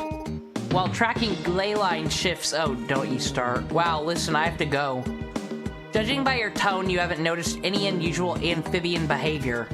This frog seemed much more intelligent than his fellows. I sense a deeper mystery at work here. It's a shame you weren't more help, but I suppose that's not a particular surprise. Let me know if you do see anything, DC.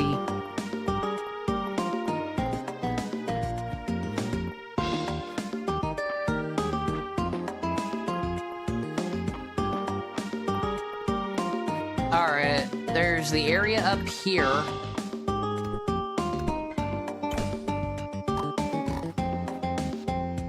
Okay, that got me a sapphire. I could have got cherries up here if I broke that earlier. But this path is clear now. All this shit will go into the... Hey, you hard at work? Yeah, you are, Strawberry. Good boy. Well, this stuff will go in the lost and found box here. Pick it up tomorrow. Basil.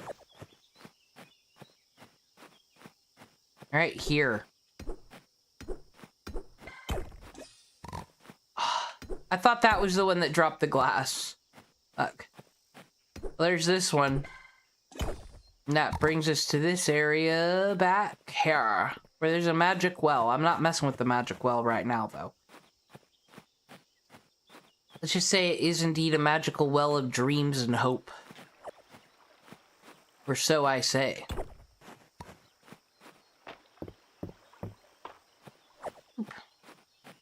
Out of here. They'll never know.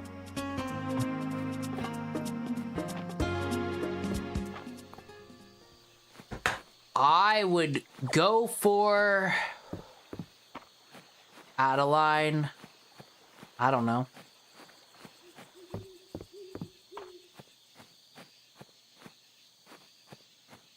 I would personally go for, if I were a guy into a chick. She lives right next door, you know. She's not home though, Celine. I'm sure she would love this flower though.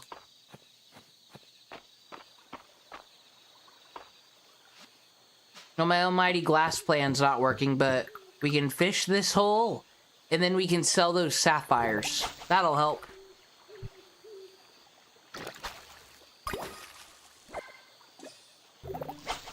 I don't want it, trout. Honestly, it helps to have all this shit laying around, then it can go in the lost and found box and not be my problem right now. Oops, I ruined it. That's how it be out here in these streets.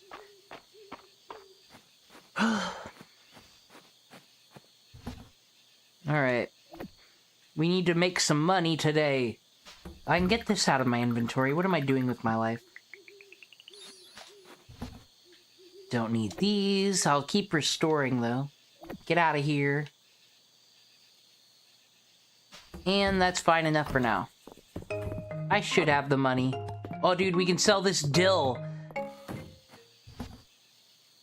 Will we have 3,000 in the morning? If not, we gotta go on a glass adventure.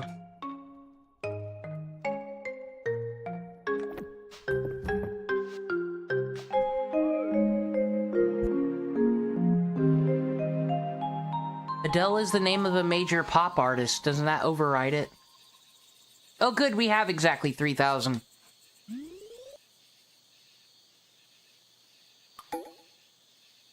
But unfortunately, I have to pee really bad, so I'll be BRB very quick.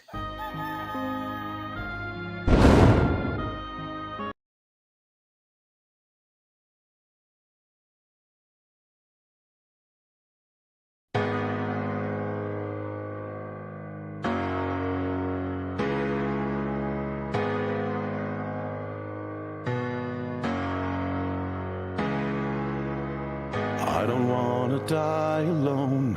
I don't wanna live forsaken. I refuse to let this go because my soul is breaking. I don't wanna let you know. My heart is just so jaded. I refuse to let it show. I refuse to let it go. Wake me up when this is over. I'm tired of living life like it's a dream. Just wake me up when it's all over. I'm tired of living right here in between.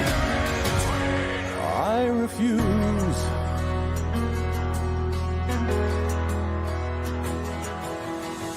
I've always walked alone. I choose the path less taken. I refuse to let you in. Cause life's a bitch and I've been shaken. It's not a joke at all.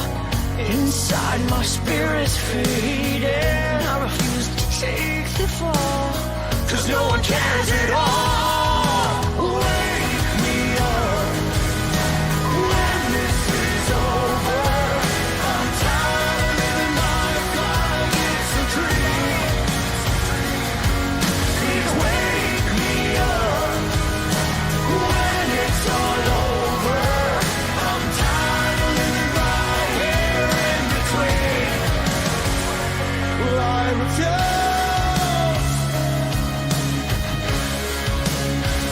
'Cause at the end of the day, it's not you I regret.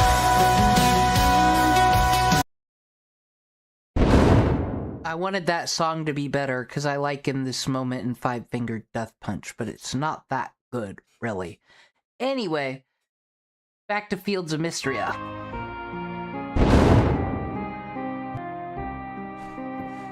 Alright, so the plan is for this Monday, the general store will be upgraded and then I'll have absolutely no money to buy anything. But I'll have the rest of the month to get sugarcane all over the goddamn place, because it's the most important ingredient, I believe. Let's water you. There's always time for farming except on the Sabbath. It's like I said, I guess I don't have to neglect my vegetables, but the Sabbath makes it so at least there's always one day where I'm like, fuck that. But at least it frees up automatic time. I always get so caught up on farming in these games, I forget to ever actually, like, socialize and play the game. They say there's no wrong way to play these games, but I always feel like I am. Tomato soup and grilled corn. Iron fishing rod. Alright, mission 1, find Adeline. She likes peaches and tulips. And coffee.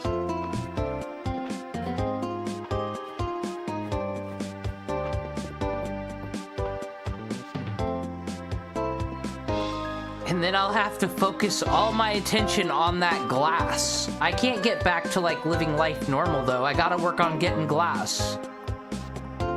I know where some is. I was wrong the first time, but I'm sure I know. Okay, she's in the center. It's so helpful, unlike Stardew, where I always know where these people are. The Stardew expects you to be nice enough to people you know their routine. Hey, Adeline. Hey, DC, you got something to tell me? Who's ready to go shopping, bitch?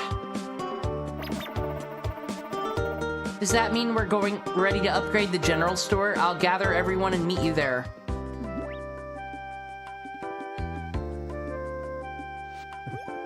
Looks like we're ready to start. Alright, folks, give me a season and you'll have a brand new and improved general store. A whole season? A season? Yeah, we got things to sell. Don't worry, Mom. All you can stay at my place. Well, I think I could speed things up if I had a little assistance. How about it, DC? You bet. Let's get it. I'm gonna help too. No, Del. You're grounded, grounded, grounded. I just keep... Okay, it looked like I was just running into a wall while everyone else was doing shit.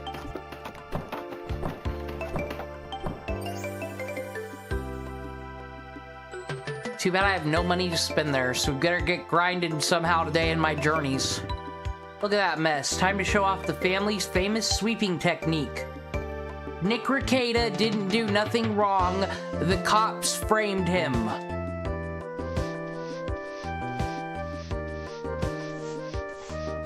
They're sweeping up good. Hide all those past tweets. Wow. It's so beautiful. Everyone, thank you. This is a turning point for all of Mistria. Took the words right out of her mouth. I'm glad we all got to be part of it. Is it too late for me to be a carpenter? It should never be trying to be Jesus. Seems like you can turn your hand to pretty much anything, DC.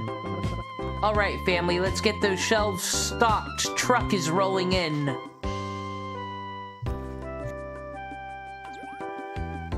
Perishable delivery in the back. I know it's the most inconvenient time ever, but perishable delivery in the back. Can't do that right now. See, look at all these beautiful new seeds. There's tea seeds. We can plant tea and sugar. And if only I could keep my lemons so that I could make Adeline her favorite. Crunch, crunch, crunch, crunch time. I agree. I'm poor. That's not true. I got $300. I can't do that. Why do I keep clicking on that? I didn't accept it, right? No sashimi for me.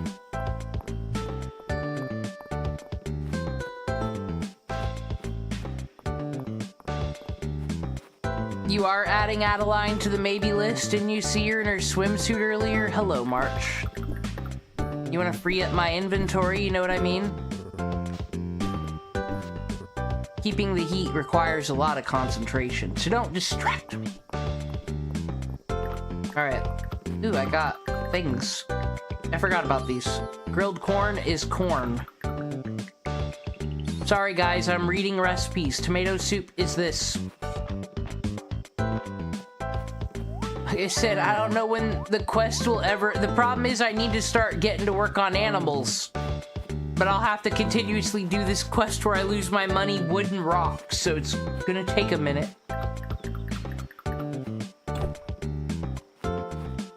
Mass shard. Can I donate this pepper? I don't think he... Yeah, he wants the pepper, actually. It's no fruit this month. And this fish. Fish and chili peppers. Is Jesus intended? Okay, we just need the watermelon.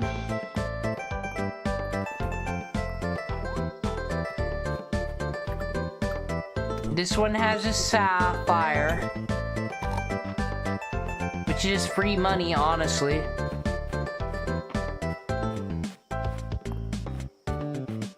But right here... Yep. 4 pieces of glass. Boom. Where are you at, Landon? You gonna hook me up with some monies so I can buy a seed? Anyway, usual going on here. General store, done. I be out here completing tasks and shit. Alright, let's get into the wonderful news about this fucking Clancy case and her crazy-ass fans that she shouldn't have. We'll look at that while I do some more running about, trying to get money to upgrade my farm.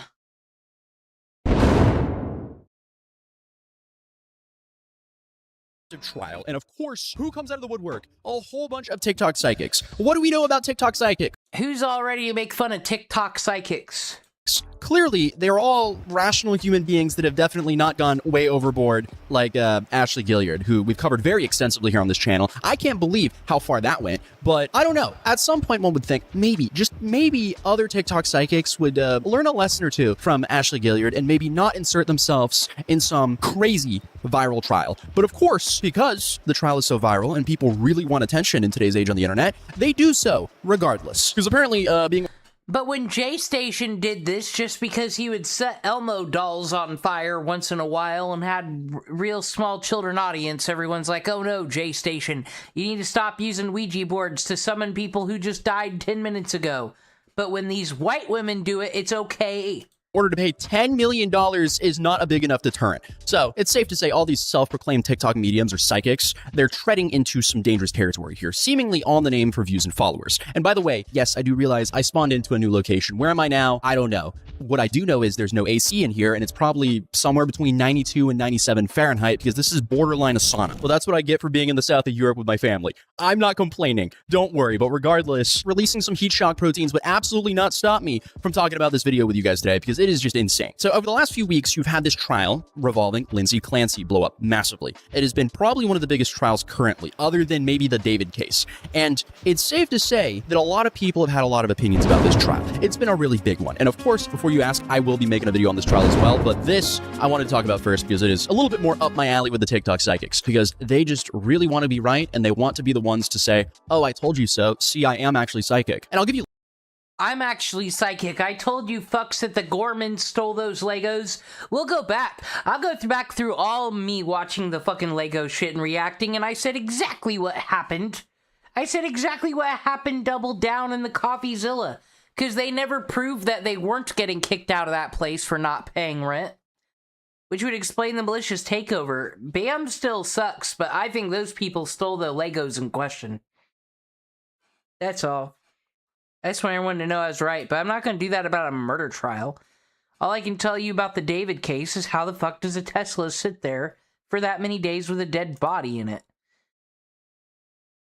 A little bit of context just to bring you up to speed, but considering how many conspiracy theories that have been thrown around this trial, it's just crazy. So in this video, I'm only going to outline the trial and I'll go over all the facts in a separate video because that's the only way I can sit here and actually cover it in a completely unbiased way. But anyway, the trial that's currently going on is surrounding Lindsay Clancy. She's a mother who's accused of taking the lives of her 3 young children and then attempting to take her own life by jumping out of a second-story window back in 2023. I mean, this is beyond gruesome. This is horrific. But obviously, that wasn't the end of it because Lindsay survived. And now she's on trial for the deaths of her 3 children. So naturally, lots of people found it impossible to believe that a mother could be capable of doing something like this, despite her documented struggles with postpartum depression and thoughts of self-harm. But regardless, there seems to be kind of this theme where if someone can't really make sense of something, they go looking somewhere else. And in this case, that's led to a whole bunch of crazy conspiracy theories and TikTok psychics coming out of the woodworks with their own conspiracy theories, because I guess they're psychic or something like that, right? And it definitely doesn't help that in recent years, you've had other pretty viral stories like the stuff around Chris Watts. And I think this is kind of swaying people who just don't want to believe that Lindsay did this or want something crazy and a massive plot twist to happen for their own entertainment. Regardless though, today we're talking about a woman by the name of Conscious Cal, a TikTok psychic who refers to herself as your spiritual bestie. It's your spiritual bestie, Conscious Cal. And she has a very bold claim that she can remote... Actually, part of me is thankful that all these astrology freaks keep each other busy, because I think the non-astrology people are just never going to care. They're never going to care. You're never going to get them. I mean, like, I should, as an atheist, I've honestly hated psychics more than religious people, because they are just straight up selling people a fucking lie. That's it, for money. But at the same time, these people want to believe in, like, they were going to get scammed by a psychic no matter what, you know? View. So essentially she's claiming that she can, like, I don't know, team viewer into someone's life or something like that, which is fascinating to say the least. Anyway, it's safe to say that she's had a lot to say about the Lindsay Clancy case. And a lot of people are saying, hey, ma'am, you're not just like tiptoeing into a defamation case. No, you're jumping headfirst into one, because what is this? So it all started with a video that she posted about a week ago where she not only claims that she did some remote viewing and received downloads from Lindsay and Patrick, but she also says with 100% certainty that the husband did it. That's a quote from her, not from me. It's your spiritual bestie, Conscious Cal. I am a psychic medium if you don't know me, so I have taken a look at the Lindsay and Patrick Clancy case. So I did not look at... And fuck the Lifetime channel for trying to trick me into, oh, there's real psychics that work with the police. Yeah, fucking goddamn broken clock's right fucking twice. Get the fuck out of here with this shit. Like I said, for some reason, when it comes to my wonderful ideals as an atheist, ignore the thumbnail here where it looks like the opposite. I just... Why? Why can't these people go away? The ghost people and the psychic people. Y'all, stop. Any of the imagery. I did listen to... I'm that person. There ain't no fucking ghost. Some of the testimonies. I listened to them. And that is how I get my downloads and my visions so that I can see or remote view. I guess some of you would call it remote viewing. Remote view the events of what happened. And I'm just going to say the husband, he does not want me to talk about this. The husband, 1,010% did it. Yeah, that's a crazy claim to make with that much certainty without any other facts than your own spiritual intuition. I mean, this is straight out of the textbook from Ashley Gilliard here. And no, she's not just like recounting things that she's already seen. No, Cal also closes her eyes mid-video and seems to be downloading on the fly. Wait, I'm getting a download here. She might end up in some sort of defamation courtroom soon. Actually, I'm not even gonna LARP as a TikTok psychic because this is crazy and pathetic in every way. Because obviously, we don't know all the details yet. The allegations seem quite damning, but it's not over yet. So maybe we should all just kind of sit back and let the courts do their thing. The first thing that I see is he was planning this. I want to say... I guess I'm not much of a makeup person. Just enough to, like, cover whatever, but, like... Does people really watch this shit? I'm sorry that I guess I'm the tomboy out here watching fucking Achievement Hunter and shit back in the day. But, like, I'm sorry, I don't give a shit about a woman putting, like, is this cool to someone? I don't get it. Someone, please, I will never understand the makeup community. Just go buy the shit from fucking Walgreens when it's on sale. Have some mascara. Have some lip gloss. Whatever. I don't get it. 3 to 4 months prior to him actually going through with his actions. But then she claims, again, with like no disclaimers that this is for entertainment purposes or just her opinion, that Patrick was planning for 3 to 4 months before he carried out his actions. Again, her only proof is her spiritual intuitions, essentially, or her remote viewing and downloading this live. So once again, she's still plainly saying that he committed this horrific act. He tried multiple ways that he thought that he could, get rid of his wife. This was his plan. He is a sociopath. I believe he has some level of psychopathy. This is all these people have to do to make content is just say sociopath or narcissist, and they think they sound smart. And to them, it just means bad person. Like, are you going to give evidence of when he killed an animal, when he set something on fire, when he showed indifference? Like we were doing it with the body cams earlier, right? Both those people, bad, because we saw footage of them at Walmart and shit, just having no reaction to the heinous murder they just committed. Boom. This person's not on trial. They got no evidence on this person, and we're just throwing these words out there, huh? Okay. When I connect with his energy, it's very reptilian, it's very gray. I see like a muddy... Well, no, reptilians are fucking real, though. Don't you even start questioning things, please. Greenish, orange around his aura. He's very narcissistic. It's just this word salad shit. Please, please, please, everyone, just wake up and fucking start noticing it. Very calculating. And I can't believe I'm actually saying this, but it seems like this is actually worse than what Ashley Gilliard is doing. What Ashley Gilliard was doing is horrific. It's awful. But somehow a woman just came out of nowhere within a year and outdid her. The bar was through the floor already. How are we lower? So not only is she saying that he tried multiple ways to get rid of his wife, but she also diagnoses him as a sociopath, possibly a psychopath, a reptilian, a narcissist, and says that he has a muddy green aura. And I guess we just have to trust her and her spiritual intuition. Okay, and this is all because he didn't emote the way that she wanted him to during the trial? Gee, I don't know. Maybe everyone processes horrific trauma differently. I mean, to be able to sit there and someone's talking about your 3 unalived infant children, your toddler-aged young children, and to have zero emotion, not a tear, not a hiccup, not a deep breath, not a deep sigh, not an ounce of this visible pain, that kind of tells us the reptilian nature of his psyche. And it tells us, were you there when do you need the EWU to come out, or we go through every bit of this, and he has to respond to his 3 kids being dead, being told by the cops? I bet you actually don't see that. I bet you just watch the fucking news.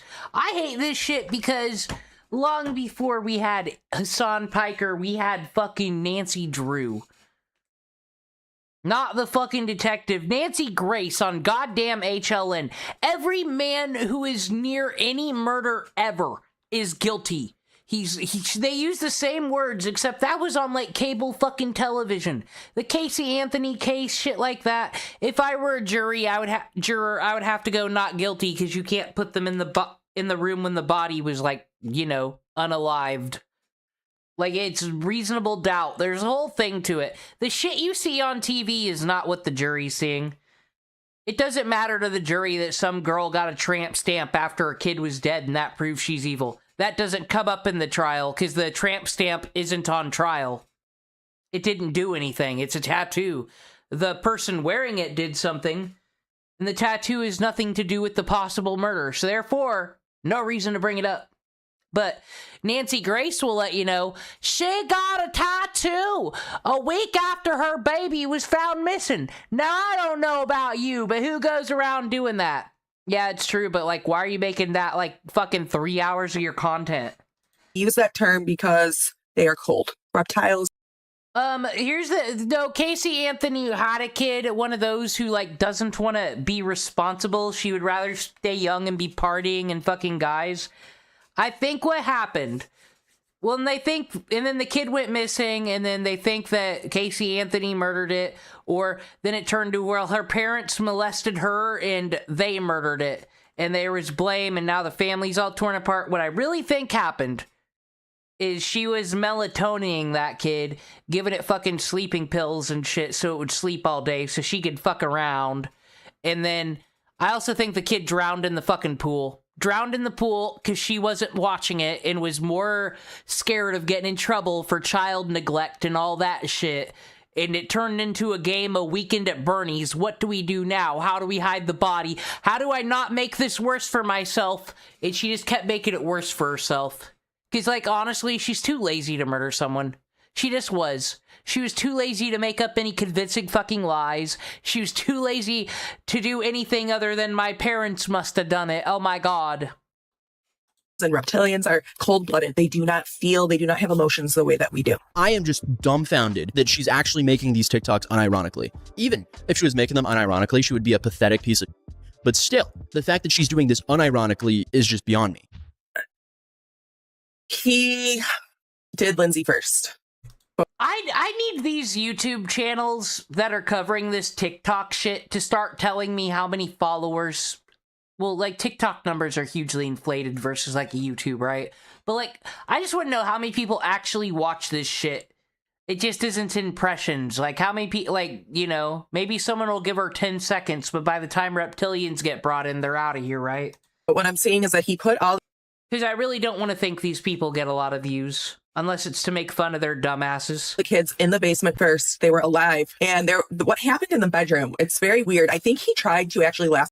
And if you're a psychic, why didn't you stop the crime from happening, Minority Report? ...lacerate her neck, and then realized that it would be way too messy, and that it would be harder for him to clean. Well, all those bitches are wrong, because she didn't have postpartum fucking when she killed her kids. She had no psychosis when she killed her kids. They fucking... She had, the state psychiatrist went on the stand already and said what it was she was gonna kill herself to hurt her husband or some bullshit, some selfish bullshit, and she told herself, oh my god, I'm gonna do this dumb shit, so I might as well kill my kids so they don't have to live in the world after I do it. Like, she was doing some Gone Girl shit. Clean it up. But what I saw is it would be harder for him to clean it up, so he decided, I'm not gonna do this way. But I actually think she tried to kind of fight him in her inebriated state. He had been gaslighting and drugging her and doing all of these things prior to the incident, okay? Yeah, I mean, she's just making stuff up at this point, like claiming that Patrick was doing this to Lindsay before then. It's because I think the Scott Peterson case has hanky things with it still, and no one has an answer there, and everyone's still mad. No one knows about the Scott Peterson case, but just know everyone's still angry for some reason. Night of the actual incident. I mean, this is a very serious thing to be alleging. And she also... Psychics aren't real. Claims that this could have just happened because Lindsay was a light worker and Patrick was simply jealous. Again, all of this is just complete speculation. She's pulling out of nowhere.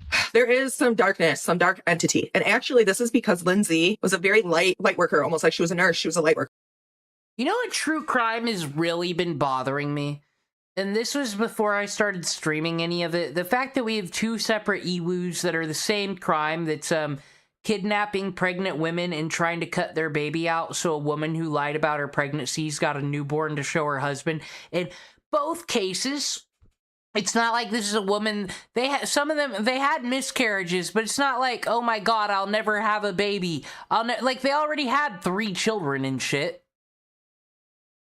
Like, so there is, like, no justifiable reason for why they need to hunt a woman down and try to steal her baby, kill her, and kill her child in the process. So what? And I'm sorry, I don't believe there's any husband that just like, I'm gonna leave my wife if she's not a baby factory. That is not a person that fucking exists. Go find me that goddamn user. I'm sorry. Yeah, men want more mouths to feed, more fucking kids running around that could cause possible problems. They fucking love that shit, surely. 1 kid, baby, 2 kids, no. They're not gonna fucking divorce you, have fucking 5 kids going through separate fucking households and be like, well, I'm divorcing her because she didn't give me a 6th. That is not happening. Those women were psycho. And he was very jealous of her, envious of her. He possessed no emotionality. He can only mimic emotions, but he doesn't feel them on his own. So when he sees someone that's empathetic in nature, you know, a mother, a nurse doing all these things, he gaslighted her for years, their entire marriage, that she was nuts. So her conclusion is his only option was to take out his entire family? How is this a real person? This is just so concerning to me. Oh my. And then, of course, she ends her first video by saying plainly, she believes that Patrick is guilty. This man is guilty. The craziest thing to me is as I'm watching him commit these acts, the same way you see him in the courthouse with zero emotion is the same way that he did this. Wow, and I believe she's a complete moron. I believe she grew up watching fucking Nancy Grace. That's what I think's happening here at Tozy. Anyway, on her page, her comments are flooded with other psychics corroborating her claims and saying that they had their own visions that matched up with hers. Yeah, apparently there's more of them. I don't know. I think this is pretty much the textbook example of a clout demon. And now, obviously, a whole bunch of people are agreeing with her, and they're coming out and saying that they just know more than what the prosecutors do, apparently. Okay, and this obviously just fueled her more, because she came back with a part 2, where she claims that she is being spiritually attacked for posting her video exposing the truth. Maybe that's what's left of her consciousness that might be telling her not to do this. After I posted my first psychic reading, I was walking to my bathroom and I felt like someone pushed me down. I freaked out because there was no way I could have fallen going to... This is the worst psychic ever. How the fuck are you falling down? Why didn't you see it coming? To my bathroom out of my beauty dressing room. So I think it was something connected to this very evil entity, this reptilian demonic energy that is connected to Patrick. Okay, so now he's not only... I'm sorry, but reptilians are up in like the Grey and the Talls lore. This is some alien UFO lore shit. It does not belong with the astrology, fucking Gemini dumb shit, whatever you call it, Zodiac dumb shit, fucking stars and motherfucking vibes. They're separate lores. They don't go together. That's why she's upsetting me. Responsible for her crimes, but he's also responsible for her tripping in her home. And she then launches into her next reading, but not before promoting her beef tallow balm that she apparently sells. So that is definitely one of the more interesting product placements I've seen in a minute. But here we are. The social media universe is crazy these days. To the reading, if you guys would like to support me, please follow Talia Blue Skincare. This is a very healing tallow balm that I created. I don't know, but hopefully her customers aren't walking around in bear country with that stuff on them. Anyway, she then brings us into her next insane theory by claiming this is actually all tied to the Salem witch trials. This is connected to the Salem witch trials. Some of you were commenting that, and I was kind of like, I didn't really pick up on that originally. Excuse me, what? And then she kind of admits that she doesn't think that at first, but after reading a bunch of comments of people claiming that, she magically had a meditation where it was all confirmed to her. I mean, she's pretty much a black belt in mental gymnastics at this point. This is crazy. So I sat in meditation after the falling happened, after getting pushed, because obviously someone or something doesn't want this information coming out. I saw a woman in this vision I had while in meditation with crazy, like, grayish hair, but it almost looked like it was burnt because they burnt them. And she was a very older woman, and she was watching the house. And she was just standing there in the snow watching the house. This entity is connected to the Salem witch trials. This is why all of this happened. Everything has a supernatural influence, whether you believe it or not. Like, lovely improv exercise you got going there, but like, you should know you're gonna get used for a cringe compilation on TikTok. Why didn't you save Charlie Kirk? Why are you watching people kill their 3 children? Well, I would go for celebrity and prevent and report on that one. Because, I mean, you're not Candace Owens, so you might get away with it with that white privilege, you know? That is the tea. Okay, so now it's not really Patrick. It was a supernatural entity from the Salem witch trials controlling him like some... Yeah, like, it could be a parody, honestly. ...sort of NPC. He was maybe... But, like, you probably shouldn't be... Okay, it's one thing I watch the EWU videos, and like I said, though, I try to...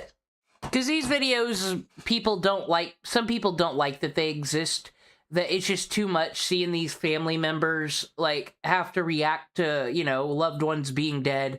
I get all that shit, but I say it is educational because some of us have never been through such traumas and, you know, been through a mass shooting, seen any of this shit before. And, like, you know, like I said, it's part of it, and I try to add to it, be like, this person's a victim because this sucks, do all my white girl shit, and then we can make fun of the killer. Like... This, though, don't do this with... But you don't want to insult the victims. The lost ones. Don't do that. That's terrible. What happened to that mother in the last EWU's fucking terrible. Like, so getting involved with this shit for a parody or scam, not cool. Be just like a shadow priest and he was casting mind control. I did. Are you implying that psychic power is defeated by Jewishness? On him and doing all these horrific acts. Like, what's going on here? I'm kind of shocked that this is a real video that's actually being taken seriously on the internet. Wow. And Cal, make sure to clarify that she still stands by her timeline of events, meaning she still is fully accusing Patrick. I stand by my first timeline of events when I first channeled this energy that he had committed the acts, Lindsay first, okay? And he kept going on. Why do you think he changed his boots? Because he had to go back in the snow to see if she had passed away or not. I mean, she believes that this horrific crime happened so all the women can unite and empower the divine feminine. This is uniting us. I know that it is a horrific situation, but when I look at it... How's come you didn't solve the Lego drama when that was the hot shit on the internet? Why this one? From a higher energy, a higher perspective, we are speaking our truths about people like this. Okay, you know, I say it as a joke. When anyone actually says our truths, it's... Stop listening.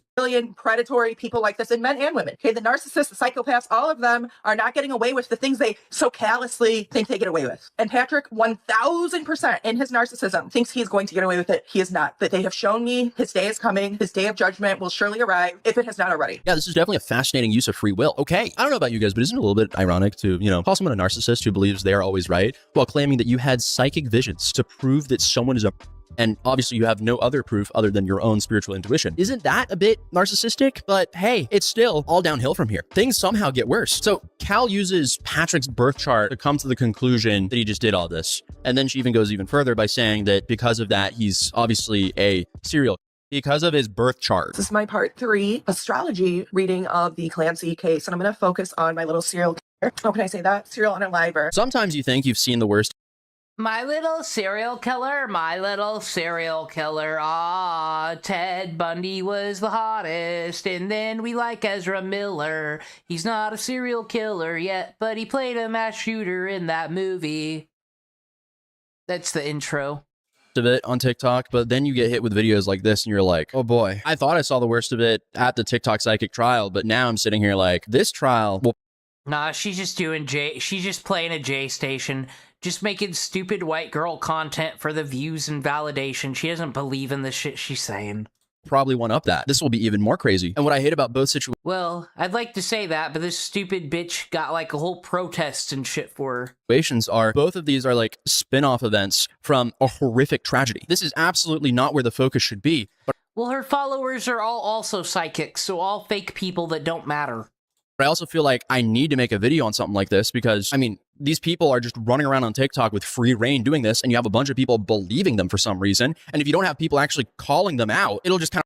I thought TikTok fell off. I thought the rule was we have like American TikTok now where China can't control what we see, and America sucks and can't control what we see well enough. So people are like, this platform sucks now. I'm out of here. So is it... It could be like, you know, the Odyssey and the Rumble users. That's who uses TikTok. I don't know. I heard it fell off. I haven't used it in like forever. I run rampant without any pushback. And this stuff is just so insane that I feel insane that I have to sit here and make a video. Of course, it gets even more insane because not only is he being mind controlled by someone from the Salem witch trials, no, he also did this because apparently his star sign is a Gemini. Okay, so yeah, clearly everyone who's born in like, what, late May or something? Yeah, okay, so now we gotta go to the Zodiac crew. This has been a character assassination on all Geminis, including the Cedar Point roller coaster, the Gemini. Like, they're just straight up, this guy did it because Geminis murder and Leos don't. Think she's a Leo or a Scorpio, one of those. Hot take. Astrology you can use for, like... like the fucking pattern recognition personality shit I do, because like it does, there are some things that factor in, such as if you were born in the summer, right, you don't get to celebrate your birthday at school. You're only celebrating your birthday with your family. You don't get that day where everyone celebrates you and gives you Rice Krispies. You gotta witness everybody else having birthdays sung at them in fucking school. You didn't, though. Maybe you gotta go to a theme park. Maybe you got a better one. I don't know. But because of that, there's certain personality traits you share with all the other ones that have summer birthdays.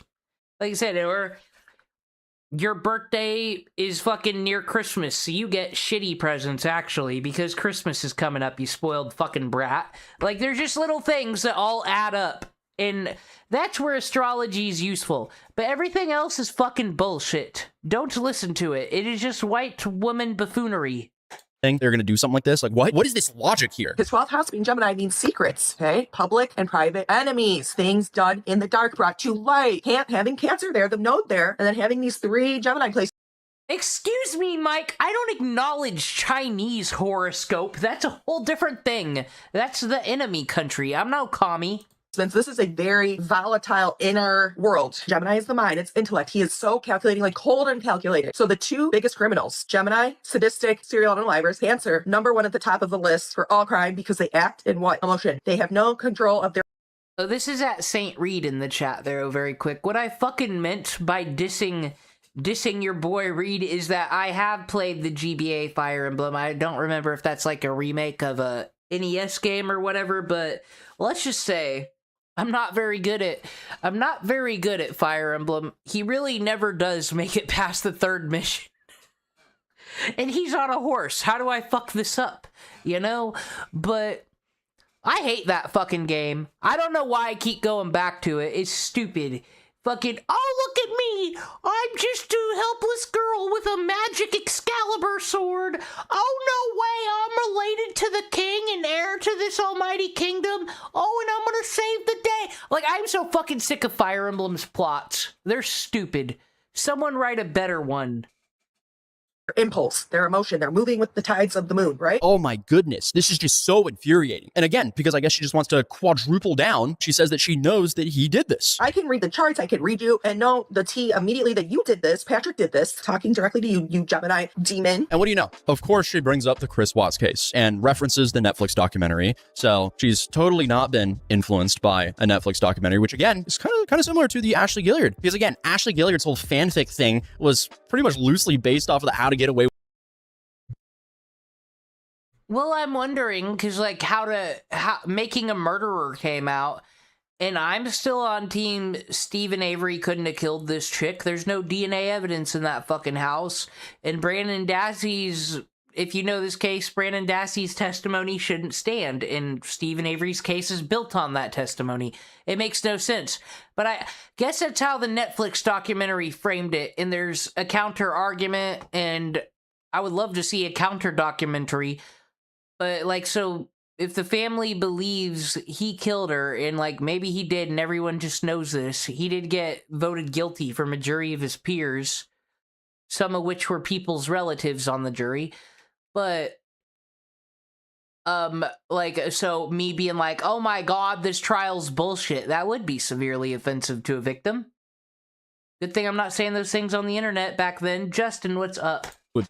So, I mean, come on here. You know, it's really like the Chris Watts thing with the American Horror Story commercial. Why are these people like this? Why do you feel the need to insert yourself into a horrific trial? And of course, she wraps it all up by making more accusations, and this time that he is potentially and possibly a predator. Again, zero evidence here. She just really is fond of slandering this guy from her psychic readings and spiritual intuition. That's all the proof she has. Something seems like, oh, the husband did it. Something seems like I can't trust a Gemini man with a Cancer moon, you gay closeted fucking loser. Maybe even like secretly sex offender loser. You better enjoy those Manhattan cocktails while you still can, because y'all ass gonna be wide open in the jail cell. Thank you. Now, obviously, Cal isn't the only one who claims that she can psychically Who wants to bet she watches Hassan, though? channel her visions to that night, but she is definitely one of the people getting on video and stating all of this as facts. And even though there are other videos, most people seem to have, I guess, at least the common sense to go, hey, this is only for entertainment purposes and so on and so on. So maybe they've learned a little bit from Ashley Gilliard.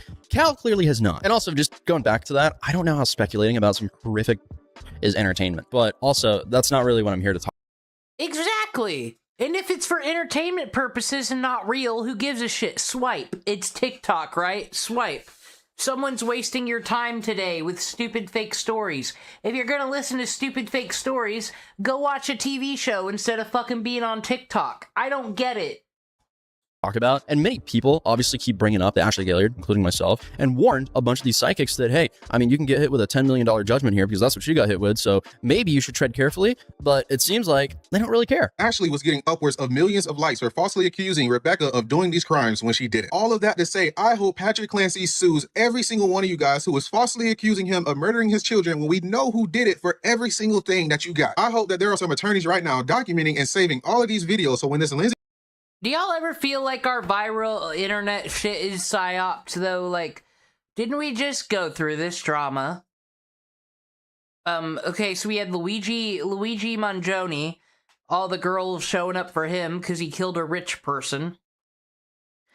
And then you got the Charlie Kirk shit, where it's like, oh my god, shut up, fucking bleeding heart, empathetic leftist when you're wishing death on someone.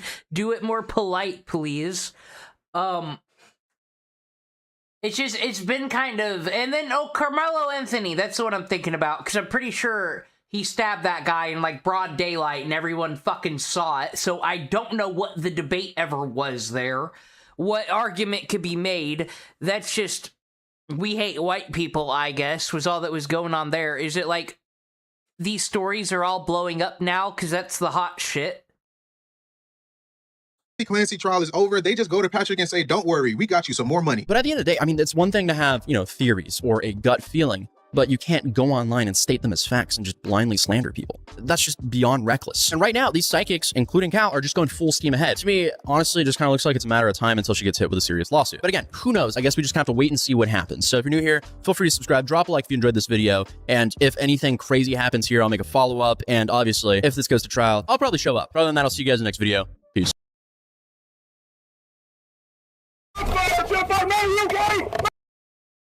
Cop walks into a house and never makes it out. That doesn't sound like a funny joke.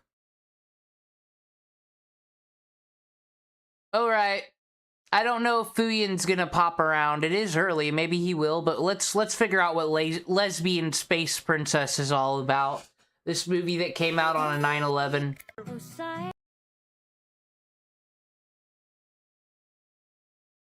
Well, yeah.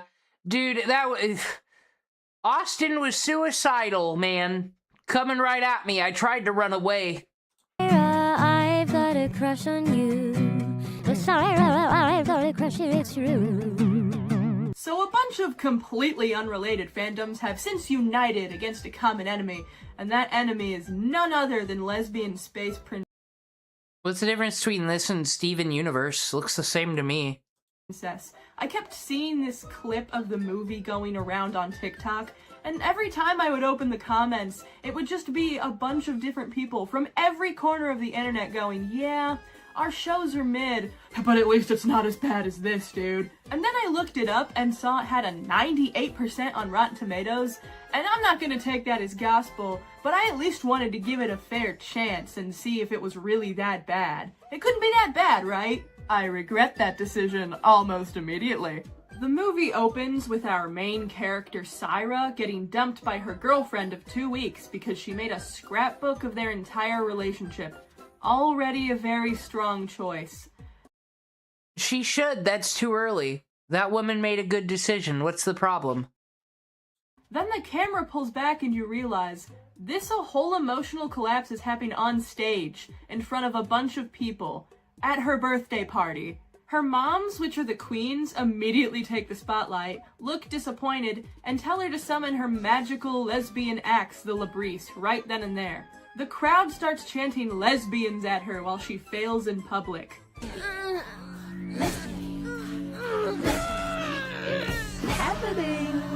She can't do it. So right off the bat, there's just no subtle cultural pressure, or really any subtle pressure at all. Everything is very in-your-face the entire film. And look, there is absolutely nothing wrong with being a lesbian and being proud about it. We need more media like that. The issue is how that takes over the... Actually, no we don't. Go rewatch The Wire. Kima's an awesome character, isn't she? There's great lesbian roles and characters already. Stop. No more. Just keep watching old content instead. I'm a millennial. I told you so. You're a millennial too. Stop lying. Entire story later on. So anyway, Syra ends up having to leave her home planet to go save her ex-girlfriend Kiki the Destroyer, who got kidnapped by straight white Malians. And yes, they are exactly what you would think them to be. Isn't this the plot of Supergirl? We're the straight, white Malians. There's a whole seminar Why'd they rip off Dr. Evil, though? Where one of them is discussing talking about Marvel movies in order to attract women. Well, I have a lot of opinions on Marvel movies. Would they be interested in them? They'll love that. And this kind of rubbed me the wrong way, because it's like the movie is saying, oh, only certain interests are allowed to be cool and queer, but if you like these things, you're straight and homophobic. It just doesn't make any sense. That's literally the exact same rhetoric that bigots will use to justify gender. You know who would love this movie? Ian Joma. He would say that it's woke and amazing. Roles. Also, the plot is held together by the most convenient signs you've ever seen.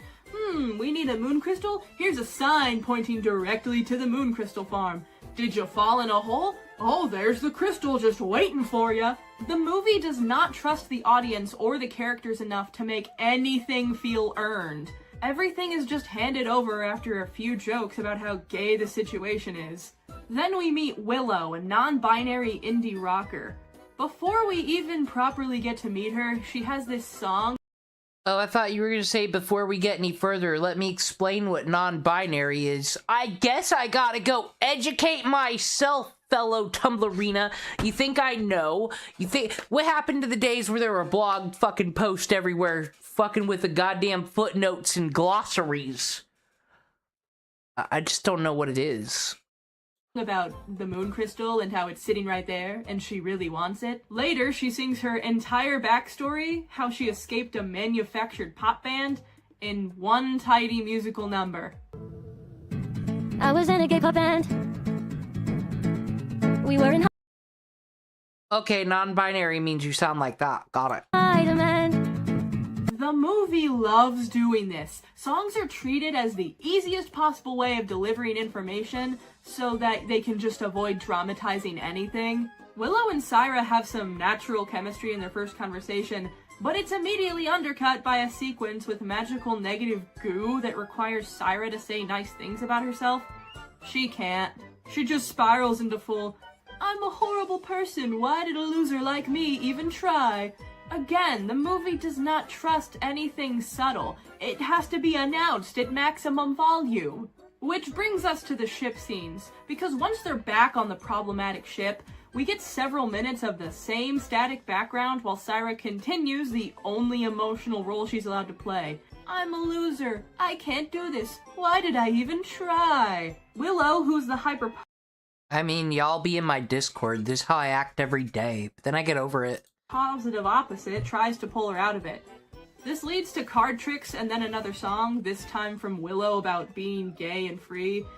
The bisexuality joke from the ship is just dropped really blunt like everything else. This scene is not even that long, but it feels absolutely endless to me. It's just restatement of what we already know. I already know that Syra is anxious, and I already know that Willow's gonna end up having a crush on her. We do get tiny glimmers of her becoming more confident. I mean, she does go after the moon crystal, but then she immediately drags herself back down. There's no true progression. It's just one single glimmer of hope, followed by a return to her depressive state. So they eventually reach the club. Blade is a drag queen who is extremely into weapons, which the movie treats as her entire personality, of course.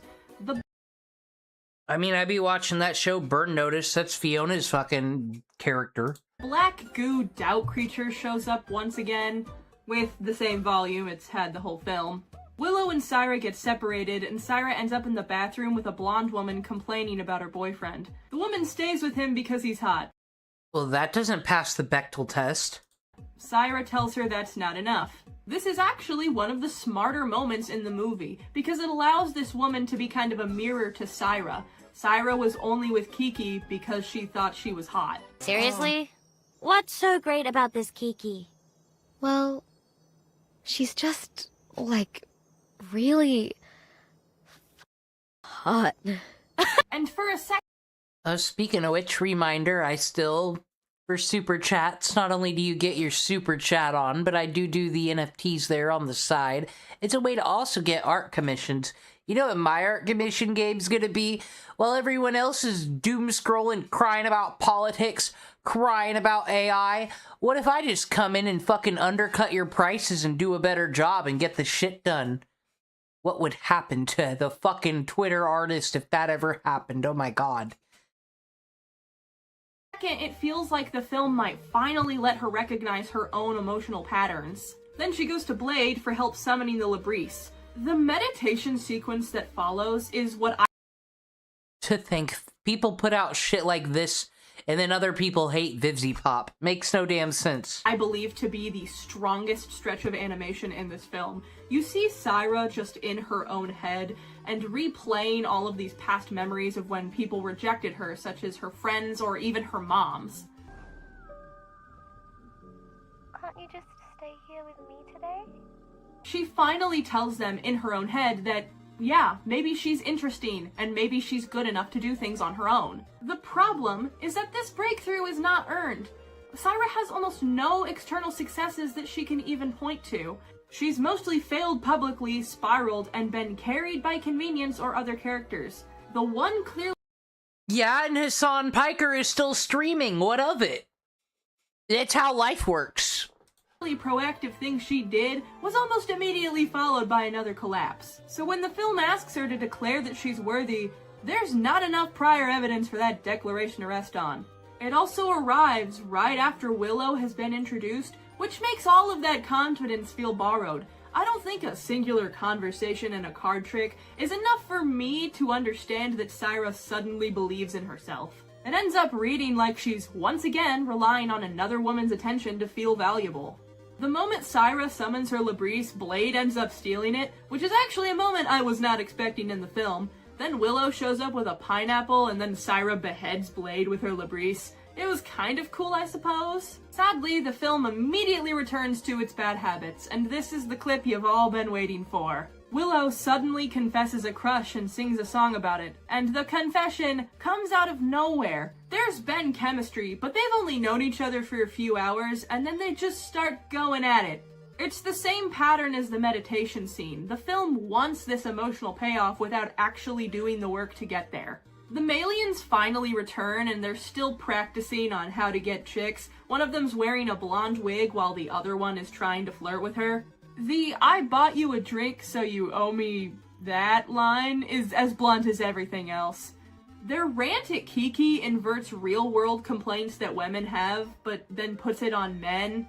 They then kill a thespian because they misheard lesbian. Again, this movie is still operating at maximum volume, and we are so close to the end now. After that, they call Syra. She and Willow are in bed. Kiki hears that Syra's with someone else and gets upset. Syra immediately friendzones Willow because she still wants to get back with Kiki, and then Willow just leaves forever. We literally don't see her for the entire rest of the movie. Finally, they reach the final planet, and they have to fight a ship shaped like, I'm not talking about this, it's not earned. It's literally a gag, so pointless and so obvious that I don't want to talk about it. I didn't like it. Syra uses the Labrise to save Kiki, and then Kiki tells her nothing has changed and she still doesn't want to be with her. Syra has one last internal confrontation with the mindless blob, and then has a realization that maybe she didn't need a girlfriend after all, and then she does this magical girl transformation. She tells the Malians they should just date each other, and then they openly just start a relationship right there. She leaves Kiki behind and... I mean, I could buy this movie as a shitpost. Someone just having fun, is that what it was? flies off alone. In the credits, there's a snapshot of Willow sending her an album that's written about her, and that's really the only leftover thread. Because I don't mind the colors in some of the animations I'm seeing here. I don't. There's no real resolution for Willow, the Kiki bit is obviously over, and Syra ends the film single. On paper, the ending is a self-love message. That ending is not earned. Every major action that Syra takes in this movie is because she wants Kiki back. There's really no sustained moment of her questioning that premise. And then, even when she gets with Willow, she immediately dumps her to take her ex back. That is not growth. The only moment in this film where Syra truly realizes that she doesn't need a relationship is after Kiki dumps her the second time. I don't think that's growth. I think that's the plot removing the object of desire and then asserting that our protagonist has changed. Syra did not change. This is representation failure in the clearest form imaginable. The film spends a majority of its runtime in lesbian stereotypes. This kind of resolution without growth has no payoff. The credits just simply roll and the story ends. Syra ends alone, which could have been a strong path, but the path that gets there never stops being about the woman she was chasing after. Again, the movie wants the moral without the development. That is why the movie is bad. Now, to be fair, I don't think the film is without a few bright spots, right? I think the bathroom scene was really smart to do.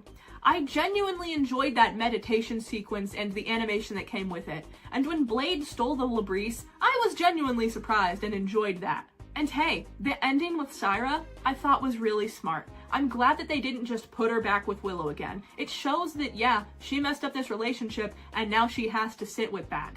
This is one of the only moments where I feel like the writers trusted themselves a lot more than they did in the other scenes. When people say we want better representation, this is a big part of what they mean. We don't mean less queer. We don't mean less quiet. We mean queer characters who get to be their own people. They get to have desires and character arcs outside.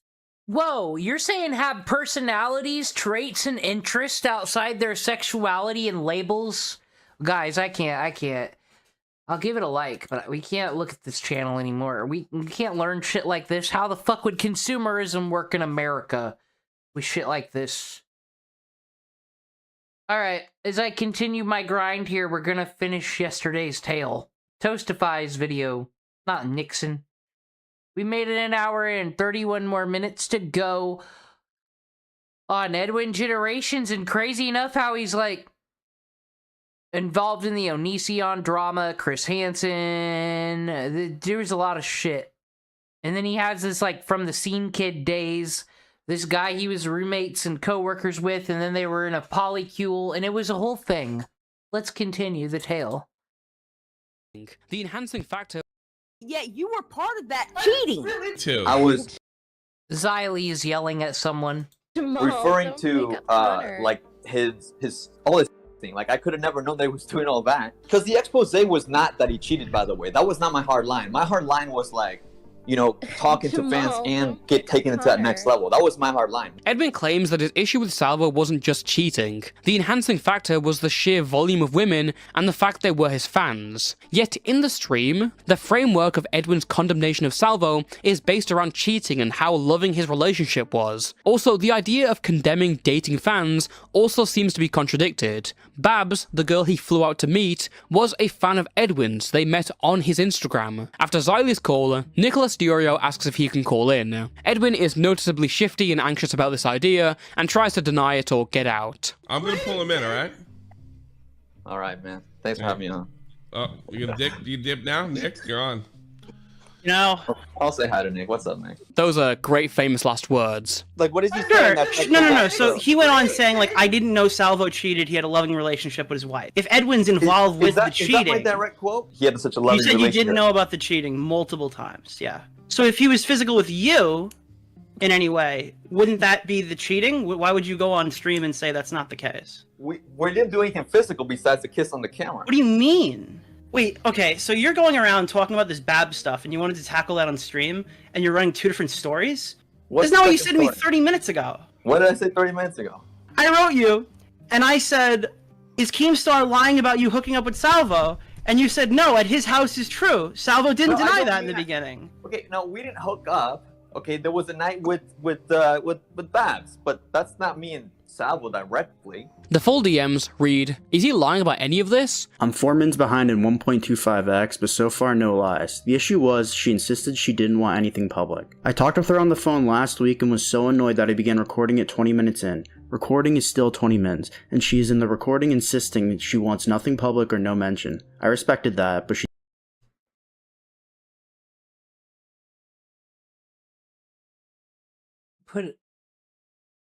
Well, you know, when I still like Nick Diorio, I think it just comes down to, because Asmongold, Tectone, Nux, all them are kind of putting their toes in the commentary shit. Like, Asmon used to be World of Warcraft shit, now he's also putting out reactions to body cams and drama. All these people have stepped into these other people's turfs. I think that's why they're all biased and shit. But other than that, like, other subjects they all handle pretty well. He's been a clout in everybody's chat ever since. Is Keemstar lying about you guys hooking up with Salvo? No, at his house it's true. Salvo didn't deny that in the beginning. So what are you admitting to here? Okay, the rumors of the threesome are true. Do you understand? That doesn't mean that the guys are. Yeah, so you had a threesome with the girl, and then you knew Salvo cheated on his wife. You were part of his infidelity. So why go on stream and lie to everybody saying you had no idea? Because the begged me to keep it private. I'll release a recording, dude. You don't have to say who it was, but you can say you cheated on his wife, Edwin. You said his marriage is good, and you were with the sexual act that he was involved in that his wife was not involved in. That's what Nick's saying. I don't know what all this shit. Oh, I heard about some text messages. Yeah, you also watched him your girlfriend. Fuck you, cock. Nick. Fuck you, Nick. Woo! How about that? Stick that up your ass, man. I never to anyone. Fucking got him. Okay, wow. First off, I've never seen anyone crash out and then do an ad-lib right after. Fuck you, Nick. Woo! But in general, this is a very bad look for Edwin. Remember, he mentioned his shock at Salvo cheating many times, even directly denying involvement in it. There is a point, though, that you did skip over from Brantley, though. She says that you helped him cheat, and you'd known for a good minute. Keem knew about this in September. And, you know, like what? That didn't really answer that, Edwin. That didn't answer me. I didn't help him do anything. I didn't help him do anything, girl. So, why did he lie about it? Well, he says, the bitch begged me to keep it private. This is fine, as all people have a right to their privacy, but unfortunately, Edwin chose to make a comment on Salvo's marriage. He didn't have to go out there and say how bad it was that Salvo was cheating on his wife with all these women. He could have said no comment and dealt with it in private. Plus, there's a part of this that just doesn't add up. If Babs begged him to keep it private, then she's now turned around and spilled parts of the story in public. I'd say if someone is making allegations of Babs' size, allegations that Edwin was privy to coercion, allegations that Edwin maintains are false, the gloves are already off. For a guy with so much vitriol for Babs, he seems desperate to have kept her secret safe. On January 5th, 2023, the Keemstar show went live for nearly 3 hours, during which Keemstar and Brantley interviewed Babs and asked her about everything. Babs stated she... Weren't all these people in the same car last I checked? Because it was when Edwin went to go meet Salvo because they all do the Keemstar show that shit got all nuts. He dated Edwin for a couple months, before planning to meet up and go to Keemstar's house. On the way there, she heard Edwin and Salvo gossiping and conspiring to expose their friends. Then, 5 nights at Keemstar's, or rather, 1 night at Keemstar's. What Edwin and Salvo did between them, like, if they want to come out with that, then they can.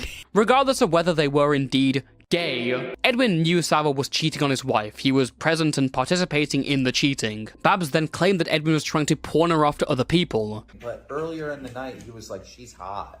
And didn't you, like, offer your girlfriend to him? Well, it's not that I offer like she's some sort of object, more so like I wouldn't be mad, bro. Like, when I joke and I say like, Nick, you can have this. Like, I said it because then I know that he won't take it. Like, I could literally offer her on a silver platter, like, naked, and he won't take it. When Edwin, Babs, and Salvo were driving back home the next day, Babs was tired, hungover, and hungry. Edwin even moved to the front seat so she could lie down in the back. But when in the front, Salvo and Edwin tried to talk about what happened last night. It went from jokes to flirting, to asking her about what they all did last night, to wanting to massage her feet, and then asking over and over again to pull over and continue yesterday. This was all in spite of Babs' constant excuses to not engage. One of their jokes was supposedly to look back at her eyes in the rearview mirror and constantly joke that she's smiling and that she wants to do it. This caused Babs to put her shirt over her head so they couldn't see her eyes. The apex of this was the foot massage, during which Salvo started driving one-handed. You know what I mean. Babs asserts many times that everything done was consensual and she does not feel like a victim. However, she points out and confirms Salvo's description of extremely excessive consent. And with her description of them wearing her down in a moving vehicle, as well as their own descriptions of excessive requests, it sounds more like harassment or coercion. However, those are not words she uses. She prefers to call them creepy, awkward, uncomfy, and pests. For all the comments Edwin made about Babs being a vicious clout demon, she seemed fairly reserved, to the point that Brantley and Keemstar were egging her on to make more outward claims. No, the thing you're supposed to do if you're an SA victim is to go on like a fake Jubilee, for internet whores and say, haha, the guy I'm gonna accuse of sexual harassment doesn't give me sex enough. Oh my god, he likes Genshin Impact. Ha ha ha ha ha. I'm suing him later. After dropping off Salvo, Babs and Edwin went back to Babs' house in Pennsylvania for the week. On their first night there, they started drinking and did a stream together from Edwin's phone. But after passing out from the alcohol, Babs woke up to Edwin on Xyle's stream, implying that Babs was creepy for offering Chris a titty shot as a joke. Babs flips out on Edwin considering the car ride they had the night before, leading to a lengthy argument where Babs told him to get out of her house. He didn't, instead locking himself in the upstairs bedroom. In another incident, Babs told Edwin he could go anywhere else except the cat room, where she had raised one of her cats. However, Edwin continued to go in that room again and again. The rest of the week was expectedly very quiet, with the two not talking to each other. Keemstar and Brantley said they suspected something was off when they FaceTimed Babs, and the same day Edwin went home, they picked up Babs on their way to South Carolina. The breaking point was Edwin's New Year stream, where Babs believed that again Edwin didn't really care about the girls Salvo was talking to, or the former friends he was now trying to suck up to. Whilst Babs was on stream, Augie and Boblax leaked this DM from Edwin. She was lying her head in the seat behind her, and he 1000% was checked consent a bunch of times. It was weird as hell, don't get it twisted, but nobody was like, yo, what the you doing? No. Well, that's the contention there. She said no, and you and Salvo say there was consent. Was there a clear yes, or was it just her not saying no? Yeah, I would swear on anything that she never said no to that. There was a point where he literally proposed another session which she did say no to and did not occur. Also, I would swear on anything that she never said no does not mean she said yes. You know, I seem to remember a certain YouTuber actually making that point. It's still an objectively horrible response to say she didn't say no to what we chose to do together. By saying she never said no, Melanie is putting words, well, actually taking words out of Timothy's mouth and neglecting any sort of accountability with this language. Later on, Babs leaked a vlog Edwin recorded on her phone, created the Well, of course. Because when it comes to this believe all victims stuff, it seems to be whatever narrative and whatever video we're trying to sell today depends on whether we're believing all victims or not. Especially when you're accused of something that maybe, hold on there. We should ask for evidence, the man says when they get accused. Morning after the one night at Keemstar's. What we will talk about is the hand-me-down cope. How people follow the leader. And who's the leader? Nicholas Diorio. I mean, Diorio. not our leader. Not my leader. He doesn't even want to be a leader. He says, why you guys call me? Which you would think he'd be flattered by people following his opinion. But for some reason he gets offended by it. Weird. Some would say he has an overreaction. As we saw on the New Year stream, Edwin had gone from Salvo's top guy to condemning and sad puppy head shakes. It was evident Edwin was sucking up to the friends he'd already antagonized. Nick, it's not a bad thing that you are the commentary arbiter, bro. You know what the f is up. And look, I appreciate you, by the way. Nick, can I just say though, like on a real level, I feel like you and I connect on a real level. Even when you give me shit on Twitter. He drunk or high to go fucking put his tail between his legs. Which I think you misunderstood me. I appreciate you, bro. I wish post Salvo Edwin was in my corner when Keem went after me. Oh, no, oh, Nick, bro. Oh my god, Nick. Look, and I don't want to build beef with Keem, but bro, you should see the text he sent me. Oh my god. You might want to know what secret talk Edwin was referring to. What awful things was Keemstar saying about Nick? Keemstar, December 10th, 8:34 p.m. I just owned Nick again. So, obviously, I sided with Edwin. Of course I did. This guy's a snake. This guy's a snake in the grass. He was trying to use me to make a friend after he's been nothing but a loser to us for like 2, 3, 4 months now, okay? I get a DM from Keemstar in my group chat, and what does he say? I don't think Nick Diorio ever asked to be the arbiter of the commentary community. I think he got it by default. Hey, Nicholas, I heard that you and Augie have a group chat talking and I call Keem and I go, well, what are you talking about? Everybody talks, but it's not like we're plotting against you. Who the f told you that? You just got off the phone with Edwin. Apparently Edwin went and sang him a song. In a matter of days, Edwin's reputation had been eviscerated. His view as an advocate for victims was destroyed in the face of allegations and confirmed incidents where he was sexually interacting with his sources. In the worst time he could have been exposed as a proven liar and fraud, he was. It's worth reminding you again that Babs does not have any evidence to support her claims, yet the reason people easily believed her is because of how Edwin reacted and how Edwin looked. He was a mirror of the people he had criticized. They could not trust a single thing from him.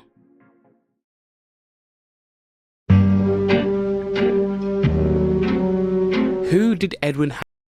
That's why you can't be saying shit with absolution, and especially things that aren't time-proof and gonna expire later, like milk, you know? Just be yourself and actually say your opinion, and if you're wrong, then just take the L. Just take the fucking L, look it up, say I'm more educated now, look at me. Like, or be like, well, that was my opinion at the time. No, we craft fake fucking personas and fake morals, and then look, you get fucked later by it. Have left. As the dust settled, leaks poured out from his Discord server, showing a lonely man constantly watching and rewatching the videos made about him without anyone else. Through mid-January and all of February, we were aware that Edwin was working on a response. In the preceding days, Edwin was seemingly hyping this response up on Twitter, but when Edwin did come back, it's safe to say he underdelivered. Streamed on February 26th, the Homeboy Edwin drama, and moving on, was pathetic. It's Edwin trying to get back to his soft boy ways after months of increasingly edgy content to appeal to a crowd. Aesthetics aside, he's complaining about the very environment he was a part of and cultivated. This is the thing though, it's like... Oh, so this is a tipster thing. Oh man, I've gotten kicked out of the fucking commentary community. Actually, it was always evil and they're Trump supporters anyways. Why does everything have to be like content, right? It's like, watch this so we can get more and more drama. It's all endless drama. It's like, no, I'm not. I never been to drama where like it was people that I was friendly or friends with, right? So that was also kind of new. The Seer guy is the same guy saying he's not used to drama with friends, and he's just being cancelled. The stream has this incredibly fake tone to it, with an attitude just so unlike Edwin at all. Edwin doesn't really talk about Babs in this. Yeah, for real. He's never been in drama with friends before, except the original one where all of his first dramas were all with that guy and they were in a polycule and everyone was cheating on everyone. Except that one. But with Olivia, Edwin does at least say he's made amends. In fact, allegedly, Olivia was coming onto a show until she bailed, leaving Edwin high and dry. Supposedly, this is one of the DMs Edwin sent her. Don't you think it would be a good way to go out? By helping clear my name from the damage you caused. Okay, yeah. Edwin admits pursuing Olivia was inappropriate. He states this is the only source he's talked to like this, and confirms their romantic interactions ended Edwin's investigations. Did we ever see one another? No. But, like, of course, we did have that one FaceTime call that she, told people about. Even though, like, it wasn't initiated by me or anything like that, right? Like the details, like, it doesn't matter. It's just, like, it's stuff that doesn't need to be publicized, and it's just, like, so extra. Yeah, the details just don't matter. But, also she initiated it. Midway through the stream, Edwin tries and fails to return to business as usual. However, this doesn't work, and the chat eventually bullies him off. If all you guys are here for, and all you guys are hungry for, is public drama talk of that was said about me, then okay, that's totally fine. But, not my interest, alright? Cool. A day after Edwin's stream, it's sad when they thought the chat would actually be into them for content. Whoa. he popped up in the live chat of his friend Aiko Rules. Aiko is a small streamer in the community who was a friend of Edwin at the time. She was catching up on everything about Edwin, but Edwin wasn't even roped to calling in. He joined on his own volition after Aiko asked about the so-called cat room. However, when Aiko begins pressing him, Edwin tries to pull her offline. How many times did this happen?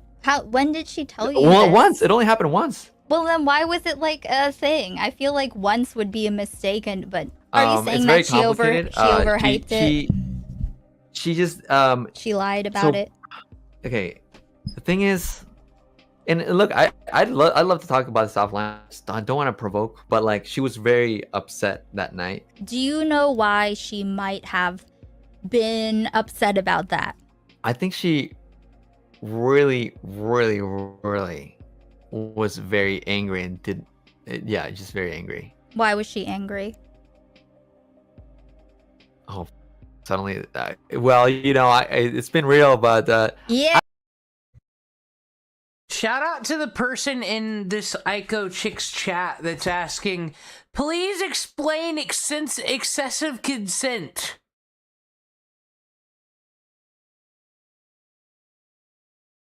If you get them to talk long enough, eventually we'll be able to make out what he's talking around just by the sheer shape of hollowness.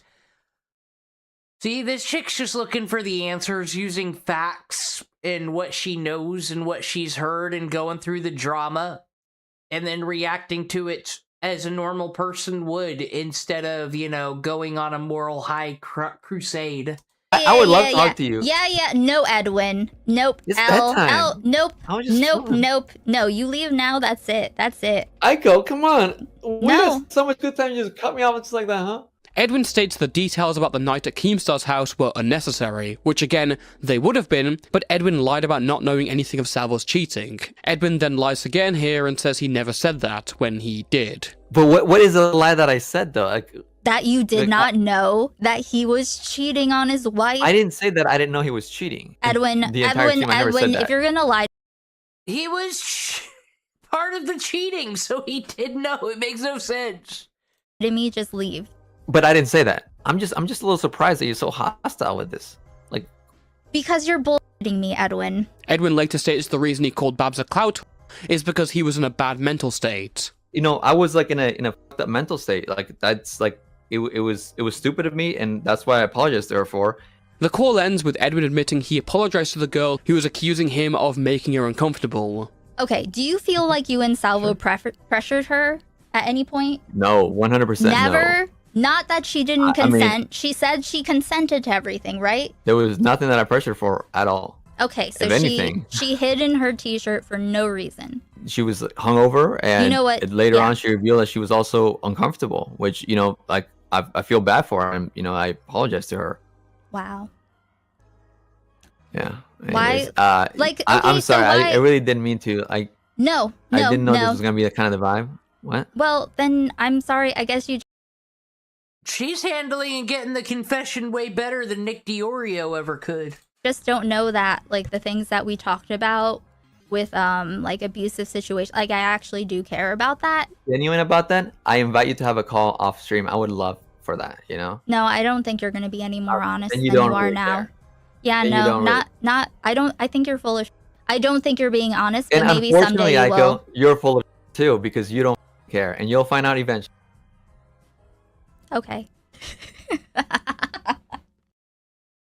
Though Edwin's reputation was skewered and Aiko's interview was the cherry on top, Edwin was still hesitant to directly engage with the allegations. But the day after Aiko's stream, Xylee went live, proudly announcing she had seen evidence from Babs and knew everything. The stream devolved into Xylee pressing Repzilla on his ties with Edwin, trying to walk him into admitting Edwin was guilty of abuse. This is all a huge gear change, because Babs was very adamant that no crimes had ever been committed in that car ride. Why is Repzilla involved?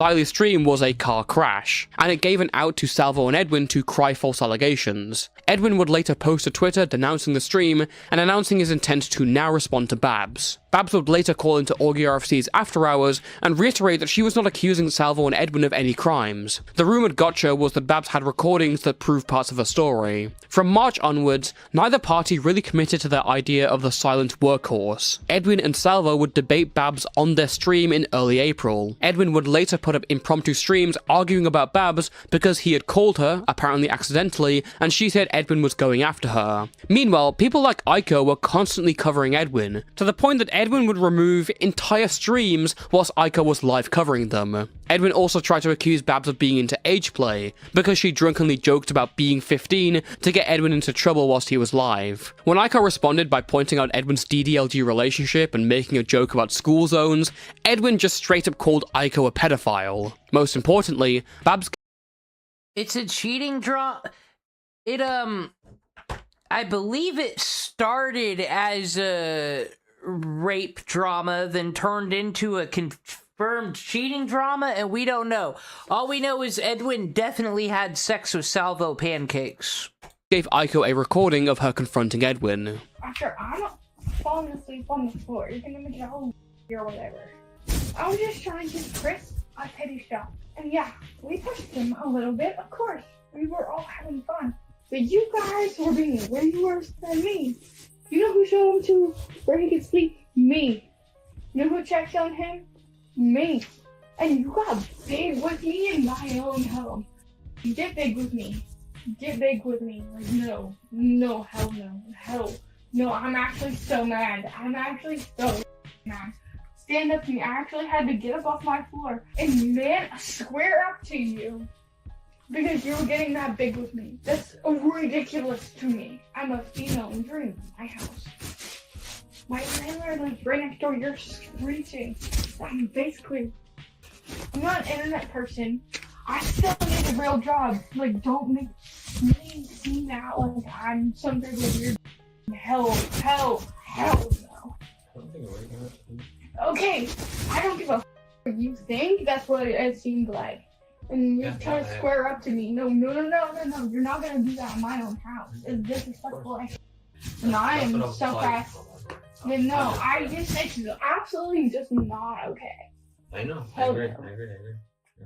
On July 29th, 2023, Edwin finally released his 2-hour-plus response to the allegations made by Babs. Edwin states his relationship with Babs was not as serious as she presented, even if he flew out to see her. On the night at Keemstar's, Edwin makes a big deal out of saying he did nothing. Yeah, because we cover Onision drama. So, we're just so fucking such celebrities showing up on Chris Hansen interviews and whatnot that, you know, it's just a casual one-night stand relationship to me when I just fly bitches out everywhere, you know, because I'm so A-list. Gay, and was fine with Salvo and her having a fun time in the same room as him. This is disputing Babs' following versions of whether he was a gay cuck or not. It turns out that according to him, he's just a cuck. Edwin also maintains the car ride stuff was consensual and misframed. According to him, Babs would play along, she was down to do stuff, the t-shirt stuff was her playing coy, but also at the same time they thought her hiding under the t-shirt was due to her being hungover. This is all testimony, but supported by a brutal clip where Babs says she enjoyed the foot massage. To be clear, the stuff she's talking about is the foot stuff, the licking on the toes and everything like that. She enjoyed it. She had a good time. She liked that. She told me that, right? Yes.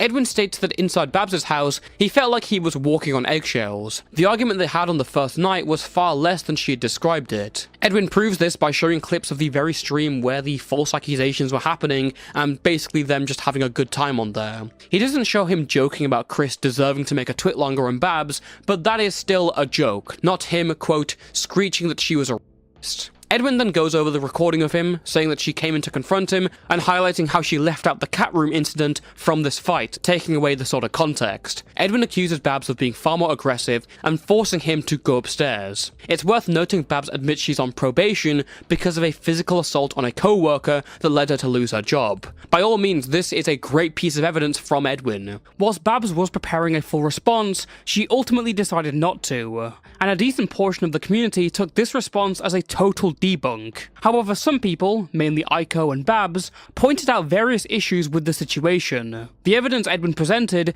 definitely puts him in a great light, but he didn't just let what proof he had speak for itself. Instead, he tries to I guess he did a better job than when his ex-friend, Creepshow Art, fucking tried to argue she wasn't a crazy stalker. Deconstruct Babs' story in every facet possible, and by doing so, issues popped up. For a man whose allegations were deeply ingrained due to him being an unreliable narrator, he stays very adamant by his own narration. On occasion, Edwin accuses Babs of saying or doing things that never happened. In one instance, he accused Babs of implying the night at Keemstar's house was coercive. This is a complete lie, and it's no coincidence he doesn't have a clip to back this claim up. Edwin also tries over and over and over again to say Babs directly accused him of assault, because on Augie's stream she told people to leave Xylee alone. However, he omits the several times in that stream she clarifies she was not assaulted, including the time where she says it after that clip.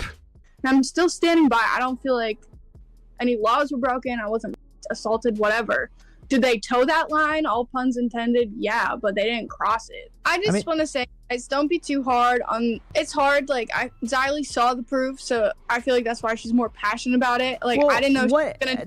But you said the proof wasn't even that significant. So how does it change the story? It just That's what I'm backs up her confused. story. It just backs it up. her story. Okay. Yeah, it probably gets like 5% worse. Again, it doesn't change the fact that I wasn't like assaulted or anything. It just like proves that they're lying. Another part is about the deck of cards. One part of Babs' story is that she wasn't going into the three-way for anything crazy. She was using playing cards that she does with all her friends. You guys catch that part about Babs bringing her own deck of cards? She can repeat it all she wants, but it ain't true. I can confirm her lying about the most irrelevant detail, which she repeats with strange emphasis. Her bringing a deck of cards for us to play with, a physical deck of cards, which she repeats emphasis on, right? It was a drinking game card app on her phone, nothing physical. Again, so weird for her to lie about the most irrelevant detail. However, in one of the videos that Edwin recorded on Babs' phone, Babs claimed that you can quite literally see a physical deck of cards on the table next to him. Whilst the footage is blurry here, I can make out the pattern on the deck of cards, but I completely understand if this isn't as convincing. I could talk about other stuff that I may have seen, like contradictory complaints or inconsistencies. I'm pretty sure Edwin lied about not watching videos and streams about himself, like I can see the screenshot in front of me. However, as I don't have the time to play all the clips Edwin has against Babs, I feel it'd be unfair to air out all the criticisms against Edwin's video. Ultimately, both parties have put out their side, pitted it against one another. As said before, Edwin's response video was received somewhat well, and a lot of his burnt bridges were back to neutral terms. Nicholas Diorio was even down to host a conversation in September, hashing out his issues outside of Babs. Yet even with Nick's softer tone, this interview would be a severe reality check. Edwin notably doesn't apologize or admit to a lot, trying to turn around his behavior on everyone else. He fails to address the double standards for Bobux and Salvo until he gets pressed on it. He says he didn't expect Aiko or Tommy to bombard him with questions when it was his choice to call into both and he knew what they were talking about. Aiko was covering.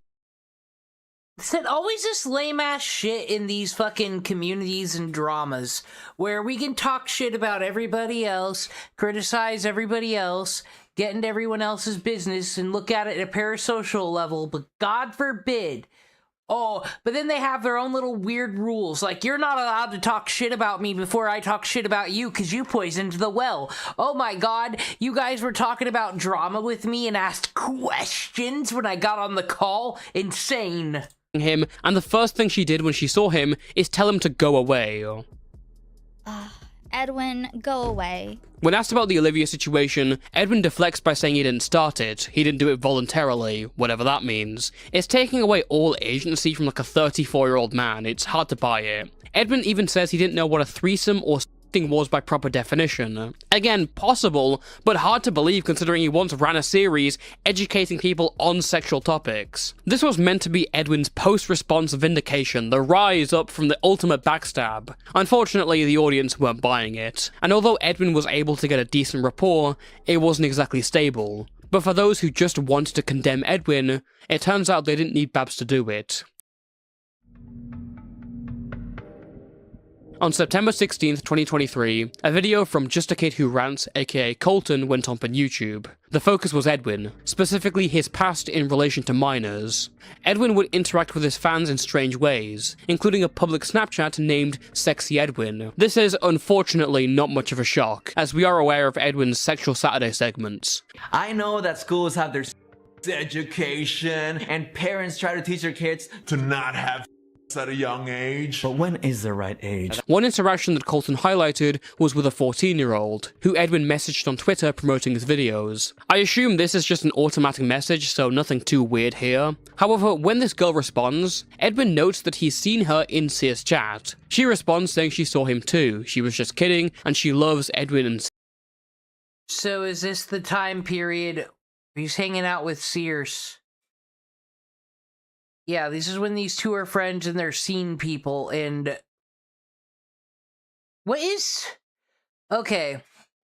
I was talking about that Jake Marino, he's like... right-leaning goth dude, right? And, Tonto brought up a point like, that person's a loser because he dresses like he appeals to 14-year-old girls, but it's like... What if a person doesn't want to appeal to 14-year-old girls, but they just happen to be into being goth? And the 14-year-old girls keep getting attracted to the fucking goths. What do you do? Because why is it the same shit with this fucking blood on the dance floor scene? We're not cool enough to commit to being goth or emo. That's too conformist for us, so we're just gonna put a lot of hair gel in our hair and pierce ourselves. I think that's what the scene shit is.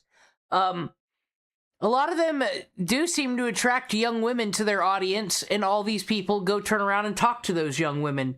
You are indeed. Dear. Edwin replies, saying, "Good girl." The two would interact on Snapchat, where in response to a question, Edwin sends this girl a shirtless selfie. Interactions like this were all about the place on Edwin's Snapchat, and it was both private and public. In one post, Edwin is wearing nothing, only censoring the explicit parts with scribbles and the words "naked AF." Pictures like those were lucky to have a scribbled censor. This wasn't the last of these interactions. Edwin would reward these sometimes underage fans with naked pics if they retweeted his videos, like in this instance. The girl captioning a post saying she skipped class for this doesn't make it any better. Another DM to a 17-year-old is not sexual, but reads, "Hi bae, I'm grateful for you and your kisses." Back when Edwin and Sia were close, a running joke on their channels was Mommy Edwin and Daddy Sia, as their fans would refer to them. Several hashtags, streams together, and even them both cross-dressing on their streams. This is fascinating when you pair this with Edwin's own view on cross-dressing and the relation with fans, especially back on that call with Chud Logic about Sia. The only picture I've seen that concerned me was the one where he was with Hassan and somebody else, and they were like dressed like, because that's like such a trap for like young fans to be like when they cross-dressing and wearing skirts.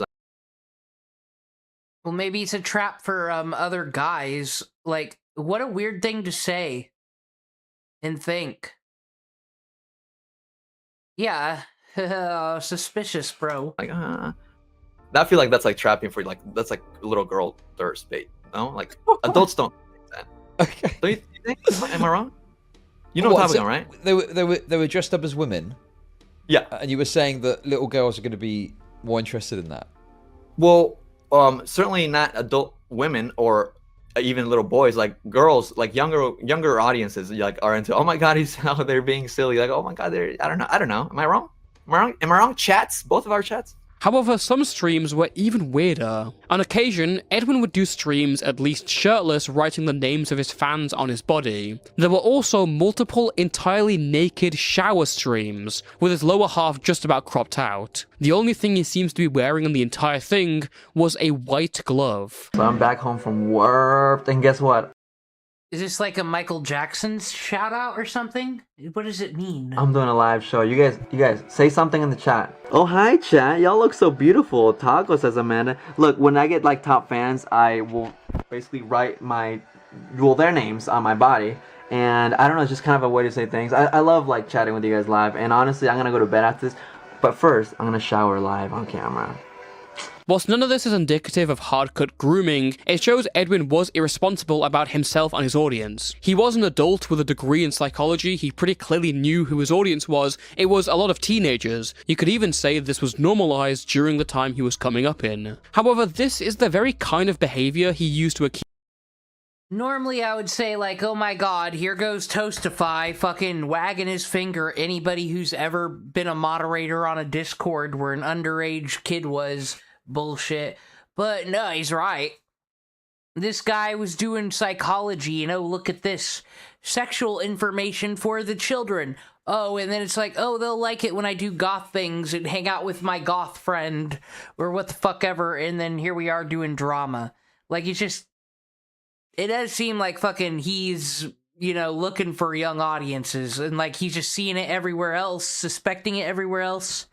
Motherfucker guilty. Sia of being a I don't know what he is guilty of, but pedophile, with little to any evidence, so it's not surprising that his own standards would apply to himself. He was very, sexual with his fans. It was very... And, if he hasn't deleted his tweets, you could probably see, tweets from his, 2016, 2015, 2014. You could see a lot of his sexual tweets, talking to fans and stuff.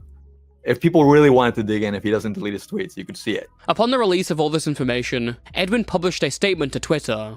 This has gone too far. There was never any targeting, grooming, or contacting of minors for sexual gratification as is being painted. It was popular to encourage fans to retweet new videos 7 to 10 years ago by offering a DM or a pic, and I did so a few times, with some cringe messages at worst. Some of these DMs were posted by fans back then are now being spread around by others to paint a perverse light without this context. The DMs are criticizable and look very cringe in hindsight, but to make anything more of it after others looked through hundreds of tweets to see if the fans were underage or not, to force that as a factor is disgusting. If you're genuinely concerned over these victims, please feel free to reach out to them to validate these false claims made on their behalf. Y'all can hate and criticize me all you want, but sensationalizing lies week after week has got to be exhausting for y'all too. I would like to move on from personal drama, and I hate that people won't let me. The documentation of Edwin's weird past was enough to kill any reputation he had left. Even if the information had an unplanned release through a commentary troll, it was enough. And despite being known as a troll, Colton did pretty well. Though Edwin did try to come back to a second channel and cover the same sort of topics, no one really cared what he had to say. The only person he was affiliated with was a still active doxer. Edwin's channels are now inactive. Apart from the famous Edwin vlog channel where he gives occasional updates on his life, Edwin has most likely gone into a real life job, and I don't see him returning anytime soon. It spells the end of a nearly 20-year career on YouTube, one that by all means was never meant to get this far. Through a combination of luck and opportunities, that's how it works for every single one of these people, don't you know? Edwin always managed to hitch his wagon from one place to another. The way I see it, Edwin's career has always been directed by his feelings. It seems like he never really grew up. He might be over 35 now, but in reality he's still stuck back in those early 2000s, tripping forward through fighting every former friend. Thank you for watching, and until next time, stay safe and stay toasty. Alright, now we're all caught up on Edwin's generation. Lame. We'll never see him again. Okay, I'm gonna do another day of grinding in Mistria to set up another Sabbath day. Oh my gosh, we got through a whole week. But, gonna end on history. All this fucking drama, brain slop, cops. It's time to learn about history unlike what I didn't do in school. Kent State shootings. Remember when they shot all those people on campus? And y'all want to say life is harder now than it used to be? Now the students bring guns to shoot people on the campus. It used to be the other way around. Time sure changed. That's horrible, but it's like, there's a mass shooting every day. It's never an acceptable time for me to make a bad shooting joke. April 30th, 1970, Vietnam-Cambodia border.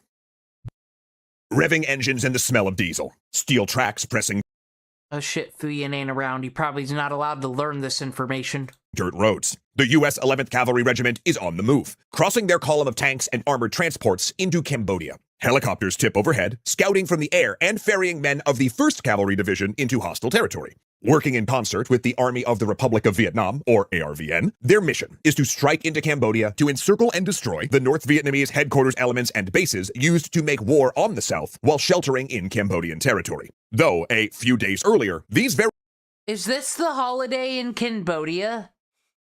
Of dead Kennedy's fame? Had laughed when they were told they were going to Cambodia, because the whole idea seemed unthinkable. For Richard Nixon had been elected less than 2 years before on a platform of drawing down and ending the war. He'd recently promised the bitterly divided country to bring 150,000 American troops home within the next year, meaning there'd been no attempt to sell an incursion to Congress or the American people. Yet here they are, heading into enemy territory blind, since the mission had been so secret there hadn't even been reconnaissance flights. It's a mission that will result in over 1,800 US casualties for little discernible gain. But the deaths most seared into the American psyche will surprisingly not come from those fighting the war.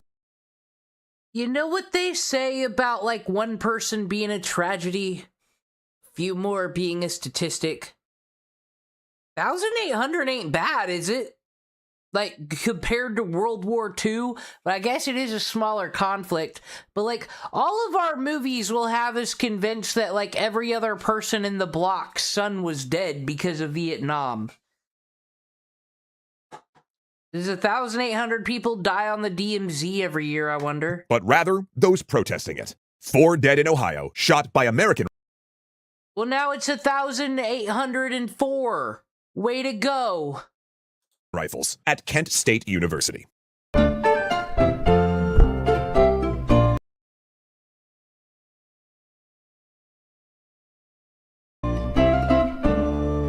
The Oval Office, April 30th, 1970, 90 minutes later. Richard Nixon announces that U.S. troops have just entered Cambodia to destroy communist bases, making war on South Vietnam, expanding the war to another country. We take this action, he says, not for the purpose of expanding the war into Cambodia, but for the purpose of ending the war in Vietnam and winning the just peace we all desire. The address is, at its heart, an after-the-fact justification, an attempt to square this action with his promises to end the war. Due to the secrecy of the operation, he's also... Wow, it's like Nixon was being a politician or something and trying to have his cake and eat it too, using word salads and things that sound good to kind of appease both parties, hopefully. Wow. I haven't seen that since TikTok psychic people. Neglected to consult Congress on the incursion, apart from briefing a couple of largely friendly senators. Knowing he'll receive sharp criticism from the anti-war movement, especially on college campuses, he then tries to frame the expected opposition as enemies of civilization. My fellow Americans, we live in an age of anarchy, both abroad and at home. We see mindless attacks on all the great institutions which have been created by free civilizations in the last 500 years. Even here in the United States, great universities are being systematically destroyed. It's a speech that speaks to the country's huge divisions. Wow, this looks familiar. Isn't people saying this about the colleges today? Suspicious. Both over the war and Nixon himself. Richard Nixon had been elected in 1968, partially on his promise to bring the war to a close and to end the draft. Yet, despite a heavy win in the Electoral College, he only had a razor-thin edge in the popular vote. So, with the country already bitterly divided over his presidency, and Congress incredibly hostile to any expansion of the war, would he... We should go look back in time and go see interviews about this. I want to know how many people are like, oh my god, you elected that warmongering fucking fascist? What the fuck? I'm never gonna hang out with no Nixon supporter. I have a feeling it was the exact same. I have a feeling this is why I went to the Gerald R. Ford Museum, because I live in Grand Rapids, of course, but like, y'all, he was correct in what he did. He kind of ended this bullshit just by saying, okay, Nixon, go away. I'm pardoning you so we don't have to talk about your shit anymore. No, we're not doing trials. We're not, because that is a waste of taxpayer money if nothing's going to happen. He really crossed. Nixon did nothing wrong. That sounds like some more your Southern Confederate talk over there. Both that literal and figurative line. It turned out... I mean, Nixon for this crime would be just as fucking guilty as Barack Obama, wouldn't he? When Obama was running before 2008, he was promising to end all Bush's wars. He didn't. He kept him going just as long. We haven't even gotten this war that we're in now started compared to those. He would. Now, our modern vision of Nixon is highly colored by Watergate and all of the things we know about the malfeasance and dysfunction in his administration. But it's also important to remember that in the 1968 election, he had run largely as a more moderate Republican candidate. And lots of ink has been spilled about his, quote, Southern strategy of using racial dog whistles, and we should definitely acknowledge that. But in the Republican primary, he was running against an out-and-proud segregationist. And part of Nixon's law and order message was so effective because there really was fear of domestic unrest in the country. There had been the wave of assassinations, from JFK to Malcolm X to MLK. No one would ever assassinate an important person or a fucking politician. Surely this is all fake. They suicided. To RFK during the 1986. Okay. Government got him. Nation of Islam. Racism. And haters, because his message is too powerful. The government again.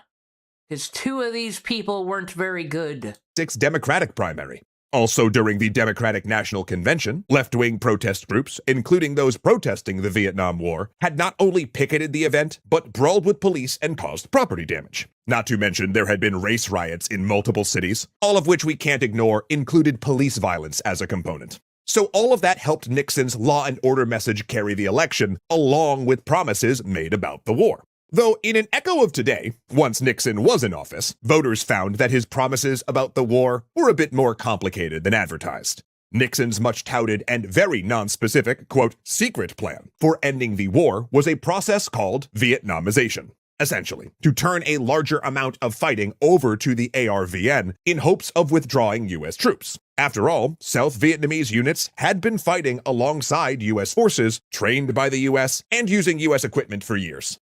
Of course, the reality of this was far harder than it looked on paper. Knowledge transfer from English-speaking military advisors to Vietnamese-speaking officers was a slow process, especially when it came to technical roles like helicopter pilots. Then, of course, if one was killed, the process had to start all over. Still, by the end of 1969, Nixon had pulled 25,000 combat troops out of Vietnam with a promise to remove a further 150,000 in the next year. So there really was a sense that the war, which by the end of 1969 had led to nearly 49,000 American combat deaths, was finally drawing to a close. Except it wasn't.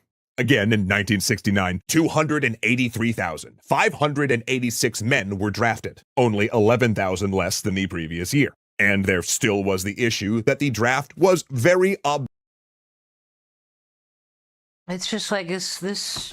I know I've been through history class many times, we all have, but it just doesn't make any fucking sense. You say Nixon did nothing wrong, but why draft for a stupid anti-commie war? This is not World War II. We aren't saving the fucking world. It's just Vietnam. They aren't even South Korea. Obviously unfair. Local draft boards often favored drafting lower-income men and racial minorities, while young men from higher-income groups were able to exempt themselves by getting married, enrolling in college, or getting a diagnosis with something like, I don't know, something random off the top of my head, bone spurs from a friendly physician. So as a result, in December of 1969, just say you're gay. That's what I'd do.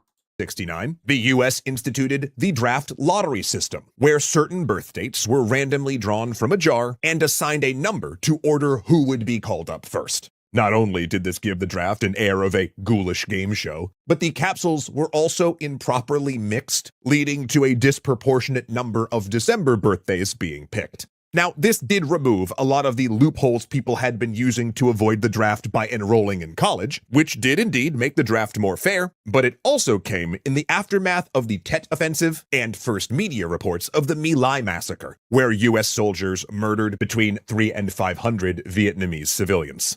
Increasingly, young people, especially on campuses, saw this war as both doomed and immoral.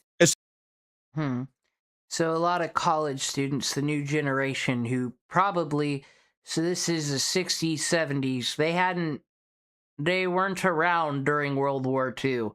This is all new to them, hearing about violence and everything done in another country, something they have no control over.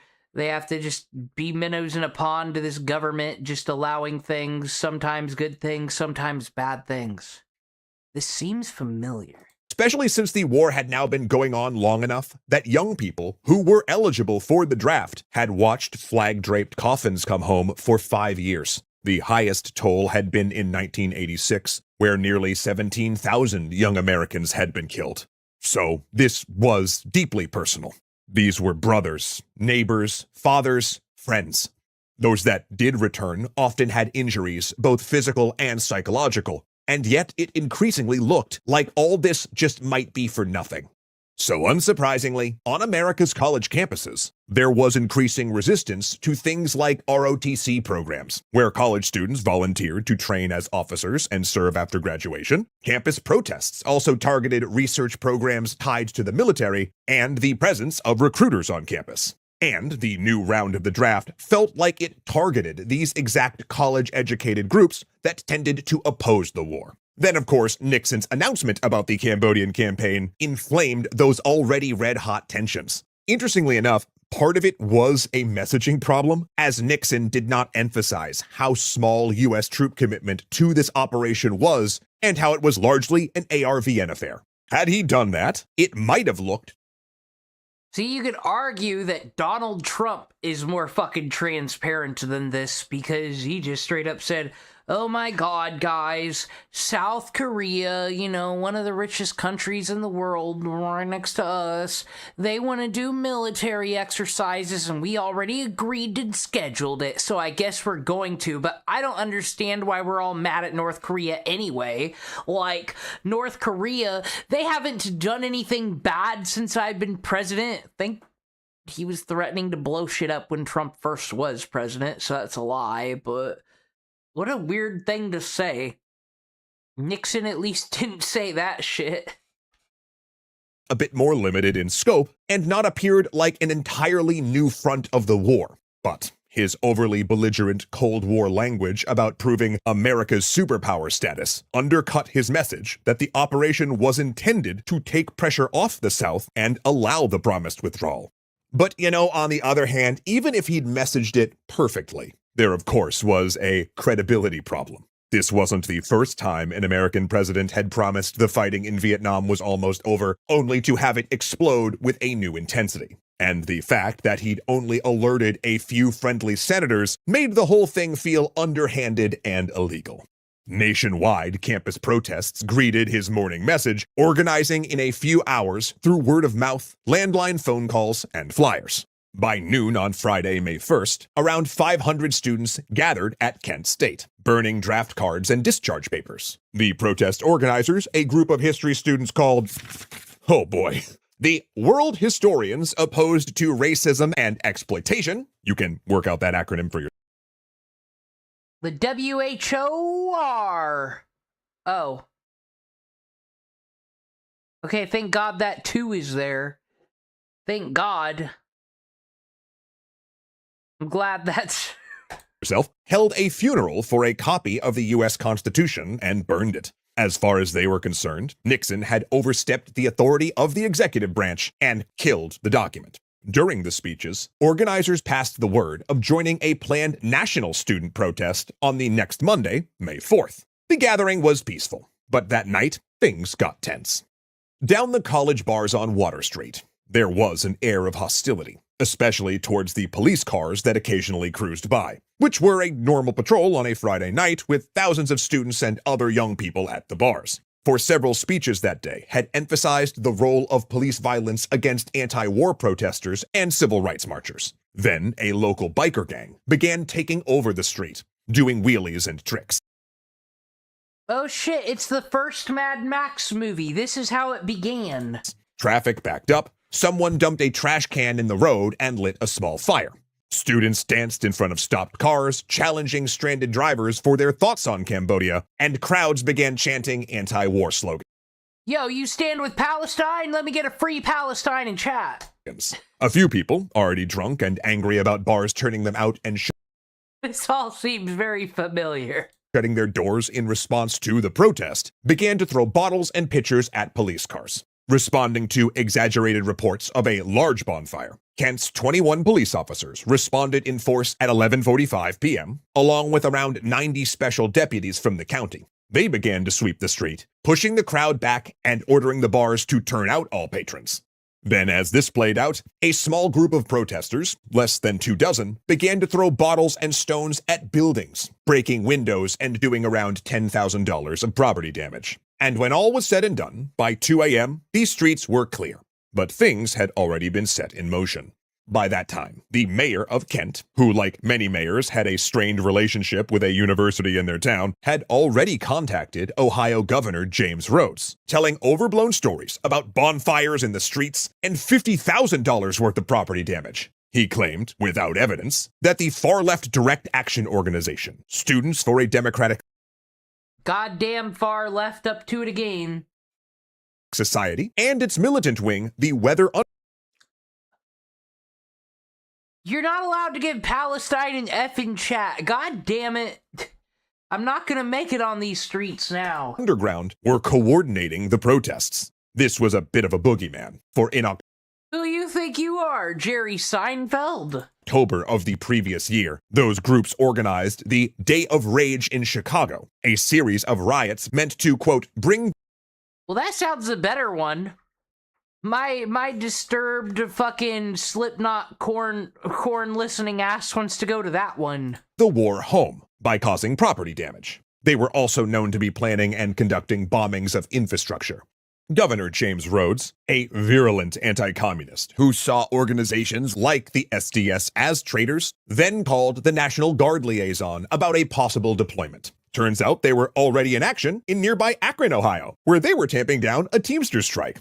Meanwhile, as the morning of Saturday, May 2nd dawned, with students showing up to the damaged district, offering to help clean up, local business owners rebuffed them, angry at the property damage. The mayor, hearing more from business owners who claimed to have been threatened and still believing the SDS had infiltrated campus, declared a civil emergency. All alcohol, firearms, and gasoline sales were banned, and the city would be under curfew from 8 p.m. to 6 a.m. University officials agreed to an on-campus curfew at 1 a.m., though peaceful demonstrations would be allowed. At 6 p.m., the National Guard is officially called into Kent. Meanwhile, at 7:30 p.m., a crowd of 600 begins marching through campus, chanting, "Hey, hey, ho, ho, ROTC has got to go." They move towards the empty ROTC building, and stones begin to fly at the structure. Not only do we got commies, but we got hoes and whores, too, just running about. Sure. The previous night's campus police had put the building under guard, but tonight it was wide open. A few demonstrators then throw road flares at the building, hoping to light it. Others move close, trying to start a fire directly and burn the building. But it takes a full half hour for the fire to actually light. By 9 p.m., Kent Fire Department arrives on the scene, but with no police escort protecting them. They only last 15 minutes. Rocks fly in their direction, and demonstrators get behind them as they spray the building and slash their hose lines. The firefighters then retreat as campus police finally come in, firing tear gas into the crowd to try to disperse them. At this point, law enforcement gets the crowd to back off, but not to return to their dorms. They go up the prearranged escalation ladder. They call in reinforcements from the sheriff's office, then the highway patrol. But as the police deal with the demonstrators, the fire regains purchase and the ROTC building fully burns. Now, like the responding police, the demonstrators are also not a single entity. For instance, when someone sets a storage shed alight, demonstrators and professors manage to put out that fire themselves. Students who came only to watch are also swept up in the chaos, and faculty marshals, marked with white and blue armbands, try to keep some kind of order. At 10:10 p.m., the firefighters returned, this time accompanied by 2 units of National Guard. Rocks clack off their vehicles as they drive in, and one guardsman is treated for an injury. But they also have bayonets fixed, their only option for crowd control other than... So if like this happened in modern day, like you said, we know exactly what would happen. The left media is going to talk about the absolute slaughter, this fucking overreach, this fascist president over here, whereas the right would bring up the firefighters thing. These people are assaulting fucking public officials, not public officials, but like public service workers and shit. And, you know, they didn't have body cams back then. They didn't have all the citations and fucking internal affairs, all that shit. And deploying tear gas or firing live ammunition. Then when faculty marshals approach the National Guard to coordinate, they instead raise their rifles, helmeted forms lit by the flames of the burning ROTC building. Faculty scrambles away as uniformed military troops begin to drive the students back into their dorms. The war has come to Kent State. Now, before you continue on with your YouTube journey today, 2 quick extra pieces of information for you. First of all, this series continues in 2 weeks on September 5th. And second, our ability to keep Helix mattresses for yourself risk-free. Click here. That son of a bitch. Did you just see what he did? Did you just see what he did to this advertisement? Disgusting. How dare. Y'all ever buy one of those mattresses from the internet? I got a Casper one. I did like where you open it and it goes up. It's pretty cool. Alright, turn our volume back on here.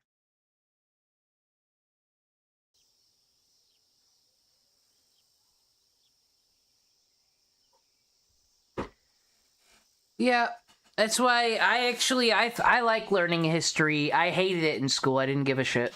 But that's how it goes, right? Alright, it's easier to socialize when I'm playing the game with chat. When I first arrived in Mistria, I thought I'd be passing through, but this place has its charms. Dude, they gave me a free house. Don't you think, DC? Oh, I believe so. Oh, it's not Sabbath until tomorrow, so I guess I'll see your wares.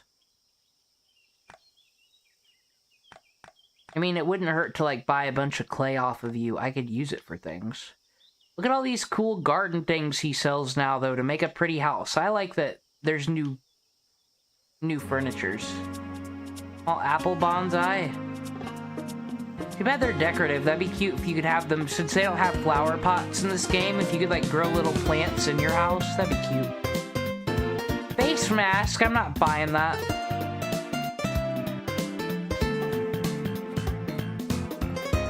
Go donate this stuff to the museum. I already gossiped with her today. I gotta remember to do that daily, whenever I have a chance.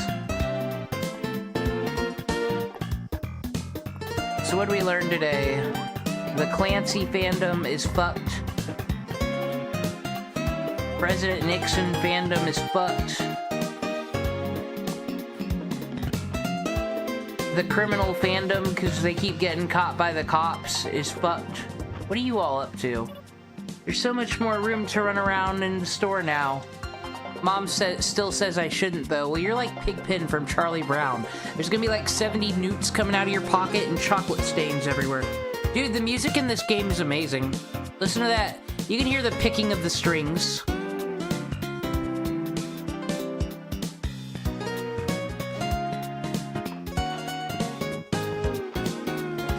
Oh, I was going up here. You all tricked me.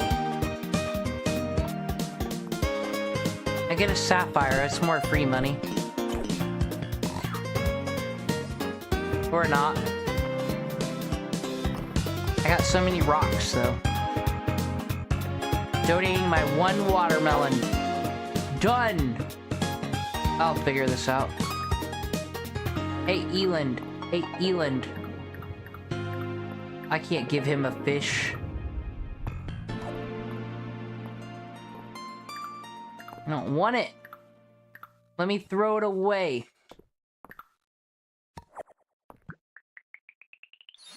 It would be lovely. At least I get a free spring lamp. I don't want it yet, though.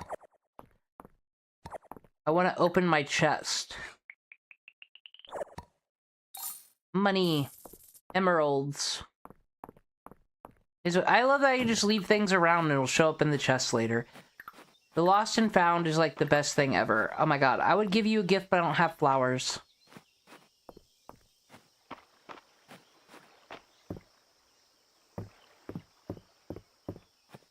Yeah, this one's Steam only, and I guess when I got my Steam Deck a whole 2 years ago, that was the best time to get a Steam Deck. They're more expensive now because of like all the AI generated bullshit.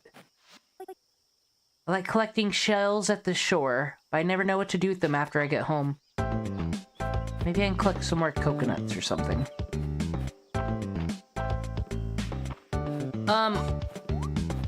On console though, I'd just have to go Stardew Valley, I guess. Animal Crossing's kind of lame, I've realized. Now that I've played these and gotten back into farming sims, fuck Animal Crossing. Like, I can't marry those furries and have babies with them. What's the point? Hey, Hayden, what's up? Well, a nice fella. I've asked him not to come down to the farm. His puns upset the animals. Is that fucking true? Baby cow, have you heard something offensive? No, he said we don't beat the cow. You know what I can do with this grilled corn? Bet Henrietta would like it. I don't mind. Have you tried Pal World? It's pretty much a farming sim. Same thing. Let's fucking get money, get clout, get items, get slaves.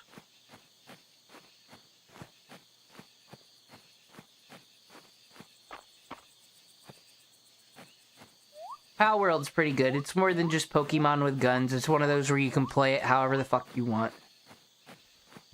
No wrong way to play, they say. I need this watermelon for a quest. I keep hoping... You know what? I can't. I would love to carry all my ingredients and make food. Oh, I could upgrade my inventory. There's no reason I can't do that other than I forgot I could. But, look. I got... Now I'm setting up this little fence area back here. I got this boba tea game on Steam, and I haven't played it yet. I've had it for like 6 months, because I keep playing this one in Stardew. Maybe I'll try that one out on stream. It's just like farming sim, but you gotta do the barista shit. There. Pretty flower. This is my lemon tree. And then soon, we'll begin the new. I'm not doing bad on money. Well, like, I keep investing in sugarcane because I can hoard sugar. If I can get a good hoard on, like, sugar, flour, all that shit, then I could basically be printing money and there'd be a reason to sell my produce. Look at that big old fishy. Should we get him? Come on, Free Willy, let's go. Michael Jackson soundtrack initiate. And that was the day I caught a tarpoon. I got a new bed. It didn't come from Helix, though. I didn't get a double because I don't know if it's gonna go that well, but starry ground, yellow bed. We just need a banger wallpaper and a better rug. This doesn't match. This doesn't match. It's gotta go. I'm sorry you were sleeping on that strawberry. But it didn't match. Had to go. I don't want this fucking trout. I don't want this fucking flower. Alright, how rich will I be?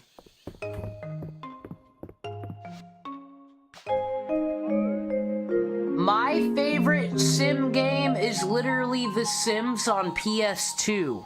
Not PC. PS2. I don't know why, I just like it. I made $1,000.